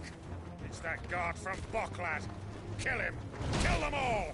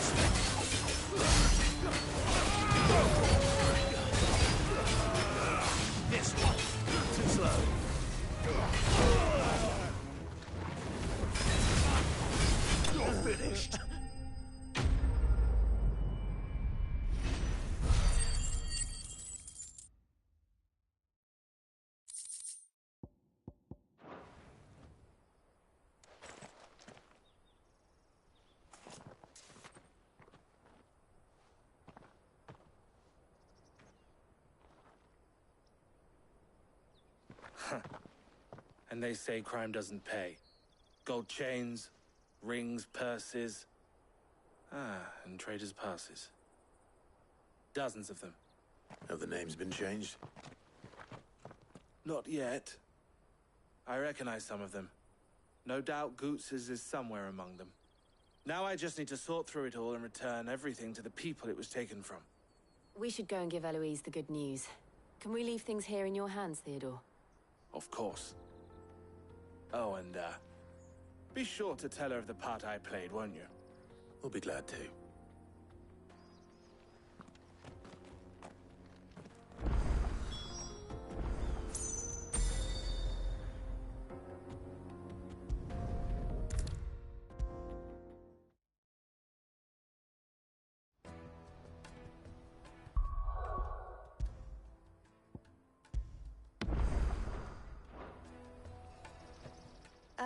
Clive, how goes the hunt? My brother isn't getting in your way, I trust? Quite the opposite.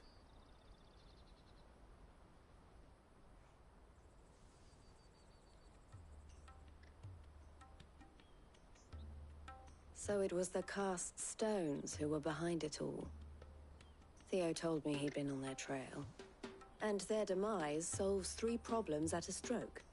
That of the pickpockets, the bandits pulling their strings, and the passes they were stealing. I only hope yours is among the items you recovered. Only time and Theo's return will tell.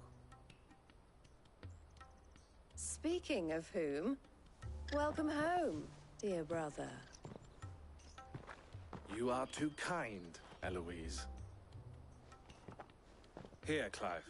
Goods' pass. Ask him to keep a closer eye on it from now on, would you? I will. Thank you. El, I've asked our boys to carry the rest of the goods back. Can I count on your help in sorting through it all? Of course. I'll make some space in the storeroom. I expect you'll soon be on your way then. But it wouldn't do to leave without introducing yourself properly. Would it now? Sid. Don't look so shocked. We're on the same side. I don't understand. As you now know all too well, we at the Crimson Caravans are always happy to help those in need. For a small fee, we will move anything that needs moving. Be that goods to market, or bearers away from it. I was the first my sister helped escape. If it wasn't for her, I'd have been branded as a boy. I had no idea. It just so happens that we are seeking to expand our operation. And who better to join forces with than the leader in the field? Wouldn't you agree, Theo? I would. It seems our purpose is the same in more ways than one. So what would you say to working together again?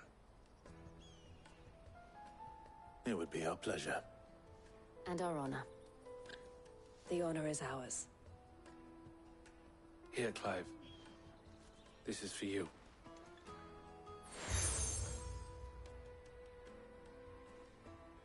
What is it?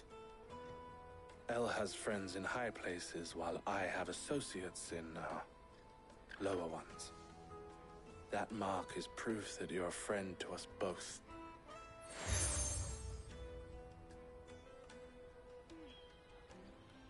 I shall bear it with pride.